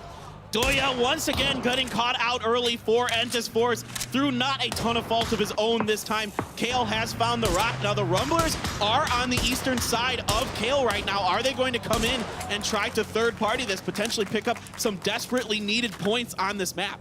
Infantry looks like they're going for a reposition, sending several members off the other side of this, seeing if maybe they can find another angle back over towards Kale. You can see how it's starting to get set up in this position. Kale's got a little bit of support from Indigo, but he's already been spotted out. Smokes and utility already having to be used right now is actually a very bad thing. Yeah, not the start you want as Entis Force. Of course, Indigo doing a great job here, covering the angle, getting Kale up and over, and now they're going to be able to move on. It looks like relatively safely. There might be a few more pot shots coming in here from Infantry, but I think the angle has been cut off. Rumblers are set up on this. Look, you can see that everybody's trying to regroup from Force. That's going to be another loss back over towards them as Rumblers do manage to pick that up. Now down to two members. Force is finding themselves sandwiched between two aggressive teams. This was a nice play by the Rumblers. A good job moving up and ahead, finding Sungjan, getting the angles on him, making it a quick, clean, easy kill for themselves. Here is Infantry. They have pushed up to the southern part of Painan. Longsker trying to get some shots into Kale and Indigo as they continue to make their dash away. See, Longsker's going for a wide peek onto that. Kale gets a little bit of damage back on this, trying to just get a little bit more space, making the crossover into this. He's gonna go down as well. Good shots coming from Len, and then there was just one, but guess what? Rumbler's still here, this going on, pushing back over towards it. Now we got FaZe and 4AM starting to mix it up. This is a huge fight right now for FaZe Clan. They have to try to bully 4AM off this position and put them back down a little bit. Their astronomical start to the day has been incredible. 4AM forever trying to get that QBZ shot up and over. Not much doing. Uba's going to throw down some grenades. The contain. Look at Lou on the backside of it. Does manage to line up. It's going to be Fuzzface down and flushed. Looking back on the other angle for this, we got FaZe and finding themselves in a very bad spot. Force does get eliminated while this is going on. Now FaZe trying to figure out, okay, damage control. Get a little bit more information, but it's just going to be so hard for them as every single angle seems to have a 4AM member behind it. And once again, it's Na'Vi catching FaZe out on this map. They are going to find another member here. One down for them again. It is 8C going, so it is just Mexi left. He's way up towards the north of this, looking back over towards it. I believe he's already been spotted out. You can see the information getting fed over towards it, just trying to at least get this flush onto it. FaZe wants to at least get a point for all this trouble. They are going to get it, but at what cost? There is an unstoppable 4 Angry Men push that is just so aggressive coming up back behind him. He's trying to get away. The spray is coming through back over towards it. He tries to get some damage back onto it, somehow surviving out in the open, trying to hold back forever, but it's not going to matter in the end as 4 Angry Men takes down FaZe real early. 4 AMs forever, just able to outduel Mexi there, and that is going to be another huge kill points for them. They continue to rack up in this lobby. 4 Angry Men is the raid boss of this lobby. It feels like no one can take them down. All these other fan favorites, all these other predictions, it's just 4 AM just walking through this lobby right now. It's amazing what they're doing. This is one of the most impressive displays of skill and ability we have seen in competitive PUBG to date. Moving over with Ghost and VC. Ghost has VC pretty well trapped inside of this ditch on the coast, and they are looking to continue their blockade. They've got 2 members that are already set up inside the safe zone. This is just a contain. VC's trying to make it back over towards the safe zone, but Ghost has just got them blocked out right now. No easy path. You can see that VC was hoping that they could play along the coastline, maybe find some kind of weak angle off on it. HQ gets some shots back over towards Ace, and it looks like it's a lot of trouble for everything that's going to be any of the OG and Intis teams right now. Look at this positioning from CC, right in the middle of all of Ace, and gets 3 members, but Afaka, he does find Milk. Can he find another? He does! He's going to outduel SR, get another big point for his team. He hasn't been able to flush Milk yet. Milk has managed to find an angle to hide himself, cooking a grenade, bouncing it around the corner. Nobody's pushed in yet, though. With this, not a lot of flushes have gone back over towards Ace yet, so if we can see Alvaca manage to somehow hold this together, there might be a chance they could save 1, maybe even 2 of his teammates. CC knows where it's at, throws in the flash again, steps up into it, tries to go for it, but no, it's gonna be AHQ that comes out on top. Alpaca just wasn't able to pull the trigger quite fast enough. What a performance from CC. He kills all 4 members of Entis Ace. There's death and destruction happening all around the map, and then there's Gen G just chilling out right now, trying to get a little bit more information. You can see PO's looking back over towards this, heard about all the violence that was going on, seeing maybe he can pick up a free point out of it. Infantry's continuing their push back along the south, moving along that quarry line. But a lot of our teams kind of stabilized at this point. Not also, a lot of teams are not playing towards the center. It's kind of an off-center position, and I think that's awareness, knowing the fact that everything's going to start trying to shift away from the water. So instead, move closer to Paradise Resort in that general location, try to get some type of foothold in control, and that's going to be CC going down from PO, who does spot him out. Now, guess what? It's just Milk again. Got Milk? Well, AHQ does. They have it. Can they maintain this? Can Milk find some way to be a hero once again? PO is looking to try to get the flush onto CC. Another team is looking over there. It's going to be Loki, actually, excuse me, who is going to find the angle onto him. There's 1 member left for AHQ. An okay start here for Gen G. They really need to start turning it around right now if they want to find themselves in the finals next week. I'm just going to remind everybody about the map stream, so if you want to keep an eye on how some way we can see this push coming through off of him, if he can manage to survive, that's a good way to keep it up. But look at this contain coming out from CC, just connecting with so many shots. Spin back over towards it. Ace just got demolished off of that position. Incredible position from CC, spoiling this game for Entis Ace by himself almost. Some help from his team, of course, and here goes 4 AM with a mad dash inside. Esther getting a few shots into them with the M16, but it looks like they are going to be able to rotate past this. Looks like no, just keep going. Don't stop here, please. PO's getting the shots back over towards 4 Angry Men, does manage to connect on 1 of them, drops him out off of it, but 4 Angry Men is not going to take that sitting down. Instantly getting aggressive, jumping out of it. PO's trying to retreat back down the hillside and look at 4 Angry Men, trying to hold the different angles on it, but Gen G has the numbers. They have to be so careful on these pushes. PO still holding up, got the grenade, looks like he has the angle, trying to throw the grenade, goes a little bit too far off of it. 4 Angry Men still playing around this rock, trying to see what's going on. PO's just trying to get out of this position. You can see Loki was also trying to make his way up into this, maybe get a side flank. Realizing it might be a little bit too violent. PO does manage to connect off of that, so now just down to 1 member with 4 Angry Men. They have to be so careful. Great repositioning here by PO. Now it is AFF as well. 2 Korea teams looking to sandwich the surviving members of 4 Angry Men. PO just shooting into the smoke, trying to find anything that's going to back Xiaolu up. ZGG is dead to rights at this point. Here comes AFF. AFF has got to flank back behind this. Blue has to be so careful. He's just hunkered down inside the position, but he's gonna go down from shots on the backside of it. Freak's Fatal did spot that one out. Gen G is just gonna separate out away from this, try to get a little bit of distance, paying attention to who's going down and how they're dying, realizes, okay, let's not push into that fight. Let's just go ahead and go for position. Yeah, no reason. Gen G is already set up for a fight in that situation. This is why AFF is backing off. They want no business running into a team that is set up for a fight from that angle. See Genesis holding the high ground on top of these rocks, looking back down towards Na'Vi as they make their way through. They got an opening knock onto this and a follow-up flush. Na'Vi is just trying to figure out, okay, how do we want to push up and through this? Rumblers following up right back behind it. So very quickly, Na'Vi is going to find themselves contained. It's actually Genesis taking the shots back over towards Red Canids. There's a lot of different teams trying to push back over towards this angle as Infantry is contemplating it as well. That was a fantastic headshot by the Canids. That is going to back H-Win and the members of Genesis off ever so slightly, but a nice finish onto Rusty Zera. And that is going to be 2 kills so far for Genesis as the Rumblers are looking to rumble behind Na'Vi. They spotted one, walking up back behind it, trying to figure out, okay, what's going on. Goes for the spray up through the tree, gets a little bit of damage off onto it. So now you can see Na'Vi is trying to figure out where do we go. Infantry's off on a different angle onto this. This is a 3-way fight right now. One of the Rumblers has already gone down. Going to be some nice shots onto the backside of them. So now Rumblers, who do have the high ground, trying to figure out how they can use it to the best of their ability. Na'Vi, everybody has sight lines towards each other. This is going to be really challenging for the Rumblers. They got to kind of back off of this. Infantry is on their right. Na'Vi is straight ahead of them. There isn't much room for them to push through here. They might just have to reposition, swing further south to get into safety. But Na'Vi has got the inside track. They're actually inside the safe zone right now. Rumblers and Infantry are right on the edge, and the blue zone's coming up back behind them. That's how come they're trying to rush through. Nice sprays coming out. A lot of members going down for Infantry right now. They're in a lot of trouble off of this. Rumblers just going to try to run through. Los being the last member alive, just trying to get a foothold inside the safe zone and narrowly managed to get there. Yeah, it looks like Waldo might be dead to rights on the backside of this for the Rumblers. See if Los can make something work, and we are going to head right over to Totmok. The party has been around Paradise Resort. That's where a lot of teams were making their pledge, hoping that's where the circle was going to go. Goes up to Totmok instead. So now you can see teams that are being very active in their movement, like Freak's Fatal, gonna get a nice position off of. This was such an important rotation for Fatal. Backing off of that fight, knowing full well they couldn't take it. They got that 1 kill on a 4AM, left, and now they find themselves in a fantastic position. One thing to note, W-Click already moving into the circle as well. These guys have had a very strong performance towards the late game, getting a lot of points based off of it. But there's so many teams around Paradise Resort right now. We've got Genesis, we've got Na'Vi, the remnants of the Rumblers, Infantry, and Gen G, as well as, surprise, surprise, Milk. Milk's still alive.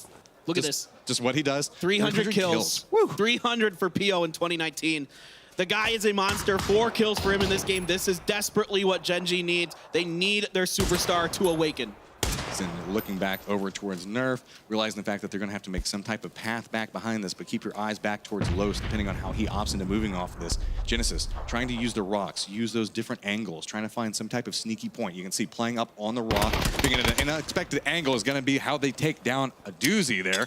So should be able to follow that up very quickly. But now with this, Na'Vi should have a little bit more information. How are they going to use it becomes the question. That could be very dangerous as they're walking into a trap that has been set by Genesis. Very patiently waiting this out. And look at this H-Win way up on the north side of this, containing all the angles, but he gets found out once again by a member of the Red Canids with that M24, and he finds him. Pio has got 5 kills as he takes down Infantry's Lin on the backside. And look who could play the spoiler here, Matchroom, it's Los. Los is just watching what's going on, running right back behind Genesis, letting him clear the path for them. Red Canids got an angle off the side of it. And the last poor Milk, we love you, but you are now down. And that's going to be the last member of Na'Vi taking some shots back over towards Genesis, giving away his position. Nerf's going to be able to get a couple of shots back towards him. So now Best of Luck has to figure out, where do we go?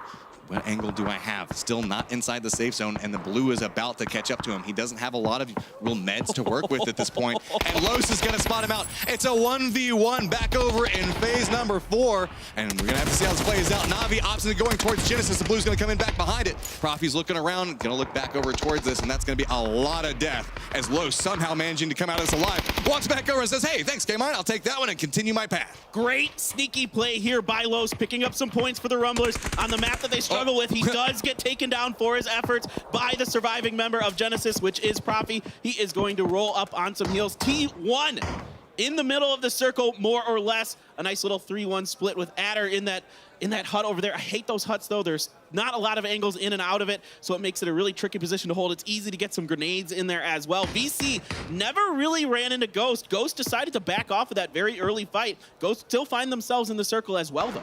So with this, 9 teams, 25 alive, and it's really starting to heat up back over towards the east. You can see WClick just trying to hold up a defensive position while Gen G is trying to figure out how they're going to make the path in on this. Freak of Freaks Fatal is up towards the north, not wanting to move through the dangerous area that is Tatmok. There's so many like little cheeky angles, so many dangerous points to walk through.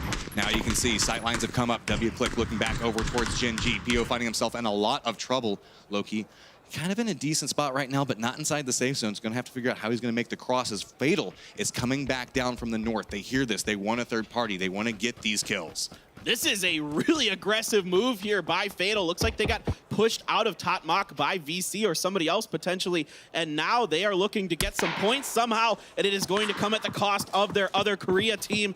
Gen G. PO is healing up as best as he can. Here comes NN up the hill. Nice shots. Get spotted out by Loki. Good shots coming out from Loki. He gets the down and the flush back over towards it, but the rest of Fatal. It's just Lambu throwing up the grenade over here. Loki's going for a reposition, but WClick is going to hear this. All the information getting fed back over towards them is going to allow them to take the shots. The moment anybody steps away from these rocks, Loki still caught up in this. PO in no position where he can provide any support. He's still tangling with WClick right now. Loki's trying to get the shots back, but no, it's going to be Lambu that gets the grenade back down onto Loki. PO's got to get out of here. Lambu trying to survive and get some more points. There's still 9 teams left, so neither him nor PO want to go down. Oh, 1 hit point left for PO there. Harold with some really nice shot. Excuse me, not Harold, but another member of WClick as Harold was looking over at PO. Looking back over towards this. We're trying to push forward. Does see Ribbo just playing as close to the blue as he can. Doesn't want to take any more damage off of it. Just bouncing from tree to tree, taking damage every step that he goes. But he might have finally found an angle to get a little bit more space. He's got to be so cautious off of this. He knows the fact that this next push is going to be the most hazardous. He's hoping that nobody spots him out. He's looking off to one side, doesn't see Ragnar Silzen on either angle, and is going to get spotted out. So that's going to be a Freak of Freaks Fatal going down in 9th. All right, it is Gen G's PO, the lone man left for them. Can he get something going? 6 big kills for him already. The much-needed player showing up for Where them has in this this PO round. been? Where has this PO been? We've been waiting for this moment. I don't know. I am so happy to see it, though. They need it so desperately, and oh boy. Boyang is going to get Profi caught out there. Sneaky Snake in the grass. That is going to be 8th place for Genesis. A lot of these solos just kind of post up along this line right now, but guess what? You took some shots a second ago, Infantry, so now PO knows where you're at. Gonna just wait for him to step out, get the spray back over towards him. Doesn't actually take him down in the initial burst, but does actually go down to the blue of all things. But now PO has given away his position. Shots coming back over towards him, down to about a 3rd life, and there is a lot of WClick members. Well, WClick wants to get PO out of this flank so they can move forward more towards the center of the circle. And it looks like they might send someone down there. PO's pretty trapped in that position. He's going to need to get a grenade and a little bit of luck to get through here. There's a lot of teams. Oh, he gets the grenade out of that's Harold. big. That's something that he needed right now. You can see the red canids pushing back over towards T1, opting to go up on top of the building where T1 members are at and use it for cover and sightlines. Using the smokes, gets an angle back over towards Helen, but doesn't get him down.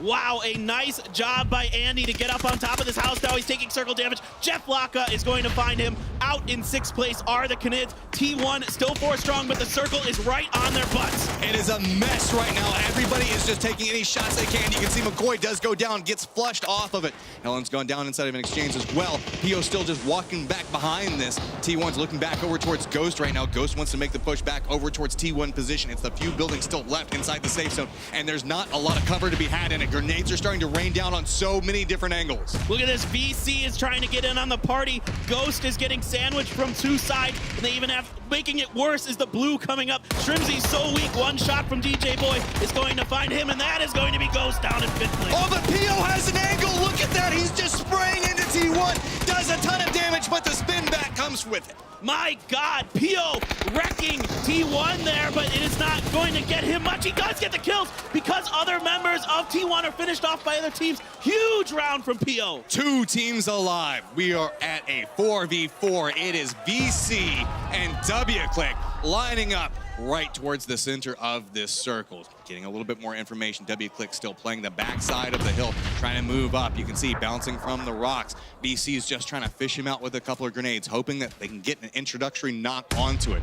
The new circle has popped. It does favor VC just a little bit better than W-Click. Yeah, a lot of control over this circle. You've got two members of VC swinging out onto the east. Summer and Domu are trying to cover that angle and potentially get a flank, but they're going to back off now as they didn't see any members of W-Click pushing that way, realizing that W-Click might be opting to push more towards the west to get into this circle. So now they have to reposition to make sure they're not going to find that angle. VC has so much control right now. W-Click has just got this little bit of the circle that they can play around, but they are inside the safe zone, so no force coming through as of yet. But with VC's control, they're already positioning up, trying to set up for where that center point's going to be inside of this next circle, trying to force everybody from W-Click to go for the move first, make them kind of step out of the cover, go for those shots. And I love what our observers are highlighting here on the bottom of your screen. There's a red box around the utility available. VC Gaming has a few frags to play with. One comes through, doesn't really connect. The second one is up and over. Ragnar just able to avoid it. So with this, Summer does get an introductory amount of damage back over towards Silzen, but it's very cat and mouse right now. Oh, there we go! That's an opening knock back over towards Ragnar. Harold's taking a lot of damage, so really it's just two members of W-Click. If either one of them goes for the res, they're putting themselves in such a disadvantaged position. Silzen goes down. It's gonna be DJ Boy just pushing back over to the side. There's 4 members up for VC right now. They have so much control. They're just spraying down anything that they see. Playing inside the smoke, trying to spot him out. Gets another down, just spinning back around over toward it, and it's just Rimbo up and alive. He takes a little bit of damage, but he's right at the feet of VC, and that's gonna be VC Gaming. What is going on today? 4 games in a row for China. They are absolutely on fire. No one has an answer. They are dominant right now. It is absolutely destruction on anything that is not a Chinese team right now. VC, this was an impressive performance at the end, but I am going to give a little bit of shade towards Ghost. I think they should have blockaded VC in the beginning of that game, kept them pinned inside of that canyon kind of thing they had there. There was not much room for VC to maneuver out of it. The circle was coming in. Ghost decided to back off, and VC is the beneficiary of it. VC walking away with about 6 kills. DJ Boy walking away with 3 at the top of it. But again, W-Click up towards the top, being in that top 5 position repeatedly now. One thing I do want to say, PO, 8 kills. Nuts. Where has this been? Where has this PO been at? It feels like he has been so quiet other than this last game. Is this going to be the fire that he needed to get going? Can we see some of that PO we got to see at PNC and in phase 2 of the PKL and at the MET? This guy was absolutely nuts for about a 3-month stretch. He was still very, very good in phase 3 of the PKL. I mean, we saw him at Nations Cup. He was such a power point for that team. And that's the Korean team on top of that. But it's just been so quiet from him through the group stages, through the entirety, it felt like. Exactly. All right, guys. Well, we are through with Sandhawk. That means it's time to go over to Kalaris and the guys at the analyst desk. And at this point, 4 games deep in day number 2 of the semifinals, the only thing I can truly say is China, China, China, because geez Louise, all they are doing is bopping nerds left, right, and center. If it isn't 4 AM, if it isn't infantry, VC now comes out with a win here. China is smashing it. VC has played 4 Sandhawk games in this tournament, and they've won 2 of them. That's pretty nuts. Yeah, but I want to give some credit, though, to W-Click. They are consistently staying up there, getting those placement points, getting some good kills. If they fix the small stuff when it comes down to the 4 versus 4 in the end games, they will literally finish top 8 in the grand finals. Well, you can see W-Click, they were a little bit passive there towards the end. They did a 2-2 split. But VC, they took control with a full line of 4 people. Basically, one push down, take a few shots, back up. Next person goes from the other side, takes a few shots, and then backs up. And they just kept on jiggling like that on W-Click. With 3 or 4 teams left, you could really see that click of like, we have absolute utmost confidence that we're going to be able to control this circle and then start the powerful sweep across. It was very well played by them, especially in the final moments, it felt like. Yeah, and you definitely saw that W-Click in T1, 5 kills. Gen G with 9. PO, what? With 8. Oh my goodness. I mean, he was just massacring people. You don't think he was massacring people? Well, it's like, finally, right? Yeah, that's fair. That's fair. Yeah. We've been waiting for him. Better late than never. Sure. Yeah. Let's take a look at the highlights here from Sandhawk. We have 2 more games remaining right after this, but let's check in the jungle as we started things off with Infantry Gaming, having a little bit of a few pot shots here down on towards the bridge. Force was a little bit unlucky. They were basically pinching Rumblers with 2 south of Rumblers, 2 north of Rumblers. But the 2 guys on the south here, they got a little bit too late, and they got taken out before Rumblers pushed north for the other 2. Yeah, I mean, Rumblers got 3 times more than they normally get on this map with 3 kills. So they did put some points in the bank. Yeah, I'd say, you know, PO's improving, Rumblers is improving, I guess, on this map. Maybe it's a good move. I asked them for 4 points, game it free. I'm happy with that. That's fair. That's fair. I said with a 400 men, they've been absolutely dominant. Genesis here, it's opening up okay, but ultimately they just sort of got caught and eradicated. But still, 5 kills, not bad. I mean, when you play Sandhawk, it's so unpredictable. Most teams, if you get 5, you go, all right, that was a good game. It was okay. Salpino was a little bit surprised, you know. In the bottom, Force, FaZe, Ace. Well, it's not surprising at this point to see FaZe down there. Wow. I mean, they're in danger of rolling down the same road Liquid did at this point. It has been a bad day for FaZe, and they need to clean it up. I mean, we'll get into that. They're going to pull up. They're going to pull up. I hope so. We'll see it. Force they're going to win 2 games back. All right, you FaZe with the double? Yeah, hopefully. Jeez. Wow. Okay, well. It's been extremely dominant. Obviously, we do have a majority. We only have 5 Western teams playing, so we should see some dominance. But this dominance from China, though, it's been insane. That's right. Yeah. VC Gaming getting themselves the win here. And overall, after seeing them approach the PGC as a whole, they did well in the eliminations, and they get themselves a win here in the semi-final group stage, which is big here for VC Gaming. The match results coming in, 16 points for them. Not the biggest kill game by any means, but they turned on at the very end and they showed up. Well, it's because we'll see that later on when we see the drops. Yeah. But they were on the Northwest Island for a long time. They were getting held there by Ghost. And basically those 2 teams, they didn't kind of move anywhere because they just crossed the river and that's where the game ended. I mean, the hero for me is Gen G on this match. They went out in 4th. They still move up to 2nd because of how many kills they racked up on that one. They sort of never stopped fighting, and that's what you got to respect. Sandhawk teams that maybe they don't get the W, but they get the kills. They put the Ks in the bank. That's how you make the big money. PO was all over the place just grabbing those kills. We saw the Gen G holding together 3 guys, and then you had PO running around. Oh, absolutely. Very good. Avenger? I just wanted to interrupt you a few more times. Yeah, it's fantastic. You can just do that now.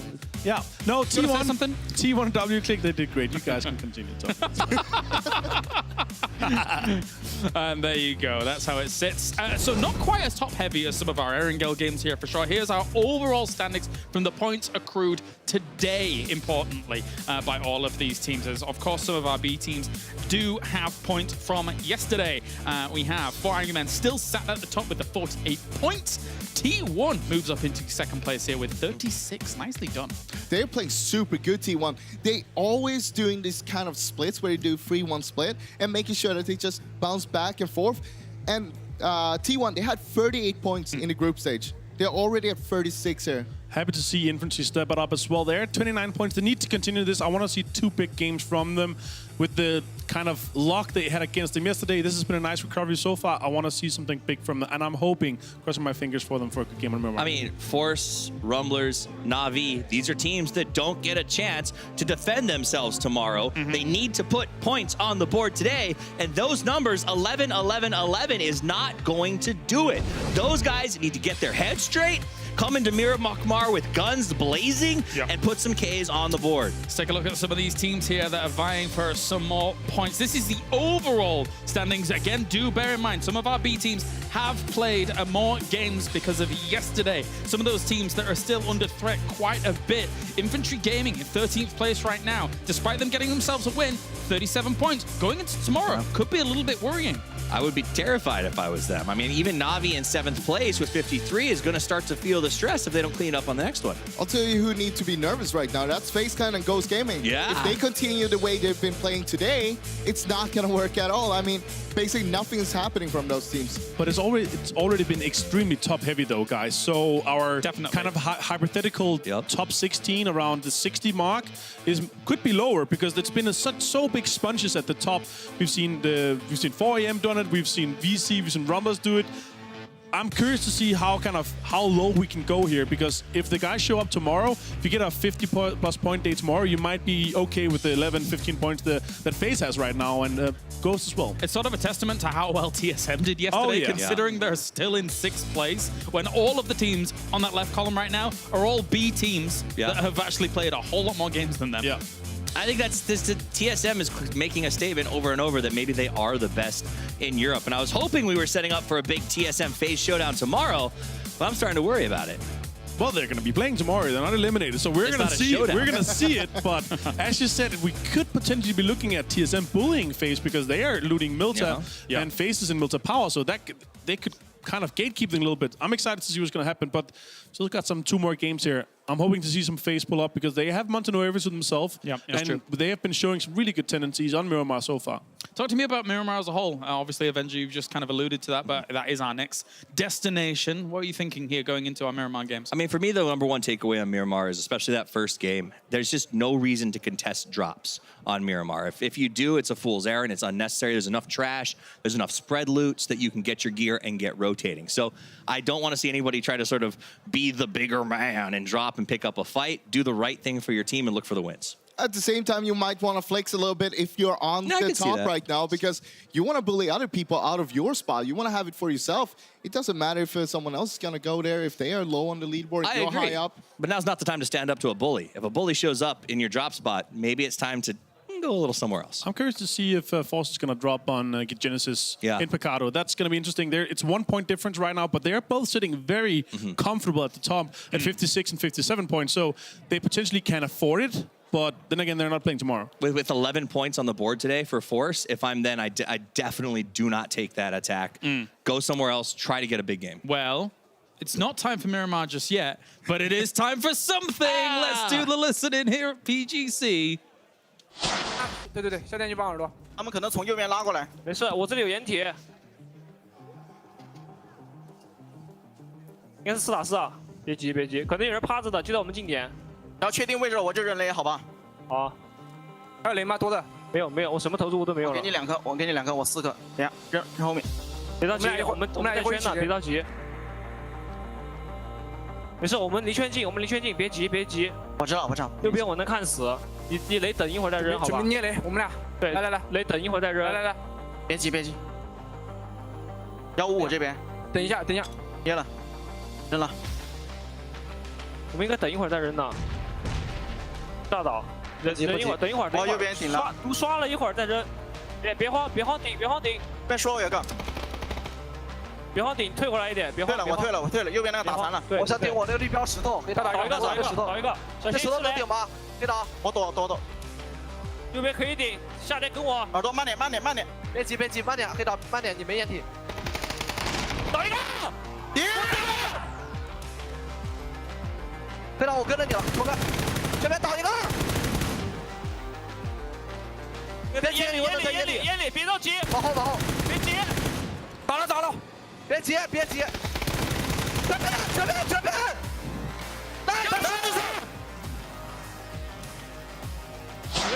We don't need to know what they're saying for those impassioned cries towards the very end, but what was very cool to see in that clip was the fact that the coordination for the throwing of grenades to control space fire, that was very, very on point. You can see that they definitely know that the nade meta is very heavy now, and that they managed to keep a few nades towards the end, literally won in the game. They opened up with a nade, had a nice angle off, and again, Naizu. I want to give props to Tide, because he resisted a temptation that all of us do constantly, and that was after that initial spray, he pushed the smoke before tactically reloading. Every single player I know, they fire it off, they've still got 20 in the chamber, and they hit that reload button. If he had done that and the W-click had been pushing forward, it could have cost him. So learning to resist that temptation can be a really strong thing to put into your game. All right, well, that is it. We are going to the desert in a few moments' time here for the PGC. We have 2 more games coming at you here for day number 2 of the semifinals. We'll see you in a few.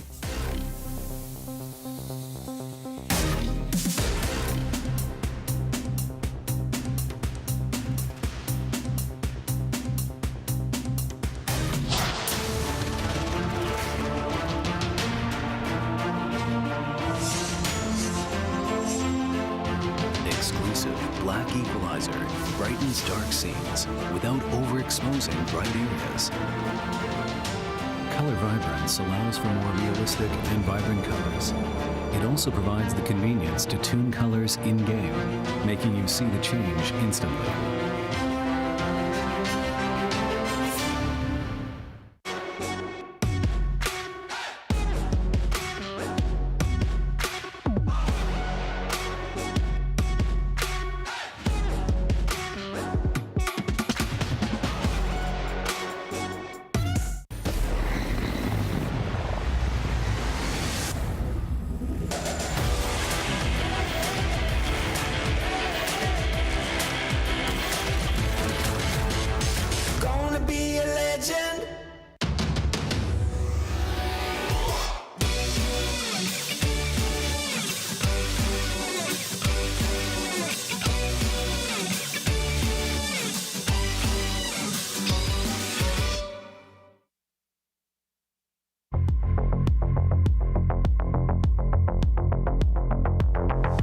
It's always great to see the eye tracking software giving us a bit of extra detail as to what's going on.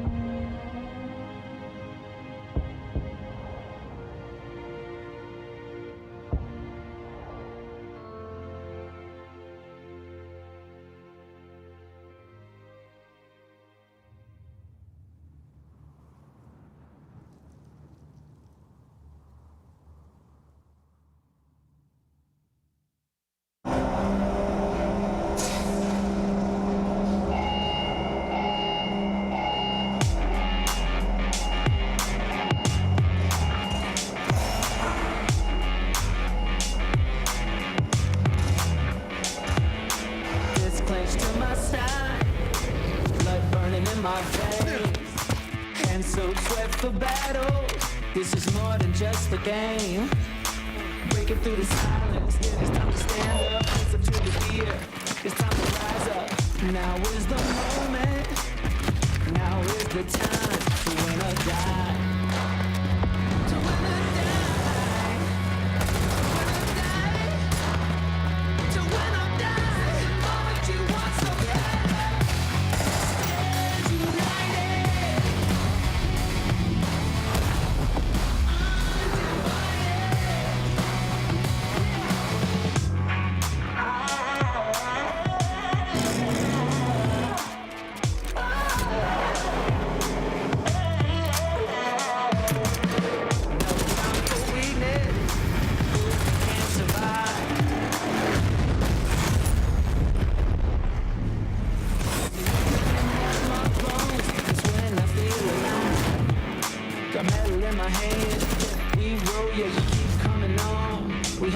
Rise up to the sky. The enemy is here. We win or die. We win or die. Win or die. To win or die. The moment you want so bad. Stand united.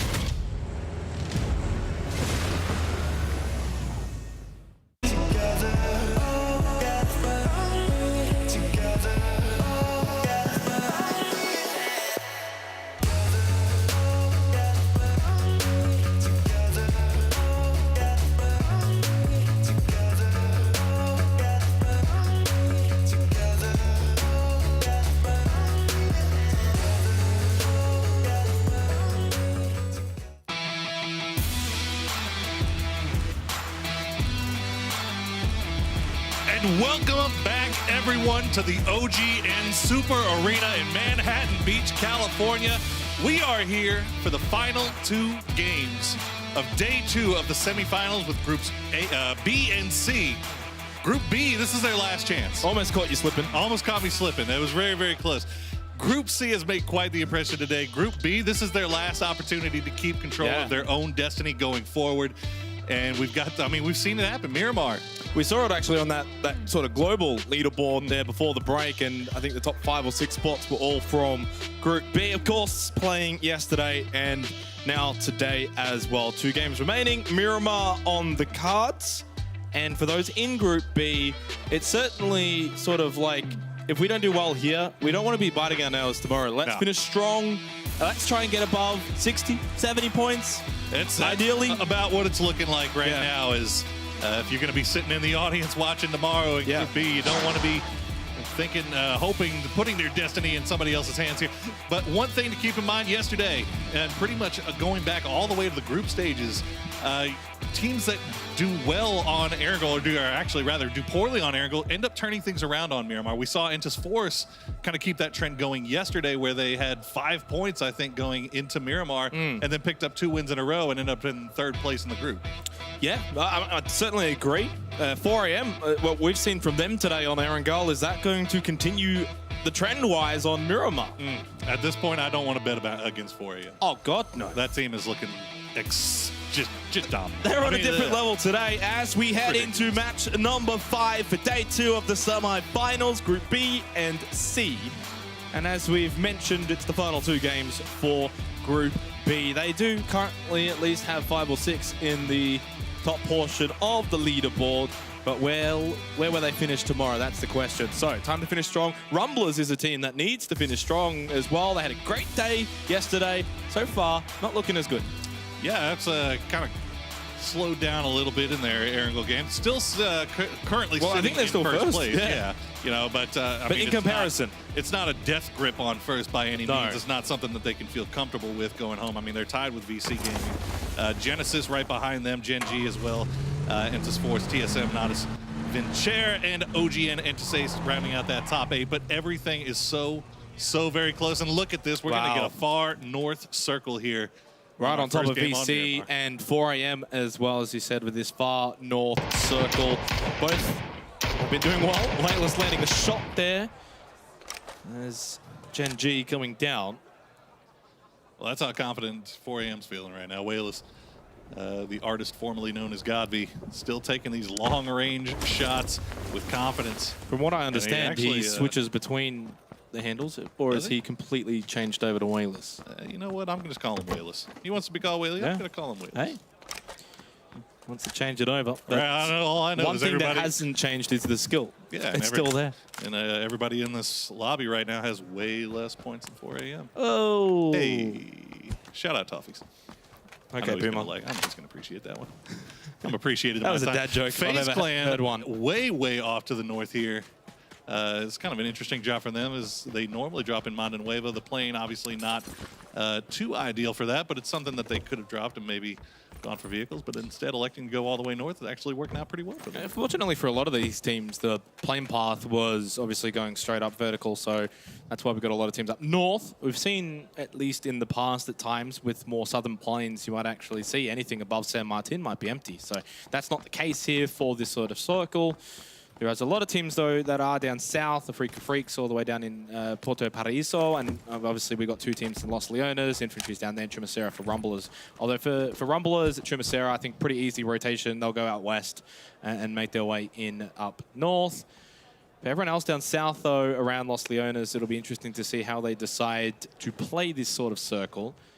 Whether they go direct or far out to the east or west. Domu got a little idea that Wayless might have been just below him. It doesn't look like he's too concerned here. He's just going to go ahead and let the rest of his teammates know that he might have seen somebody. One of the interesting things, okay, we have FaZe Clan with this far north drop, and you see Na'Vi just off to the west of them over towards La Cobra area. These are 2 teams that have been running into each other all day long. and it feels like neither one of them are the better off for it.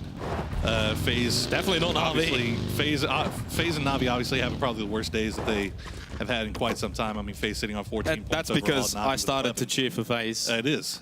Well, it's I have not had good luck cheering for teams so far, and that's been the running joke behind the scenes. Yeah. So maybe stop cheering for FaZe for just these last 2 games. See if they can rally up a little bit. But it's going to be interesting since they're so far north there, and going to be maybe going for the same centralized locations here up on the north side to see if they run into each other again.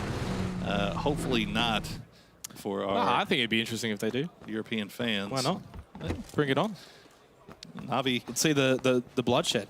I'm cheering for that. Yeah, Navi sitting on 53 points overall so far, so good enough for 7th place. They probably would like to get a few more. I'd love to get over at least 70. Well, that's where the discussion now in terms of the cutoff point for obviously the top 16, 8 teams going home. For Group B, they're finishing up here in these next 2 games as Nerf Spots, Ghost Gaming going by. Whether it's, 60 to 70 points, it depends on if it remains to be top heavy or if the point distribution starts to spread out a bit more, then it might actually determine how that cutoff will look like. But the best way is if you're in Group B and you're finishing up here, finish strong and you won't have to worry tomorrow. Yep, that's the quite easy way to do it, simple way to do it as we... you start looking at those point gobblers and you look at 4 a.m., you look back at yesterday, you look at TSM, but other than that, everybody else has been kind of spread out here. So it's going to be definitely interesting, but we have 2 more games here left to play, and we see Microfred taking a few shots over towards Mickey. Nothing going to land just yet. Mickey going to be able to get out of that just fine. Now Tentis Ace rotating westernly at the moment. As you said, they're going past Rumblers. Back tire popped. Is he Mickey be able to make it out here? I don't sense he will be able to, at least not with the vehicle. It might have to be on foot. Man, Rumblers wish they had that back. That is 2 bullets, maybe 3 at most. Alpaca close by, able to come and give him a lending hand. Only a slowdown for OG and Entis Ace, but they'll at least be able to take Mickey forward for them. Head towards this phase 1 circle. Rumblers, obviously, they're going to want to get a move on as well. Freaka ended up going the Eastern Highway. I think for Rumblers now, it's probably just going to be go straight through Picardo and see what you can find from there. Yeah, that'd probably be the best route of action. Also, can't forget about WClick, the surprising team from LATAM. Man, they've been so good today. Having a great day today. So we want to keep eyes on them just to the west of Minas Generalis right now. They've had 1 poor game, and that was on match 3 on Erangel. Outside of that, I think every other game so far they've been inside of the top 4, so credit to WClick. Just been solid. Yeah. I mean, absolutely solid through and through. I mean, you cannot take anything away. I mean, they absolutely deserve to be here, proving that they belong, proving that they have a shot. They have a vested... Now, a lot of space here for this phase 1 circle, Poro, so no surprise that it would probably be a bit slow and steady to start with here for match number 5. But obviously, in a minute and a half, we get phase 2. And that's when someone's going to get lucky. Yeah, you're going to probably see a lot of rotations out from that. Rumblers did, in fact, end up going through Picardo. Micro gets a bit of air. No style points, though. It is interesting. How often these days do you see a circle that's pretty much almost 100% playable? I mean, you got to cut off maybe 2% of the circle at the top there with the wall, but other than that, everything available for all these teams. Miramar, you'd suspect it would happen more often, but it doesn't. You're right. Usually there's actually a lot of unplayable terrain out to the sides or the water. There's Force trying to find some real estate. It's not free area around the center of the map. Nice headshot from Xiongjiang onto Xiaolu. Cherry. Oh my goodness, what's just happened? He's gone to space. Okay. Bye-bye. Well, we'll pray for you, Cherry.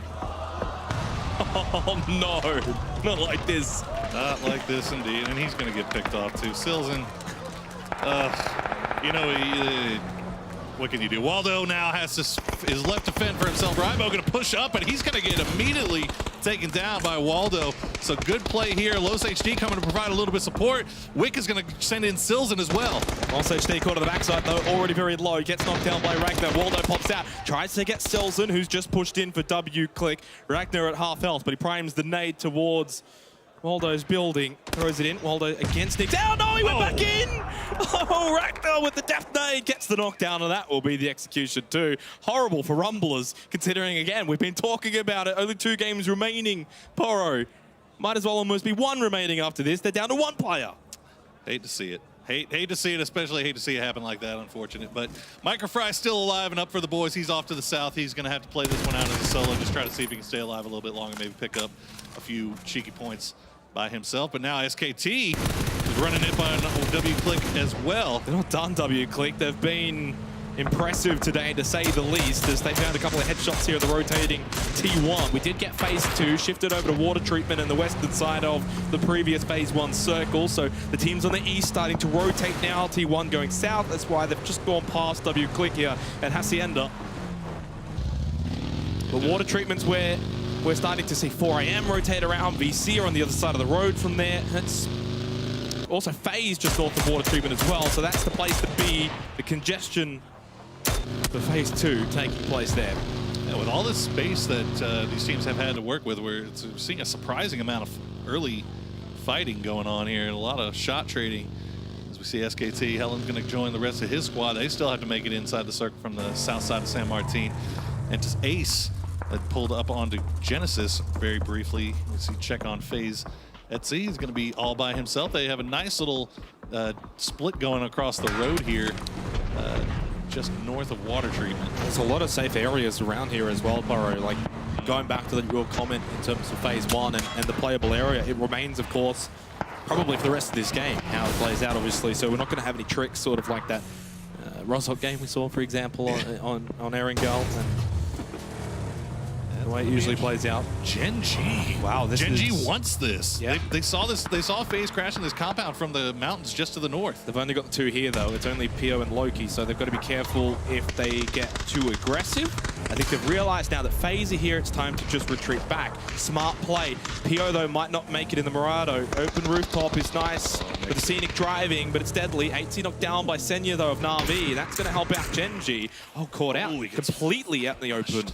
That is unfortunate for Etsy. I mean, he wasn't even part of this fight going on with Gen G. He was just kind of making his way in, and fortunately for Na'Vi, they once again catching out their European brethren, getting a free point there. It continues to be FaZe and Na'Vi running into each other. I think you jinxed it at the start of the game. I might have. I mean, I might have jinxed it at the start of the day because they've been doing it for 6 games, or 4 games at least now. 5. PO going to do his normal scouting routine. Unfortunately, this time he's not on a motorcycle as he should be. He's going to be on this Murado. This compound that he's about to rock up to is where FaZe were. Yeah. Just before FaZe pushed down. And now Gen G are going to find that this is open. They're going to send Loki and Taemin and the rest of the crew towards this position. Infantry are close, but Gen G should be able to get Esther there and the rest of Gen G. Now it would actually be a decent spot for them. 17 seconds till phase 3. And we've only lost 5 players for what's been a slow start here for Miramar match 5. Longska doing his best driving for Infantry Clan, who have now rocked up to 4 AM from behind. Phase 3 pops happening. And it does go on to water treatment, which is good news for VC. Good news for 4 AM. They open it up onto Lin. They spot them first, although a trade back from Zhao Young onto CGG, who's been the front leader for 4 AM so far today. Forever's got the flank though, gets the knockdown. He is getting shot at by Boliang. Headshot, but look how far away he is, Burrow. He's not going to be able to help out much more than that. Yeah, super unfortunate for Infantry. The lost track of what was going on at this compound here. 4 AM pulled up. They weren't even expecting it, so looks like they're going to go ahead and lose 2 here. Boliang and Longsker are going to have to play this one out. Gen G are, of course, sort of around this area. Snooping and listening and seeing what they can find. They hear the vehicle of Longsker. Pio's going to pick over this ridgeline. He did get spotted by way less than 4 AM though. That might just send him back behind it. It actually helps out Infantry. Longsker might have been obliterated there if it were not for 4 AM. He's able to get away now, and Zhao Young will be finished off by Forever for 4 AM. Infantry heading off to the north there outside of circle. They're going to do a little bit of a longer rotation around AHQ. Going to be sending it off to the east as well. You can see that they are doing their best to stop and scout out before they make their moves inside. But man, there's just no room to be found to really move in here. So the east side very clustered. Went from a lot of space for the first two phases to now not a lot of space at all. Also have a fight breaking off here. This could be huge as Ghost and Genesis right on top of each other. K-Mine is going to get spotted out and immediately flushed off by the Ghost gang as they are on the high ground just outside of circle here. This is going to be a tough fight for them to really continue too much longer, so they might just take that free kill and bail on it. Surprising that. Ghost Gaming need points. They're sitting on 14 so far after 4 matches. But not wanting to commit too much. Style knocked down and finished off by Rusty Zero. Nade thrown towards Shadow, holds on for now, but unfortunately CGG's hunting him down. 4AM are just so aggressive. It's the elimination, 3 kills. They're not done yet though, knowing that the rest of Afrika Freaks are just really on the other side of this mountain. I wouldn't be surprised to see ZGG and Forever continue to push forward, maybe even peek over this ridgeline. You can see in the background of that shot where we saw Longska knocked down by Seongjang, and the rest of Infantry Clan are eliminated in the process, out in 16th position. This is bad news for Infantry Clan. This is their last day of games that they can play, so they have one more game left to make an impression, and right now they are sitting pretty low. It just feels like 4AM have got eyes on everywhere. Eyes on everyone as they wipe out Afrika Freaks Fatal. 5 kills now, 4AM. 15 minutes in and they've got eyes on Red Canids, they've got eyes on AHQ as well. And we're about to get eyes ourselves on phase 4. Will it continue on to water treatment? DJ Boy tied holding there. They've also got 2 members of VC south of it. It does actually go over to Enter's Ace. Ghost Gaming are inside of this circle along with Genesis as well. Out to the far west. Forever takes the shots on the Raspu. The name from Forever was in there first. Forever will confirm his own kill. 6 now for 4AM. I mean, Raspu, he was a little bit far away from the rest of his squad, but he was serving in kind of a scout role, and he was doing it about as right as he could. But man, 4AM, I mean, they just, what can you even say at this point that hasn't already been said? They're dominating. 2 players remaining for Red Can. It's Psycho and Andy. As HQ have moved up, as we go over to T1, pushing up onto W-Click. Ragnar along with Harold and Silzen. Silzen's not there though. Harold tries to hold the concrete building, gets the elimination onto a CAD. 2 more members of T1 to deal with around here. You can see Howland in the distance. He's providing the cover fire for Jeff Locker and Ada. Around the side though, the back of the building where Howland can't help out. Jeff Locker with the headshot knocked down. And they deal with 2 of the members of W-Click. Silzen remains at the warehouse. Oh no, for how much longer? As I've said it, Enter's Force have just breached him completely. Meanwhile, AHQ has to work their way around Red Canids here. Andy FPS going to take a few shots, get about halfway health with Yanli. Milk going to have to hop out the car. What? Oh. With the SKS. He's got no ammo left for his Scar. He's going to finish off the fight with the SKS. Why not? In style for Psycho. So we go back over to the Rumble as Micro Fry trying to hold on, find some kills, gets the knockdown onto Howland and finishes off in style. There you go.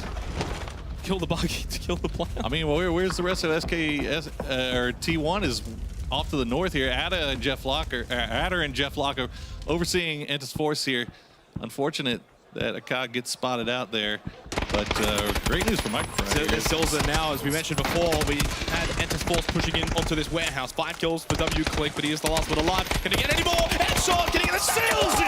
Silzen just couldn't quite get the last one remaining, which was Indigo for OG and Entis Force. Now, he should be able to go and get the revives on his teammates as 4 Angry Men continue to pester the last 2 remaining players of Red Canids. Psycho firing back in the blue, but it's a long fought effort and surely a foregone conclusion here for the Latarm team. Yeah, 4AM has no pressure here. They could just sit here and wait all day for this. Oh, he didn't check both sides as he walked in. Always check your left and rights. They thought they survived through the Silzen, but Entis Force still taking a whole bunch of damage here. What's going on with FaZe? Uber's going to go down to the blue here. It's Na'Vi again versus FaZe again. just same story, different map here. There's Navi and FaZe just going at it again. I mean, the bullets aren't going to get him. It's actually going to be the blue zone in the end, but they might still just finish him off anyway. They do. It's Senya, 2 kills for Navi.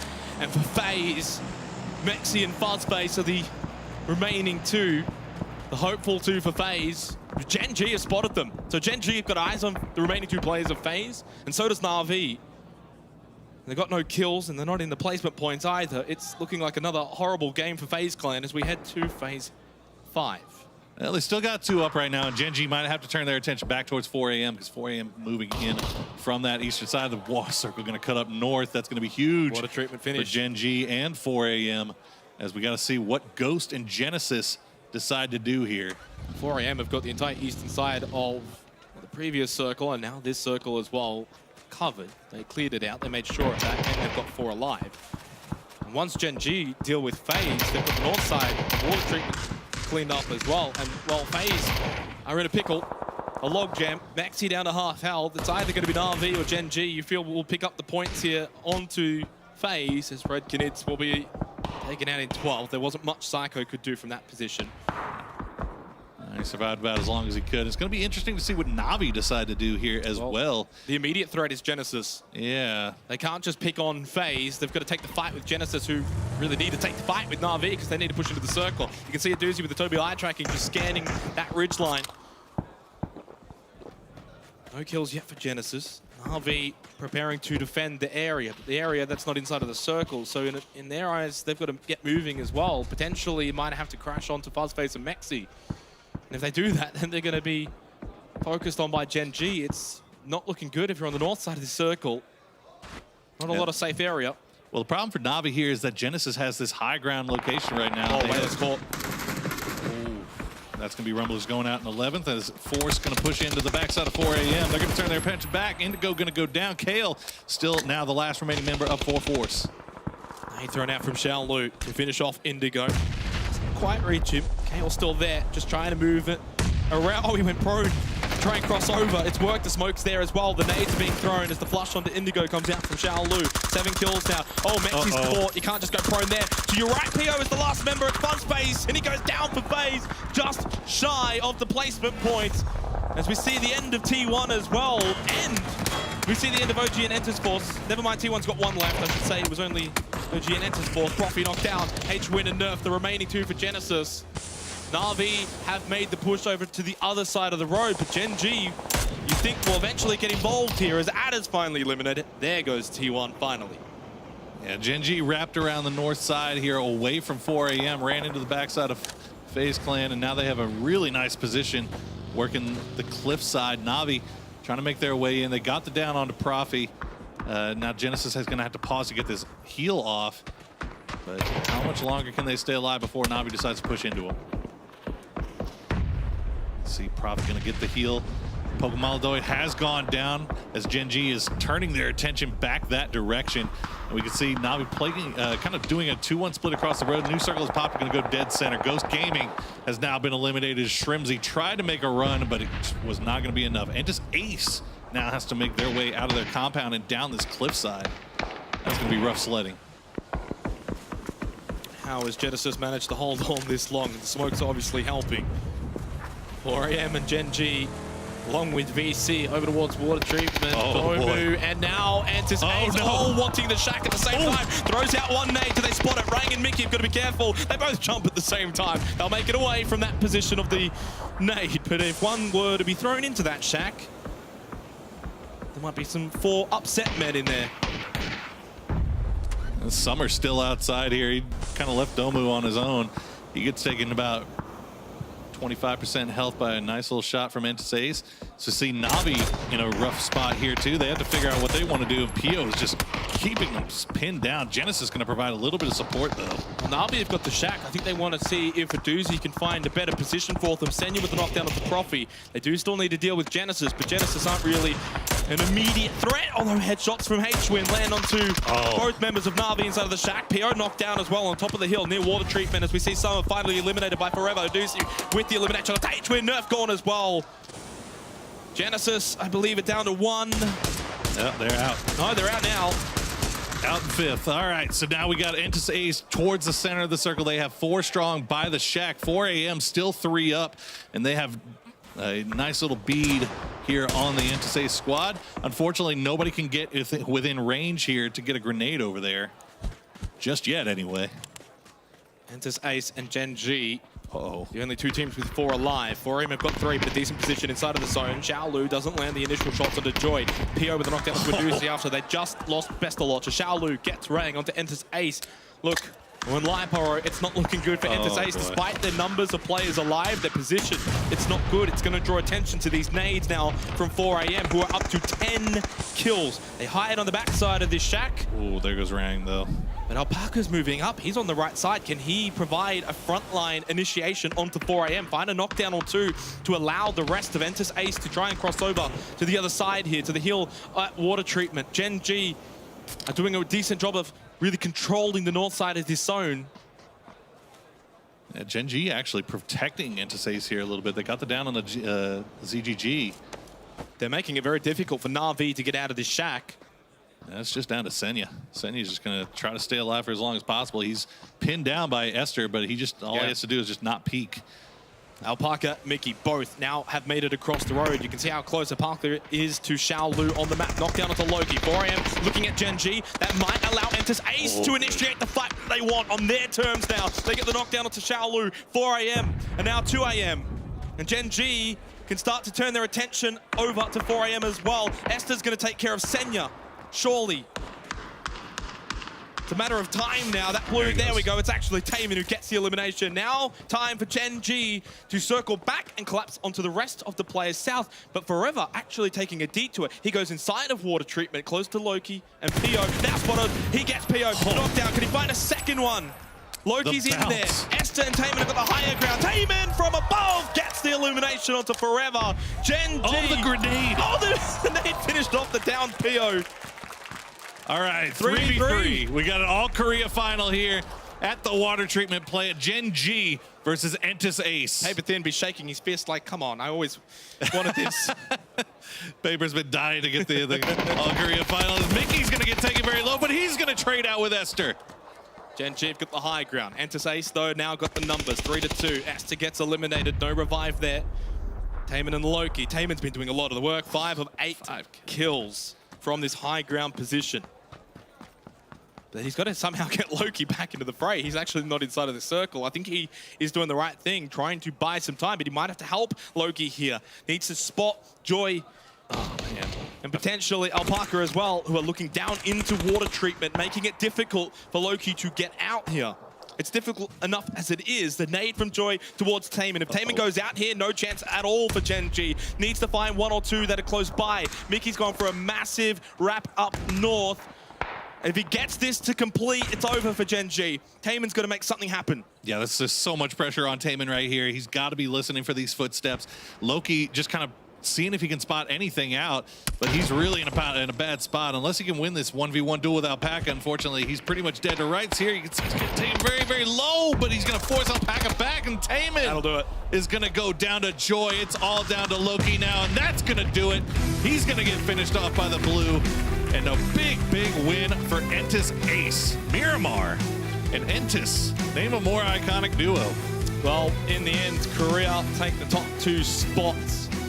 It wasn't a flashy finish by any means. I mean, I think for Gen G, the fact that they had to go into water treatment to deal with 4AM made it a lot harder for them to have a better finish there towards the final fight with Entis Ace. And Entis Ace played that so well. You consider the move to the shack, then from the shack having to cross the road to take on 4AM, and then from dealing with 4AM to pushing up towards Gen G, which was not exactly a foregone conclusion. They had the lower ground. Gen G had the high ground, despite the fact that one was in water treatment. They maybe should have still done a bit better. So, well played by OG and Entis Ace, and that'll do them a world of good with 1 game to go today. Absolutely, and you can't deny the fact, though, that 4AM, despite finishing 3rd, they come home with 12 kills. They racked up a lot of points from this lobby and took a lot of those points away out of the pockets of everybody else. I mean, look, Genesis finished in 5th place, 0 kills. I mean, you could almost say that I think for 4AM, they don't even have to play tomorrow.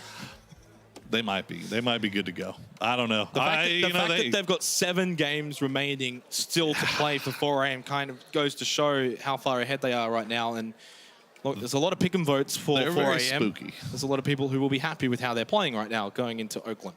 They're a very, very spooky squad. Very spooky. Very scary, very terrifying squad. Another terrifying squad is hanging out over on the desk, ready to talk to Caleris. That was an interesting one. Disrupts the domination here for South Korea as they're able to topple the Chinese Titans that have established themselves throughout the day. Great stuff by OGN Entus Ace. They get the win. For me, my part, they did have a lot of the circles. They did favor OGN Entus Ace. That we've seen that kind of actually be a little bit of the story of their wins. But regardless, they get the win. They got themselves kills on the board. Much needed kills and points moving forwards in these groups. Ace was desperate for a win. Gen G, this is going to make them feel better. PO is able to get kills from the grave, apparently. But the reality is the top 2 teams still only got 4 more kills than 4AM. Like, you combine those teams. That's how powerful 4AM is right now. It's crazy to watch. I loved how Ace, they pushed into that shack and managed to make it work. We could potentially have seen some more gatekeeping from them, but they made it work with the smokes and everything, and ended up taking the 3 versus 3 and won it. I love that. It was risky, though, because VC could have definitely changed the entire play out of that game. You know, had that gone slightly differently, that grenade been a little more prepped. Yeah. Let's check in the highlights here for our first game of Miramar of the day. We have 1 more remaining later on. Whoop. Where did he go? Oh, he's over there. I just want to fly. Back of the bus. Yeah, no, I mean, sometimes, sometimes crazy things happen. And not great for Poppins, but, you know. 4AM was basically just bullying people. Yeah. They just want to kill people. They don't care anymore. They farmed so many points. I mean, basically, they said it. The cast said it. They don't need to play tomorrow. They actually got 65 points now. Oof. In 5 games. Yeah, it's nutty. That is nutty. And you know they're going to do well in the next game, too. So. It's insane. Absolutely crazy. I mean, I think it's better than we'll see a lot of the teams who are eliminated probably won't even have that many points at the end. Mostly, I will say 65 is our hypothetical kind of cutoff, but I think it'll be lower because again, sponges and everything.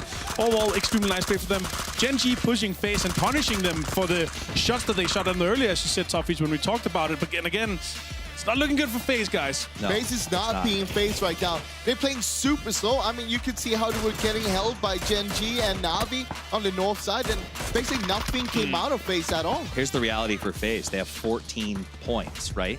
When Liquid finished their first day of play that ultimately eliminated them from this tournament, they had 13. FaZe is almost exactly in the same position Liquid found themselves after a day of play, with a harder field of teams to deal with, and that worries me.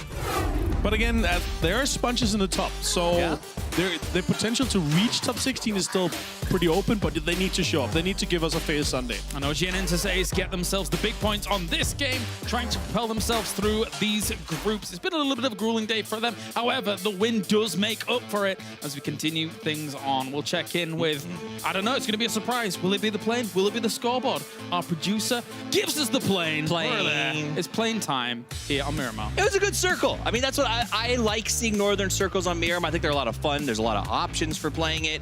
I think most of the teams are going to be relatively happy with how they saw that first circle establish itself. Yeah, I mean, we got a very northern circle. FaZe Clan, though, they dropped on the north side on Torre Ahumada. Ahumada? Well played. I mean, basically, they should have gone into a really good position. Sure, it was decent where they got to, but at the same time, they took a position they couldn't get out from. They were just getting gatekept by the others. What makes this exact zone, especially the last part of the zone, the fourth circle, is just a valley of death in between with the road, because everything goes down. So whether you find yourself on the right side of the road in the end, that, like how you've played before, that determines your destiny in the end.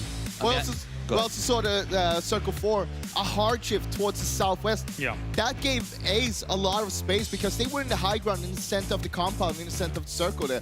Basically, the circle went away from them, but they still played the high ground very well, which we can see here. As you look at those tracks there on the map below, you can see there's a temptation, I think, to maybe take a little away from 4AM because they didn't have to move very far. But if you looked at the way that they moved, it was never stopping. They were constantly looking for things, always checking, and they moved almost as far, I think, on foot as everyone else sort of had to move in cars. And I like that proactivity instead of just sitting still and holding the top of a hill. I mean, what I like with 4AM is even if they lose people, they just keep on going. They don't stop. They're not trying to get into just the placements like we can see with some other teams. They want to go for the kills. And a big one for Ace. Ace definitely needed to put some more points on the board. They're running a little slow going into this one. I think they're in 10th place on the day with only 16 points. This is going to be a huge bump for them. I think 4AM will still walk away with second in the overall scoring, but that'll push Ace, I think, a little more comfortably into preparing for tomorrow. But they still need another big game. A lot more. I think they're actually going to be close to being kind of safe here. They can get a few points, then it's going to be looking very good. 18 points, though.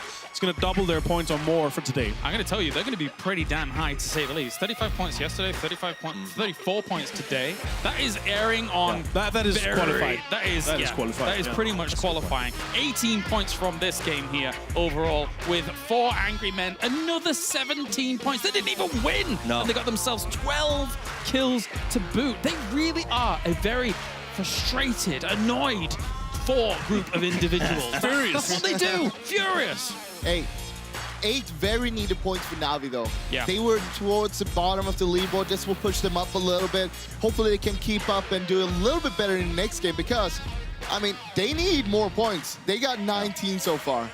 They're looking pretty good, though. 61 points is kind of on the cusp, though. I doubt that we're going to see 12, like 11, 12 teams pass them after we're done after today, so they're looking very good. W-Click showing even more consistency. They end up in 4th. This is a team that has been sort of quietly pushing themselves into what I think will be the top 16, as their consistency has been impressive. This is a weird thing. All right, just bear with me here for a moment. Okay. It's very unlikely we see many, if any, teams break 3-digit numbers when it comes to this semi-final stage. However, 4 angry men could quite easily do that when it comes to, if they continue that performance on tomorrow. You can see OGN enters Ace there with 69 points. As you mentioned, almost assuredly qualifying themselves for the finals in Oakland. Yeah, we saw VC with 93 points after 12 games in elimination here, so yeah, I'm expecting them to beat the 100. I'm looking forward to it, and the People's Champ, they are showing up. It's impressive. Literally, 4 angry men in 3rd place after 5 games is mind-boggling to me. I know they were good, but man, this good.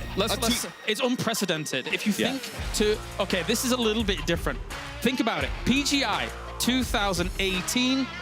OMG, with the way that they were able to dominate that day, where they got first, it was a little bit different to this, of course, but it's the same kind of ilk, the same kind of mind frame here that we're seeing from a team like 4 Angry Men. That if they continue this on, they could be a world champion. I mean, right now they look like world champions.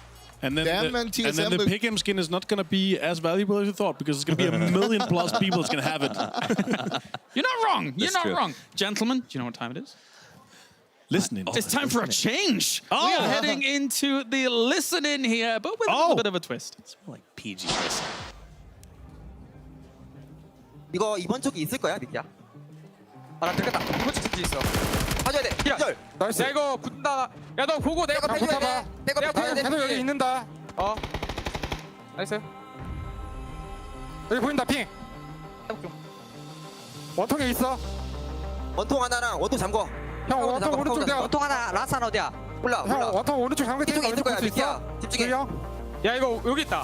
4번 원통 왼쪽 봐봐. 4번으로 빠졌다. 거기가 라스야 아니면 뭐야? 한 명이야. 하나 더 남았어. 하나 50. 나이스. 천천히 들어와야 된다. 형 그 원통 안에 내가 확실히 잡아줄게. 2대3 맞지 이거? 왼쪽 2대3. 이거 원통만 잠가봐봐. 우리가 잠가줄게. 나 믿어. 가자. 왼쪽 가고 있어. 2대2. 크게 도는 중. 조형 빨라. 빠른 거 하겠네. 야 저기 인서클이야? 저기 아웃. 간다. 비켜. 안 보여. 폭 갈게. 저거. 확인 소리 안 돼. 원통 다시 잠고 올게. 너 하지 마봐. 비켜. 원통 지금 2대 때려놨거든? 기절. 라스. 아래. 라스 저거야. 라스. 천천히. 왼쪽 감고. 나이스. 야 갔다. 드디어 갔다. 잘했다. That's right, one word is transcending language barriers. But overall, it's really weird. All of these teams listening to the same tense music in these listen-ins as well. A little bit more frantic there, though, for some of the moments as they're trying to deal with Gen G, but still very controlled. Yeah, I mean, it reflected an excitement of a kind of a mediocre day coming to like sort of a climax for them. They were excited. They were really pushing for that win, and they executed it well. And it was not an easy one. They had a huge rotation to get there. They crossed half the map, and they earned it. Yeah, but they played well as well. You saw that up there. They were just putting up a long line there, make sure if someone gets knocked, someone else can just step it up and just get the trade straight away. Yep. Especially getting the opening knock as well. They maintained so much control, had by far the upper hand, nearly gatekeeping Gen G in the end. There's extremely well executed by them. For day 2, though, so far, we have one more game coming up. The East has absolutely dominated every single facet of today, it feels like. So it's an extremely strong performance from China so far. It's a strong performance from South Korea so far. Very strong. I haven't understood a sound clip And yet. there's one more team, though. W-Click. W-Click. They have been super Impressive. strong today. They have been playing very well. Like, I am actually astounded by how good they've been playing today. 8 points per game on average over 5 games here, especially how well the Eastern teams have been playing. It's really nice to see they're pulling up like this. They pretty much put themselves in a position to be in the top 16. And I'm excited to see if they can lock it down here in the last game. All right, gentlemen, time for a short break. And then when we return, we have more PGC coming at you. A huge thank you to some of our sponsors, of course. Plantronics and HyperX here representing at the PGC. We'll see you in a few moments for the final game of the day.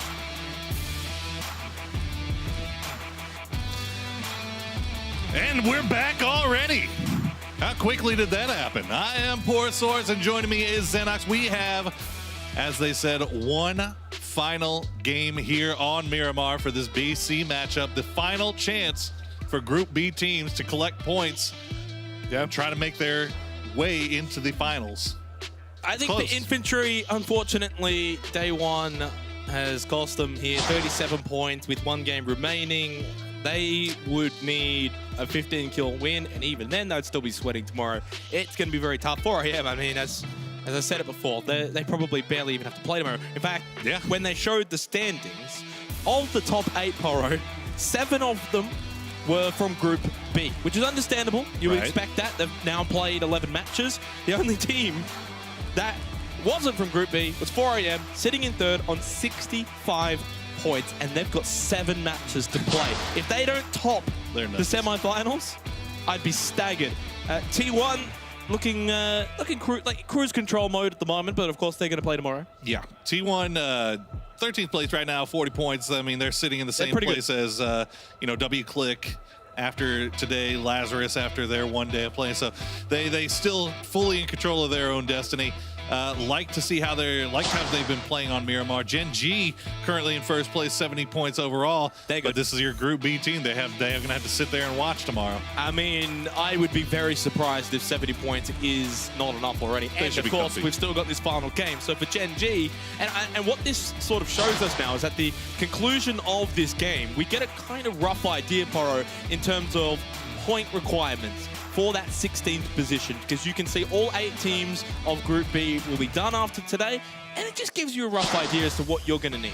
Yeah, and you know, there's, as they said, I mentioned on the desk, I think Kalera said, day 1 was the day of the Western teams. Day 2, really kind of turning things on for the Eastern boys. China, Korea, all doing really, really well today. We have not seen So much. what you're saying is day 3 is going to be the day of the OCE team. Oh boy. You know, I have faith. I'm not going to take that faith away from you, buddy. You can take that with you to the grave. Wow, that's as straight as an arrow. That is about the nicest plane you want to see coming across the south side. That's going to open up pretty much everything. South Pozo and San Martin now. El Azahar probably still in play. Anything north of that, you might have to travel a little bit farther. But this is not a bad plane here for your last day of the game. As you said, last match of the day. Match 6 of day 2 of the semi-finals. And for 8 teams, it will be their last game until maybe Oakland. Until next weekend. Until maybe Oakland. Until you don't maybe, make it. And that could be your final game of PGC. I don't know. They don't know. They'll be watching tomorrow to find out, of course, when it is going to be A versus C. But now, final game of B versus C. Let's see how it plays out. Oh boy. Well, that's not a good start for If this Navi. doesn't just encapsulate the day that Navi's been having today, I don't know what does. Senya already going to get knocked. He should get res, though. He should be fine. There's nobody anywhere really near them. They're just off to the west opposite. Yeah, Pokemon going to go ahead and be fine. Provide a little bit of support for his fallen teammate. Navi inside of the top 8 currently, which is where you really need to be. Dead center circle. All right. Man, this is like the perfect game. We had the straightest plane path. Now, Yeah. Dead center circle. You really can't ask for more than that. I mean, honestly, 100% playable again. Yeah. If the players definitely can't complain about this one. There we go. Senya has been healed up. Just make sure you don't run over any rocks that are too big. Don't run into any walls. He should be fine. You know, we talk about how, he's got one knock now. He's going to bleed out faster later. Well, I mean, that hasn't really been a problem for them. They've been... It's one of those things where it's not going to be an issue, but if it becomes an issue, I don't think that's the main reason for your concern there. It's not an issue until it is. If he's getting constantly knocked, then something's going wrong anyway, right? So you can't go back and blame that. So, look, they'll be fine. They'll find the first aid kit, painkiller. He'll be back up to full health, and then they'll be jolly. Check in 4 a.m. extremely wide split. I mean, this is how confident they are, right? They're farming. When you're playing this well, when you have this many points, you basically say at the end, we have faith in all of our teammates to the point where we can send them off solo and tell them, hey, don't die. Yeah. Maybe get a couple of kills if you can, and they're going to do it. And it also brings up an interesting thing tomorrow. 4 a.m. can basically decide if there's somebody that they don't want to make it. Oh, no, you're not suggesting what I think you are.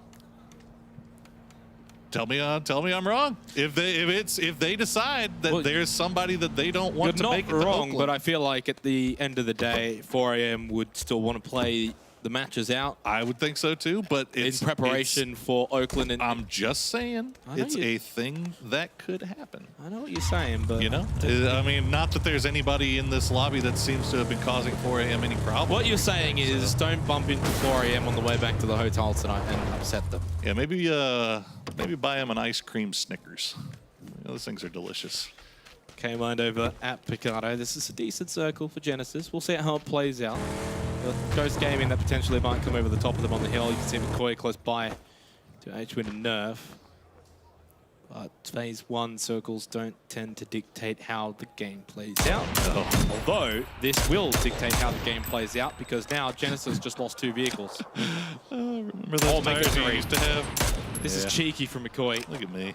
I like it. This is going back to phase 2 when McCoy found out we were keeping stats on things like tires destroyed and windows broken. He has gotten some fantastic practice throughout the course of 3 phases on the best way to destroy tires. Profi's still got a vehicle from what I can see on the map, but they've just lost 3 other vehicles. Oh, Silson close by to Bollier. 2-time spray at the M416. Gets him to half health, but that's all it will be. If infantry is going to have a snowball's chance to make it to Oakland at this point, they need to come up with something magical. Yeah, look, they'll have to. I think they would even have to break the PGC kill record of 15, which I think we've seen about 3 teams tie that figure so far. McCoy getting K-Mind down to half health from long range. Their day today, though, for infantry has been much, much better. But you have 8 points in 6 games. It's very unlikely. That's a pretty low bar on how to get better. Now, what I want to sort of touch on is those teams in the bottom 4, more so FaZe on 14 points. Right now, they're in the bottom 3 of the total leaderboard. Ooh, that was real close. McCoy. They told him, okay, we're pretty much done with you shooting our tires, buddy. And he gets 2 quick headshots. Probably going to let him know, we're done with you, buddy. But yeah. Tire popper himself, McCoy. Yeah. Just gets a taste of his own medicine there. His dome popped that time. But you're right. I mean, FaZe has been struggling so hard today. If they were to go out in this game with 0 points, they'd be below Vendetta. Yeah, from yesterday. I mean, considering how well they performed in group phases, and they just keep running into Navi. A lot of people have written off Vendetta. I mean, are you going to write off FaZe if they're going into tomorrow on 14 points? Oh, you're comparing Vendetta to FaZe now? Just saying. Hey, just saying. Well, I'm just saying, hopefully FaZe. Look, a big game is required from them here. Yeah, exactly. They got 1 game at least to try and get a bit more of a leg up. Like, if they can get even 10 to 15 points here, which is obviously not out of the realms of possibility for FaZe, then they're right back in the middle of the pack. Yeah, and I mean, that's the biggest thing too, right? Is that you they had a rough day on Erangel, and usually if you're going to have a rough day on Erangel, you can afford to have a rough day on one of two maps. You can't afford to have a rough day on Otherwise, if they get nothing from this game, I'm already prepared for the memes in chat of, hey, it's Team Liquid. We've saved you a seat on the plane. Man. Look, they expect it from me. They don't expect it from you. I'm not an EU. See, I've been good. Not EU. I've been very good. I've been very. I'm not EU or NA. I'm neutral. You're neutral. Yeah, but about as neutral as the most non-neutral thing I could think of. Okay, Daisy, the rest of Navi trying to make it through Monte Nuevo. They're on the very far outside part of the circle. This is a slow rotation from them. This might be kind of indicative of the struggles that they've been having.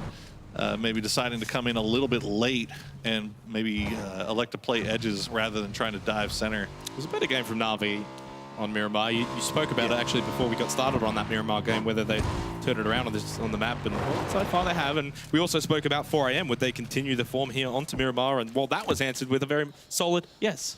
Yeah, no, I mean, look, Navi, so far, this tournament has not been the greatest for them. And you looked at a group phase. People keep saying this, but it hasn't. They're fine. They are fine, but this is not. When expectations are set so high for you because of how well you perform in your own region. Doesn't matter if you win by an inch or a mile. Right now, they're doing enough. And if they can have another solid game here, they most likely will make it to Oakland. So let's take a step back a little bit here and see how. Well, I haven't put them in the grave just yet. Well, it sounds like it. They're having a little rough sledding. All right, 4 AM. Let's check in on the gang. They are all by themselves. Loki going to run right into Summer. Summer going to send some shots his way, try to push him back. Yeah, I think Loki just looking for position. Summer's already there. He'll fire out the warning shot saying, shoo fly, go away, don't bother me. Yeah, Summer was ready to bail on this if he needed to, which is good heads-up play from him, but fortunately it looks like he should be fine staying where he's at. Genji's not in a rush here. They've got the mountain just south of San Martin. Yeah. If it goes north for phase 2, then they definitely don't need to be moving too far anyway. They're just south of them is Ghost. But now they'll hold up and just see what the next 10 seconds will bring us for phase number 2 of match 6 of day 2 of the semifinals. FaZe got a really nice split here going on across Picada. They got two. Oh boy, Mexi now going to be the only one inside of there for them. But this is going to be an interesting new circle as we have centered up on Minas Generalis. You have the entire north side here, Hacienda, everything north of the road. This is going to cause a lot of rotations because from what we saw of the fluctuation of teams was on the western side predominantly. Now, of course, if we could see the map right now, it's literally just cars everywhere rotating. Oh yeah, SKT is about as centered up as anybody is over there in the graveyard, just between graveyard and Minas. And T1 taking shots at VC as well, so they're in a decent position. AHQ at Minas as well. Yeah. Not looking too bad either. Freaks on the move early will be coming in from the east. There's 4 Angry Men going in very low down at Los Leones. They're actually just right behind WClick's Herald. Xiaolu just being cautious. That's okay. But WClick aren't going to be doing any shenanigans. They'll keep moving. They'll keep rotating. It's better to get inside of this circle as quick as possible. Yeah, Silzen and the rest of WClick already almost reaching the southern part, the southeastern side of this circle, so they should be all right. As we see Xiong Yang going to take some long-range shots here at Lin, as infantry coming between a Freak of Freaks Fatal and the Force Gang. And AHQ as well at Minas. Like, they can get involved in this action if they want to. Milk set up on the high ground at the back of the city. Should be able to find a vantage point where he can spot infantry coming in. Now the shots come in from AHQ. Lin firing back over to Minas towards AHQ. Infantry get here. Yeah, they're fortunate for them. They do have they have left split, but they get there. Yeah, they've left Longskar way off to the south here to try to cover their advance. But now Longskar is going to be all by himself here. You can see way off in the distance there, tiny little Longskar. Oh, this is interesting. Uh-oh, this is not good. Mexi's going to be pushing over to Jeff Locker and the rest of T1. He's got Uber beside him for a bit of help, a bit of backup. 8C and Fuzzface are still way further back, just south of Graveyard. They're not up close and personal here. And I don't even think they'll have an angle to help out against T1. Jeff Locker got the Winnie with the scope. He's going to see if he can maybe land something here, but it looks like they're just going to reposition a little bit. Shots coming out from somewhere else, actually. Yeah, I think that's Antis-Ace. Antis-Ace. You can see them there on your screen, just on the other side of FaZe, south of them. Here, La Bendita. Hot property, real estate around this area, and FaZe wanted to get a piece of it. They have.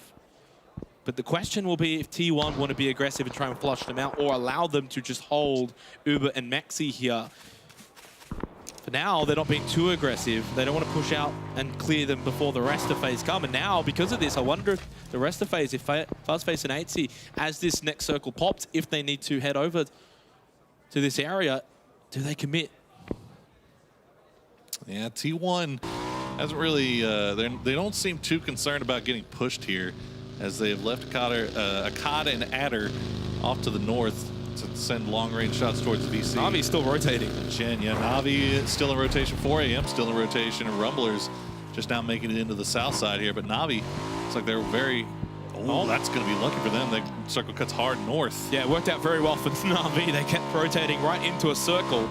VC with a 2-2 split. Will they try and group this up, expecting a lot of teams to rotate towards it? Looks like that will happen. Domu and Summer on the move to group up with Tide and DJ Boy. Navi and the warehouses, they're in a decent spot for this circle.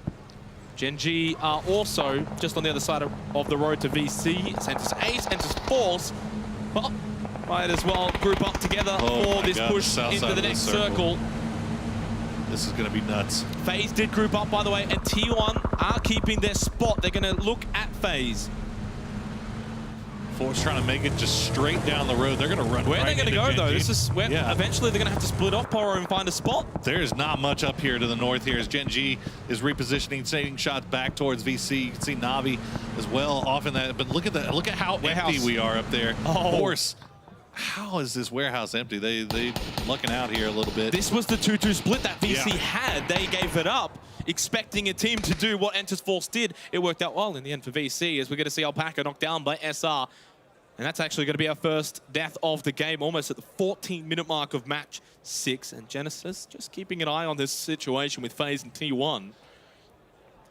This is desperate times for FaZe Clan. Yeah, Genesis in a tough spot here too. I mean, they're on foot. They're outside a circle here on the edge, just as kind of in the same rough spot as FaZe and T1.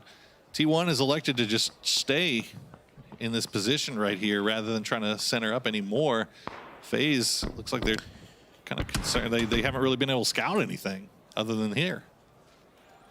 You don't want to move in blind. We also have a big bottleneck going over there at Junkyard in the southeastern part of this circle. It's got about 5 teams right on top of each other. Yeah, that's Rumblers, Afrika Freaks, Infantry, Red Knids, as you said, over at Junkyard. So Junkyard, Graveyard is where we're seeing a large bottleneck on the western east of this phase 3 circle. Long skirt spotted by Raspu, but it's Lin who gets the headshot. Lost HD finds a knockdown onto Lambu. Yeah, this is, I mean, look, this is Infantry's last hurrah right here. They need to get points, so they need to turn their attention over here towards Red Cannon. Oh, does he get 8C and Uber? This would be disastrous for FaZe. 8C's going to be knocked down, so is Uber. Nerf and H-Win pick up the double. And for FaZe Clan, it goes from bad to worse for the final game of the day. Do they remain on just 14 points? Mexi and Fuzzface are going to have to pull a rabbit out of the hat to find some points for FaZe. Look at the reposition coming out from a T1, though. They're going to find K-Mine. Helen just off to the side here on the cliffs here. Might be able to flush him out with the grenade. Nerf's going to throw a preemptive one to make sure they don't get pushed. Finds a knockdown onto a CAD. Every point matters. Oh my God, this circle. VC have got the phase 4 shift in their favor. Howland high ground over Nerf. Finally gets him with a spray. They're going to look to get the revive onto a cat. Ada has to go for that. Fuzzface is in the vehicle. He's on the move for FaZe to just try and get out of it. He's actually pushing onto a cat. We're going to see Profi knocked down. T1's actually split between both Genesis and the remaining force of FaZe Clan. So they haven't actually got all the same members committed to one fight. K-Mine finds the knockdown onto Jeff Locker. Ada's climbing to heaven, basically. What? 2 left for T1. I don't know if this is the spot to be Ada. Hallen's got Genesis to deal with. Ada from heavens with the knockdown onto Fuzzface. The quick flush. 1 remains for FaZe Clan. The reposition from Adder, and look at this, Win is out in the middle of freaking nowhere. He's just been sent to try to get into the circle by the rest of Genesis, I think, as Adder gonna go for the res. Mexi. And Mexi, what are you gonna do, buddy? This is it. You're the last one. An eternity to go to even get inside of the next circle. Genesis will continue their fight with T1. They got the revive. So now it's actually technically 2v3. Because T1 are really split from that earlier fight with FaZe. As you mentioned before, though, HWin in a good position north of this compound. He'll be able to spot as T1 try and move away from the south of this compound. There's the nade. He's got one more to deal with. It was thrown towards Helen, but it's short. It's actually well short. And now both Genesis and T1 moving together. I think we're going to see the end of Mexi here. Oh, he runs out of time, space, and life. FaZe Clan only 14 points going into tomorrow. Disaster. Win's going to get a few shots in there. Profi's going to get Jeff Locke and get the flush. It's down to Helen. You can see Otter and Akkad way off in the distance. They have a little bit of a range here. Helen's going to just, I don't know what the hope was there. The plan to run across wide open terrain. Genesis picking up a lot of kills and points from this exchange. Akkad with a knockdown onto Profi. 2v2 now remaining as we're seeing the pushing from Na'Vi on the Ghost Gaming. Pestilence has found some kills with a nade, and Drassel's all that remains. 11 health. Has a first aid kit, has a smoke. It was only one though. Throws that out. Red cannons are being eliminated. It's all happening right now as the nade is thrown towards the concrete building of Na'Vi. Oh my goodness. The pre-nade from Bestalok there. Oh, that'll be the end of Drassel. Not what? Oh. I really thought that would have been enough, but apparently not so. I think he did too. Because he is very, very lucky right here. Bestalok gonna just throwing Molotovs here. He wants to go for the res, but he can't be sure that he's not getting pushed here. Yeah, I think Drassel just gonna hide. Try to stay alive. He's got no one behind him. That's the fortunate part. Gen G do have a slight angle, but it's slight. The revive onto Aduzi takes place and is confirmed. Bestalok, though, still concerned with Drassel. The underarm, you can see just the tags on Drassel in the background there, and it will be Xiao Lu from 4 AM who will send Ghost Gaming packing in 13th position. In the interest of coming across completely unbiased here, Ghost Gaming having a terrible day today as well. Genesis still inside of the blue, by the way. You can't even see them. There they go in 12th position. That's how far back they were. And now all that remains is the loot crate. This circle favoring VC heavily. Michael Fry, the last remaining player up from the Grumblers, as he's going to try to stay alive for a little bit longer. 4 AM, still 4 strong, because of course they are. It's a bloodbath though. 9 teams, 31 alive at the 19.5-minute mark. And 4 AM have only got 1 kill so far. How many more are they going to collect along the way? As W-Click move into the circle. Hill just above VC. Might have AHQ push on them eventually. Adder and Akkad made it in this circle for T1. So they're still alive from that earlier exchange with both Genesis and FaZe Clan. Let's see that replay of Bestalok, who was getting pushed from Ghost Gaming. It was the preemptive nade. This one right here hides behind the crate, and they had no idea. Just roasting. And Aduzi, I think, was just coming in for party tricks. Yeah. He didn't really do too much there. He did not. He ate a little bit of grenade from his own buddy, but you know what? He got rezzed up. He's fine. As Na'Vi now turning their attention over towards Gen G. As we see Entis Force on the south side, working some terrain. They're basically waiting to see where this next circle goes, because I mean, look, if you look to the west, to the north, it is all open field here. Someone's going to get lucky. Yeah, I mean, that's basically... That's how it's going to work here. Does Na'Vi get the feed for phases 6 and 7 and then don't have to move? Otherwise, if they do, I don't see a way for them to get much more from this game. They've got a decent split. Pokemon Lidoy up north with Senya, but this open field is just horrible. I mean, you got to say, W-Click once again, 4 strong, still in such a great position in this new circle. They've got Harold is down. They should be able to get the res on Good this. position, but a lot of eyes on their position. Yeah, a lot of eyes. AHQ, 4am, Microfry still alive for Rumblers. I mean, as you said, decent spot, but decent spots draw attention.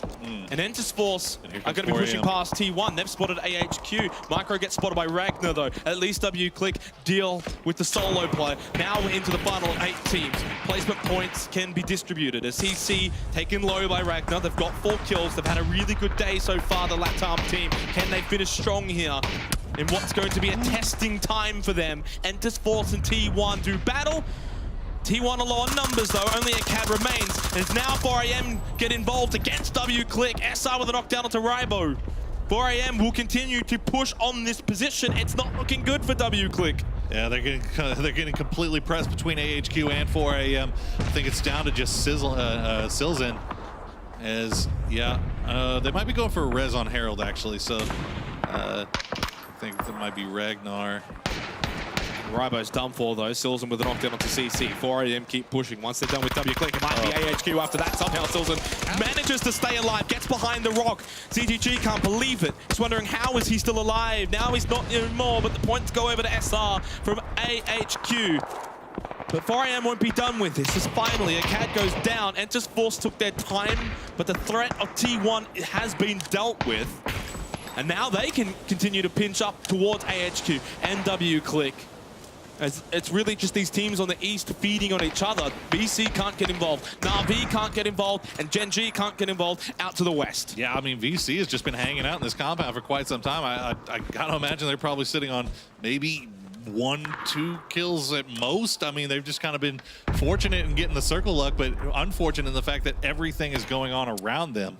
Molodoy and Senya on the move. They're getting shot at from VC, along with Xiaolu of 4am, who has held back anchor position up north. Wow, they're going for a massive wrap up north. You can see pushing onto Xiaolu. Senya knocked down. Molodoy has made it across behind the rock, and he's safe there for now because there's no one behind him.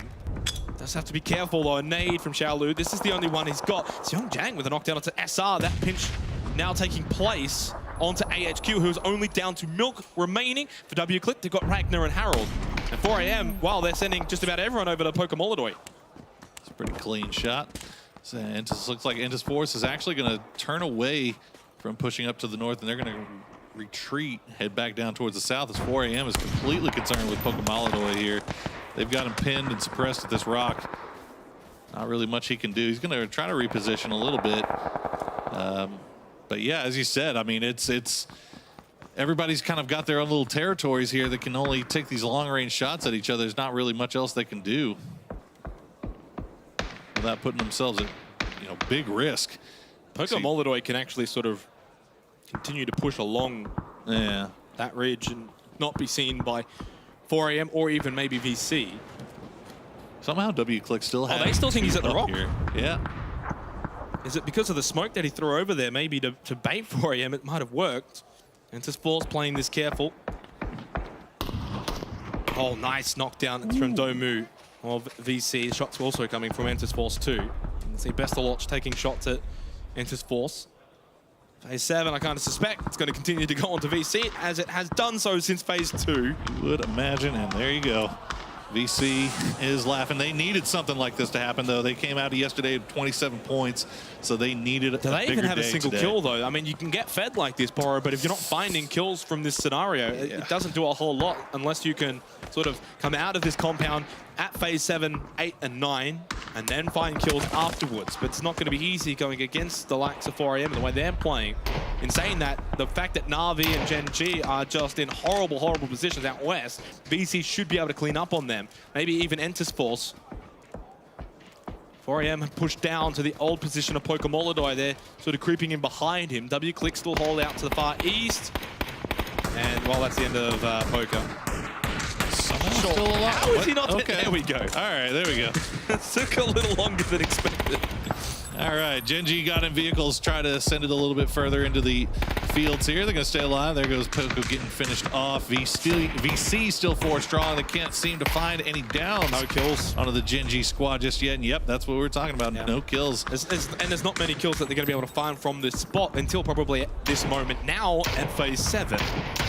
because everyone's starting to push closer towards them. Gen G have got to push out to the open, so does Na'Vi. But then 4AM are the ones who have got a slightly higher position, and they're the ones getting the knockdowns. You saw Forever get the knockdown onto Doozy. Roasted right now. Harold getting involved, gets the elimination onto PO. Taemin as well is going to perish. The best of lot. She finds a knockdown onto Loki. Give this man a nade and he can do just about anything. And Doozy will be finished off, and there goes Best of Watch as well. A nice effort for Na'Vi. There you go, big things popping from the Na'Vi boys. It's going to be difficult from there. Harold's making his way down the hill. Xiaolu spots him, and you think one more shot will do it, and it does. Can they confirm him, though? It's Tide who steals it for VC from 4AM. And that was their first kill of the game. As we're down to 5 teams remaining. Enters Force. You think it'll be 4 now, Raker's gone. Yeah, he's going to go down to the zone there. 5 kills for 4AM, as you said. Now they still have the high ground. They have to worry about Entis Force, though. VC just right in the middle, and they're just... Yeah, they're going to get the circle again. Why not? Certainly going to help out Entis Force. They don't have to move from Phase 8 for now. Gen G are in no man's land. They will be eliminated in 4th position. ZGG picks up the kill for 4AM. 7 kills. Just about ready to set a record, you'd think, here at PGC in terms of points gained over 6 games. Forever with a knockdown onto Indigo. As VC just sort of sit in the middle and watch on as 4AM and Entis Force take pot shots at each other from across the canyon. The thing is, going against... Summer gets involved. When this 4AM VC fight breaks out, 4AM's been fighting through everybody. There, you can see the red helmets, low vests, low everything. Same with OGN and Entis Force. Meanwhile, VC has just been hanging out in this compound, so they probably have a little bit more in the way of armor and utility to work with. Ooh, but that's really close there. They're gonna actually let them push up here. 4AM pushing into the compound. DJ Boy with the nade, primes it. Ready to send it out into the smoke. Wayless for the high ground. Oh, that one's pretty good. He gets the knock. Oh no, he knocked himself down. Wayless, that's just not it. And now ZGG's getting taken very low. VC doing well. Entis Force trying to third party. They don't care who it is. 4AM or VC, they just want to pick up kills. Nate's thrown towards the rock of Xiaolu. He's going to be low as well. 4AM obliterated from VC Gaming. Now Entis Force enter the compound with a hello knockdown onto Tide. 3 left for VC. Can Entis Force get 3 wins on Miramar in 4 games? They have 4 strong. They're pushing in. They have 7 kills already. What else can they get done here? 7 kills. Entis Force have bided their time. VC have dealt with 1 threat from the north. Can they deal with 1 from the south? Summer holds the angle. This might go all the way right down to the final minutes, considering we've got these buildings in play. But in terms of center of the circle, it favors Entis Force more than VC. VC will have to move. DJ Boy on the roof can at least get a bit of high ground. He spotted Seong Jang moving over to Doya. Such a good spot from DJ Boy here if he can make something happen. No nades though, but he does still have 3 smokes. Oh, if he had a nade here. Be huge. He does have that molly, so he can do a little bit of area control. You want to save what utility you have though for the final moments. Domu at the back. 1 nade for Indigo. Oh, he spots DJ Boy on the roof. Now that position's been given away. Summer trying to relocate with the smokes. Seong Jang, though, final nade for him. Does he make it count onto Domu and Summer? Or at least one of them. Oh, he gets Summer! Too slow to move. Domu's low as well. DJ Boy has to get this Molotov out to try and move Seong Jang away from those hay bales, but he just doesn't quite land it on the right spot. Now he uses the SLR. That blue tractor hasn't got a lot of real estate, but it's got enough. And now it's time for DJ Boy to use these smokes. Oh, he got the res, yeah, you're right. Smart. And Domu from the res gets the elimination. 3v3, make it 3v2, because Summer gets Doya. Entis Force now on the back foot. Now they're the ones under pressure. And VC, their tail is up. This fight is completely turned on its head as Domu has now got a great position here. He's going to get the down on the Kale.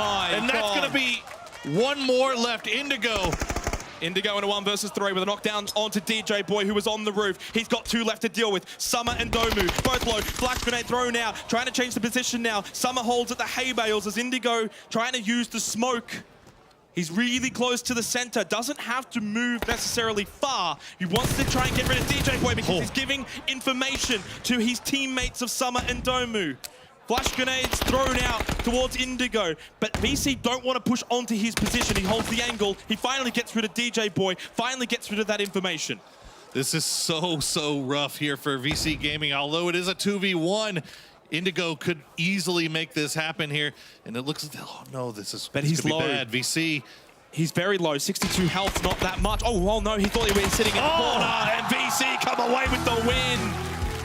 Indigo, confused at the end, thought they were inside the building, hearing the footsteps and the movements, thought they were in the corner. It was a nice pre-fight. It was a nice idea, Poro, but in the end, VC played that so well.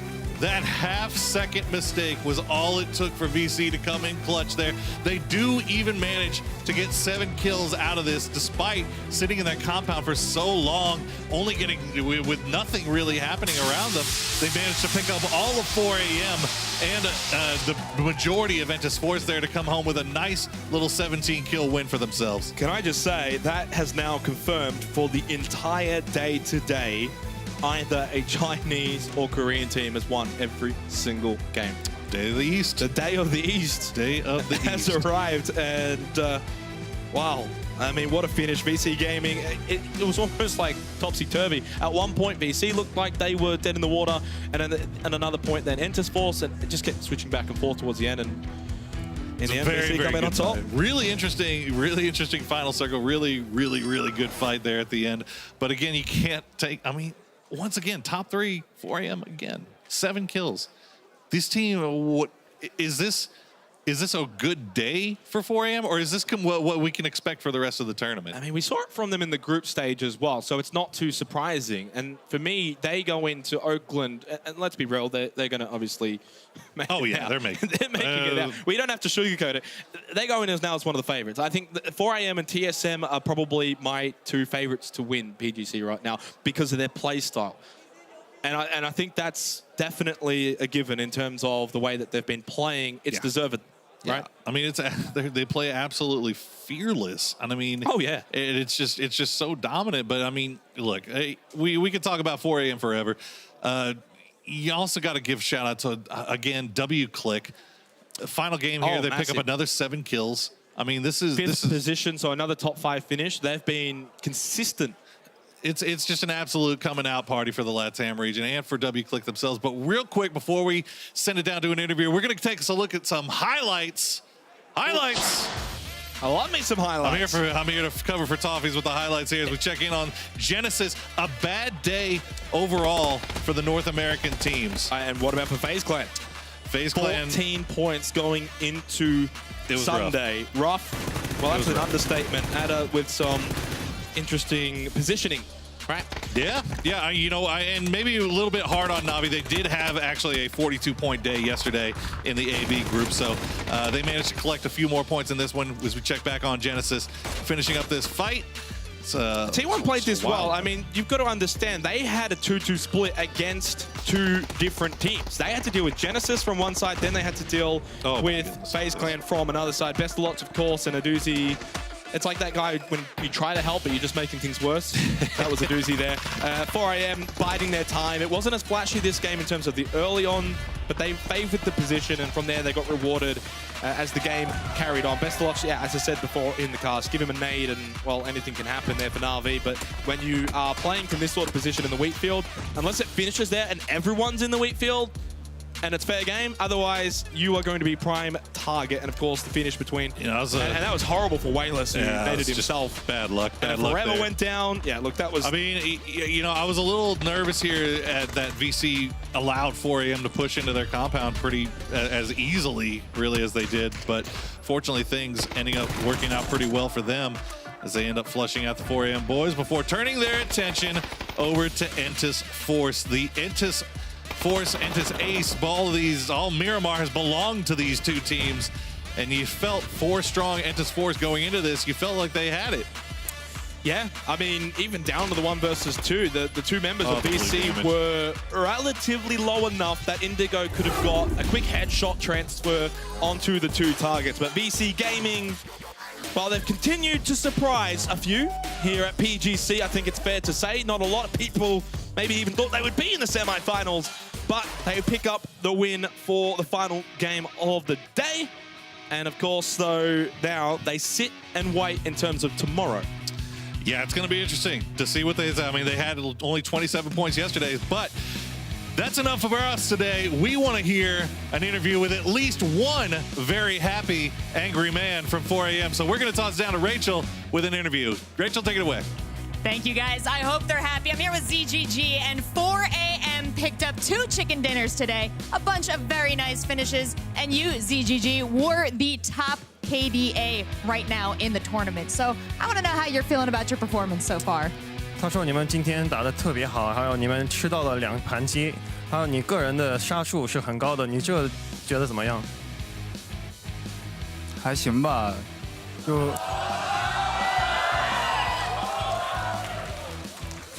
运气有，指挥的好，所以说打得比较好。So it was okay. We had a lot of luck, and then we performed well.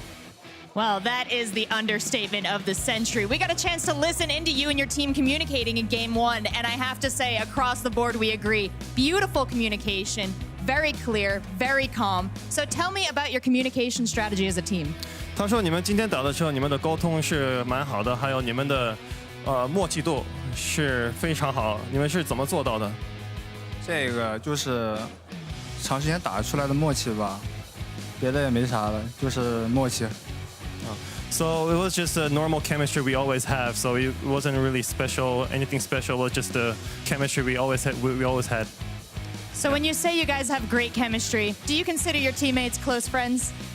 那你说你们的默契度是很高的，那你觉得你们的队员是就像是你的朋友吗？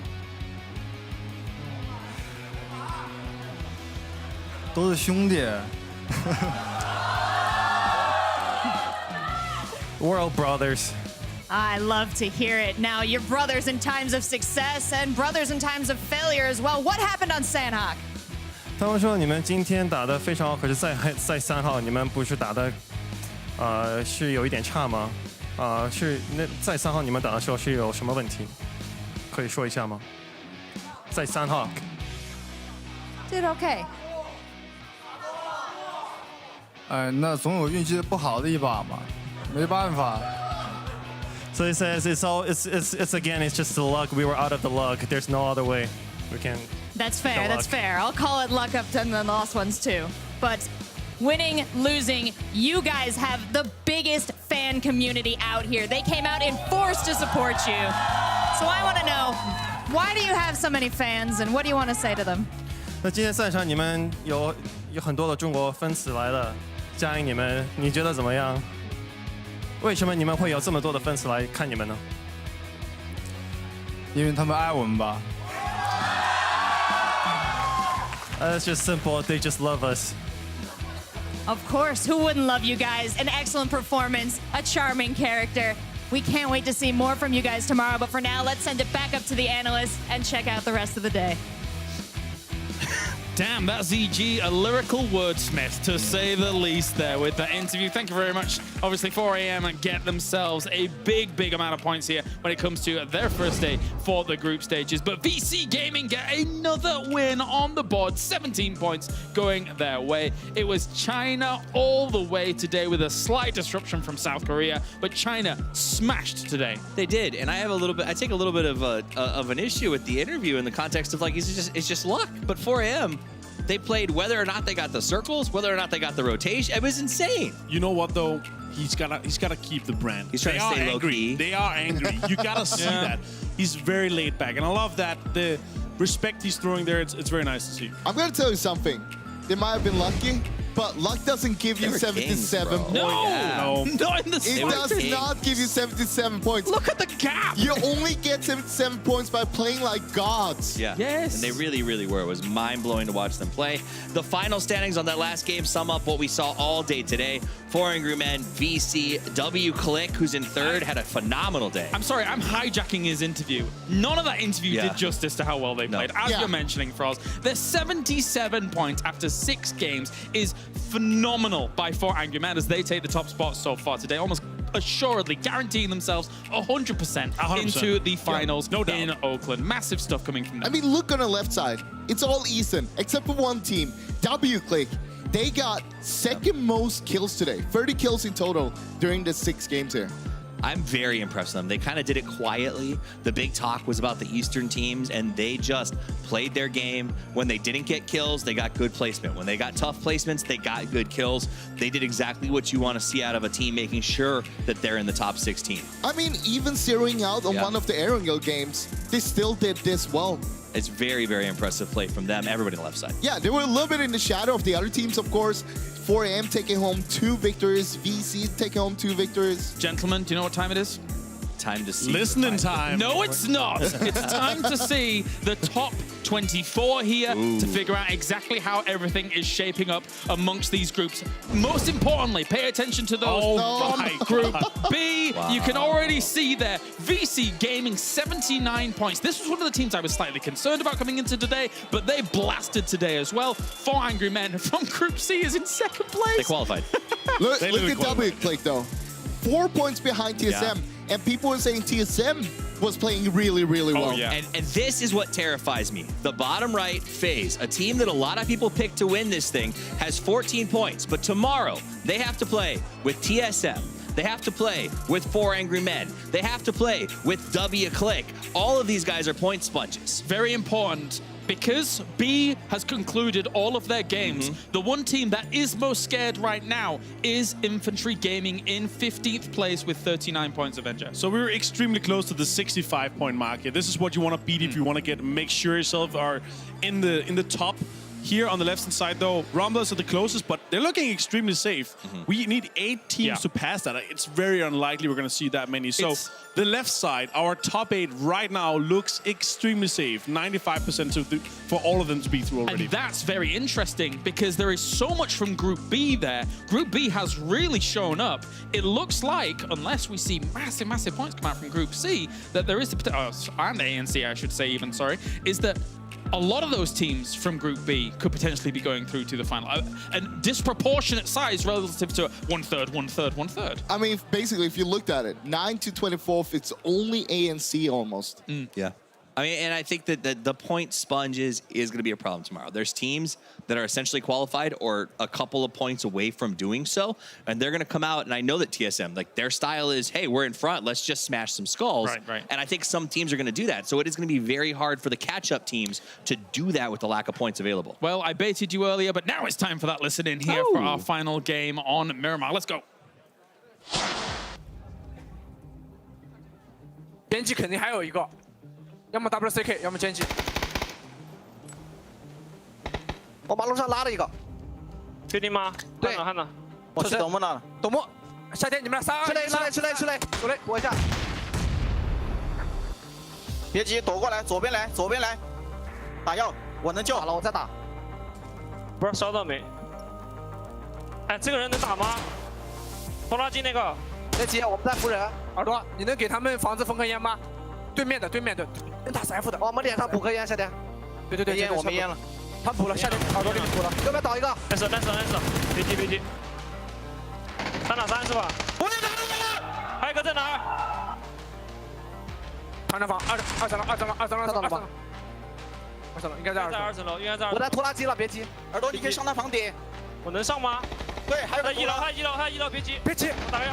怎么打？牛逼！还有一个。别急，我打药。2层2楼，别急，他不带圈，我帮你锁雷。他翻下来了。没事，慢慢来。在左边，龙哥别急，别着急，你们俩一起，不用找他，别找，就在我脚底下，退回来，没事，就在我脚底下。董梦往他脚下丢个闪，防止背面。就在我脚底下。还有吗？再丢个闪。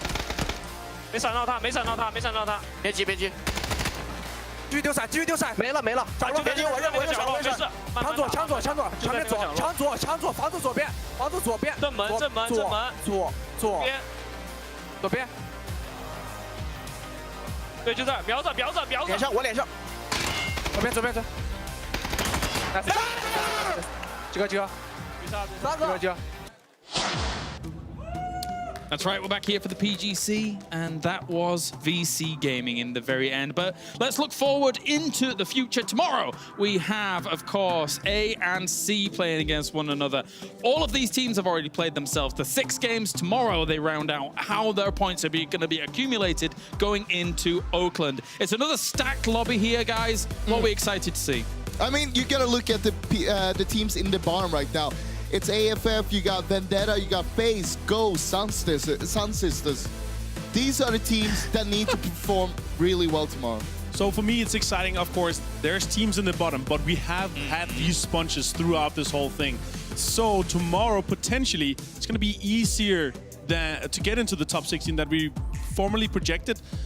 I'm excited to see if we're going to see a FaZe Sunday. If not, it's going to be looking very scary for PEL. I mean... You're right, Toffees. No, Frost casually listed FaZe in this group of catch-up teams. I mean, that's big news. The fact that we are on the cusp of potentially losing FaZe after losing Liquid last weekend is, like, mind-boggling to me. These are 2 teams that we said these guys could win this thing. They were in our picks. Every analyst, I don't care who you are, listed both of those teams as world champion contenders. And now we're staring down the barrel of FaZe, not only having to have a FaZe Sunday, but a FaZe explosion. Like, I mean, they have to win 2 minimum. Aren't you looking forward to that moment where all 3 of us are like, PEL? Oh, yeah, no, listen, when we got here, it was like, man, Europe's the best. Now it's like, oh, TSM, please TSM, please TSM. So, yes, it's kind of cool. Please TSM, good job.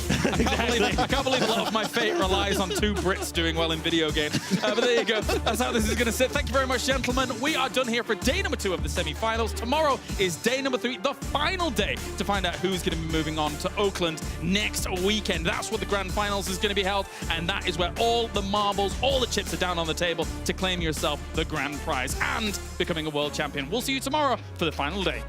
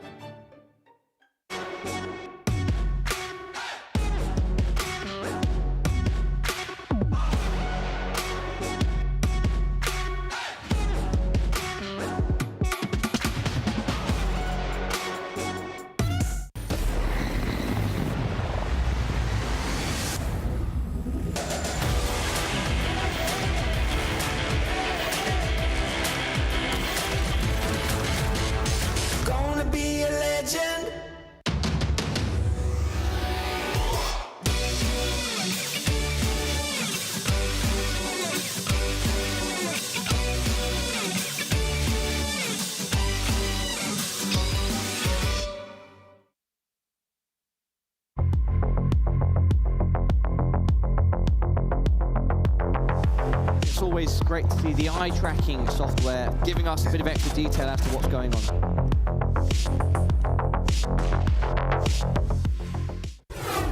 Damn, I'm the life of the party. Pull up in your space and I don't say sorry. Everybody fading, looking for the Rari. I'm not everybody, I'm not everybody. Wake up feeling like a 10. Call me an Uber and he pull up in a Benz. Wake up feeling good again. Want a good time, so I bring my friends. I'm the best, I'm the best, I'm the best, I'm the best, I'm the best. You could kiss the ring, I'm the best, unimpressed with the rest, I'm the best. I'm the best. Will you come closer? I know what you like. Promise you'll come over. We'll have a good time. Have a good time. If you come over, you can spend the night. Spend the night. Promise you'll come over. We'll have a good time. We'll have a good time. I'm the best, I'm the best, I'm the best, I'm the best. You could kiss the ring, I'm the best, unimpressed with the rest, I'm the best.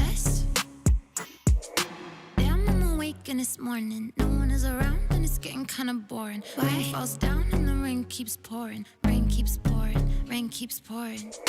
Damn, it feel good when the sun come up. Glass in the air, but I light one up. Friends are all around and they say what up, what up. Pass that cup. I'm the best, I'm the best, I'm the best, I'm the best, I'm the best. You kiss the ring, I'm the best, unimpressed with the rest, I'm the best. Will you come closer? I know what you like. Promise you'll come over. We'll have a good time. Have a time. If you come over, you can spend the night. Promise you'll come over. We'll have a good time. We'll have a good time. I'm the best, I'm the best, I'm the best, I'm the best. Yeah, yeah. You could kiss the ring, I'm the best, unimpressed with the rest, I'm the best. I'm the best, I'm the best, I'm the best, I'm the best, I'm the best. You could kiss the ring, I'm the best, unimpressed with the rest, I'm the best. I'm the best, I'm the best, I'm the best. I've been really living, think I better tone it down. Each night a new city, yeah, I've been all around. Just touched down in LA and you know it's going down. I've been really living, yeah, I've been really living in this town. Will you come closer? I know what you like. Promise you'll come over. Have a good time. We'll have a good time. If you come over, you can spend the night. Promise you'll come over. We'll have a good time. We'll have a good time. I'm the best, I'm the best, I'm the best, I'm the best. Wait. You could kiss the ring, I'm the best, unimpressed with the rest, I'm the best. I'm the best, I'm the best, I'm the best, I'm the best, I'm the best. You could kiss the ring, I'm the best, unimpressed with the rest, I'm the best. Damn, I'm the life of the party. Pull up in your space and I don't say sorry. Everybody fading, looking for the Rari. I'm not everybody, I'm not everybody. Wake up feeling like a 10. Call me an Uber and he pull up in a Benz. Wake up feeling good again. Want a good time, so I bring my friends. I'm the best, I'm the best, I'm the best, I'm the best, I'm the best. You could kiss the ring, I'm the best, unimpressed with the rest, I'm the best. I'm the best. Will you come closer? I know what you like. Promise you'll come over. We'll have a good time. Have a good time. If you come over, you can spend the night. Spend the night. Yes, you'll come over. We'll have a good time. We'll have a good time. I'm the best, I'm the best, I'm the best, I'm the best. You could kiss the ring, I'm the best, unimpressed with the rest, I'm the best. Damn, I'm awake and this morning, no one is around and it's getting kinda boring. Rain falls down and the rain keeps pouring. Rain keeps pouring, rain keeps pouring. Damn, it feel good when the sun come up. Glass in the air, but I light one up. Friends are all around and they say what up, what up. Pass that cup. I'm the best, I'm the best, I'm the best, I'm the best, I'm the best. You kiss the ring, I'm the best, unimpressed with the rest, I'm the best. Will you come closer? I know what you like. Promise you'll come over. We'll have a good time. Have a time. If you come over, you can spend the night.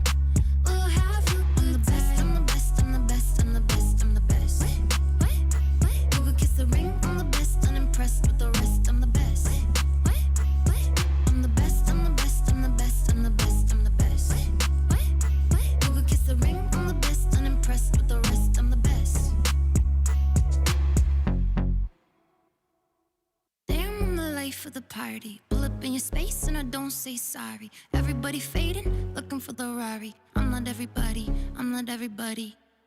Wake up feeling like a 10. Call me an Uber and he pull up in a Benz.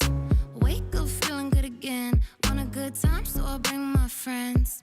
I'm the best, I'm the best, I'm the best, I'm the best, I'm the best. You could kiss the ring, I'm the best, unimpressed with the rest, I'm the best. I'm the best. Will you come closer? I know what you like. Promise you'll come over. We'll have a good time. Have a good time. If you come over, you can spend the night. Spend the night. Promise you'll come over. We'll have a good time. We'll have a good time. I'm the best, I'm the best, I'm the best, I'm the best. You could kiss the ring, I'm the best, unimpressed with the rest, I'm the best. And this morning, no one is around and it's getting kinda boring. Rain falls down and the rain keeps pouring. Rain keeps pouring, rain keeps pouring.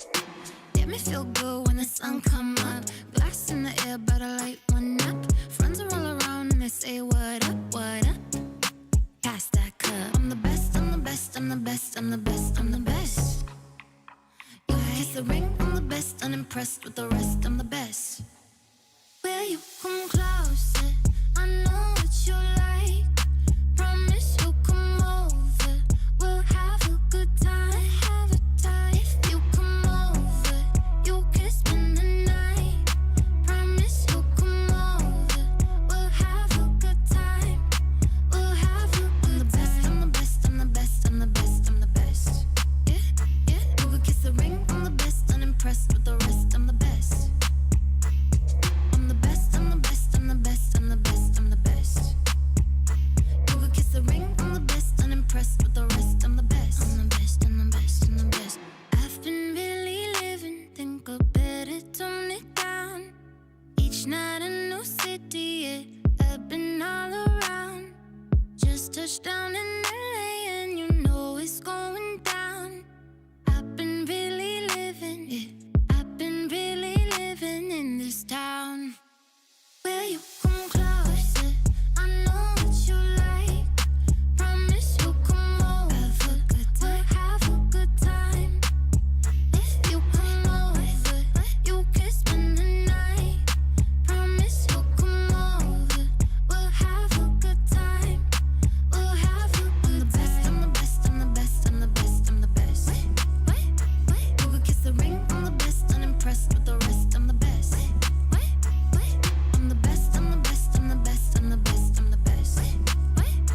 You could kiss the ring, I'm the best, unimpressed with the rest, I'm the best. Damn, I'm the life of the party. Pull up in your space and I don't say sorry. Everybody fading, looking for the Rari. I'm not everybody, I'm not everybody.